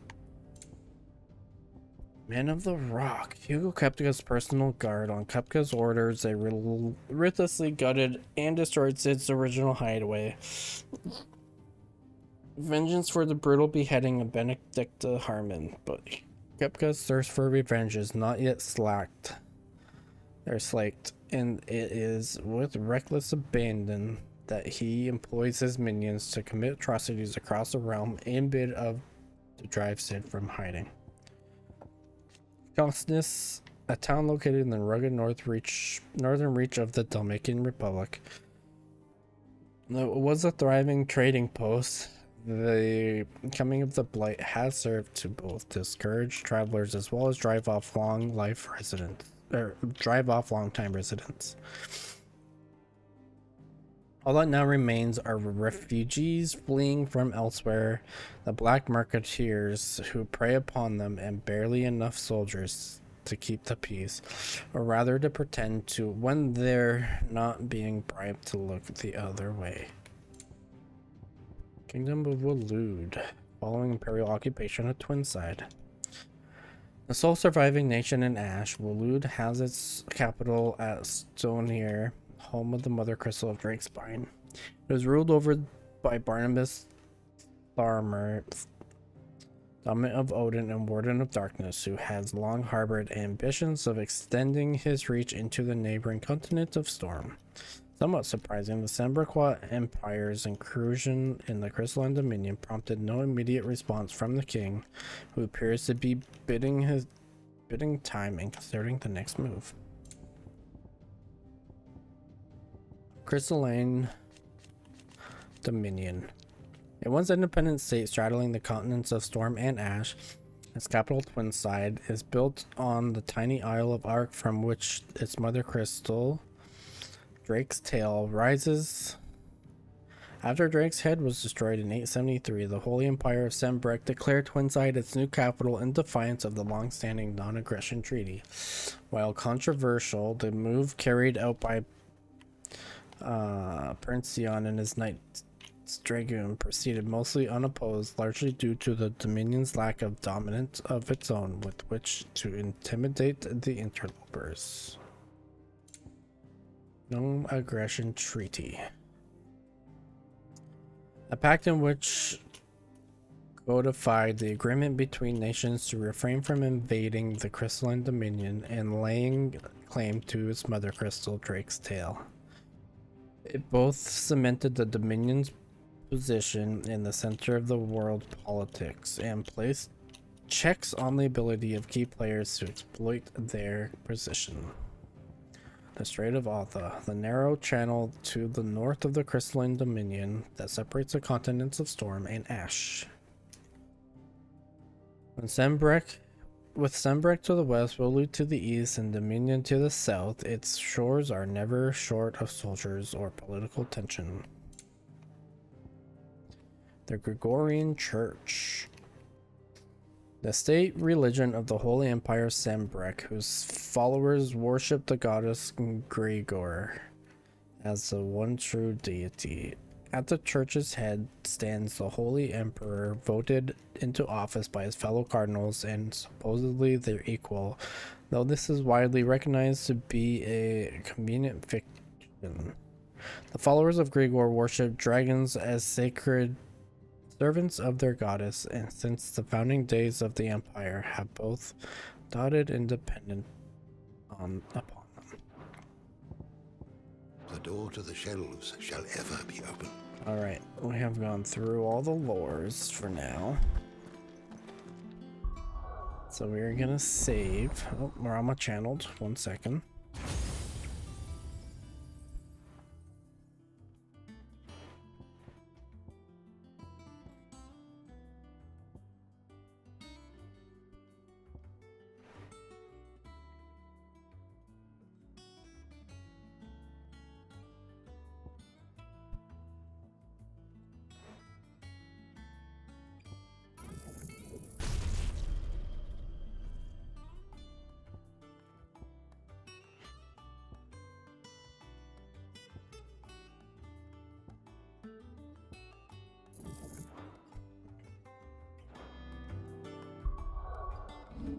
Now we will save. And we are going to end the stream here. Tomorrow is Wednesday, so there is no stream. But yeah, we will see you Thursday though with some more Final Fantasy 16. Have a good rest of your night, guys. Bye bye.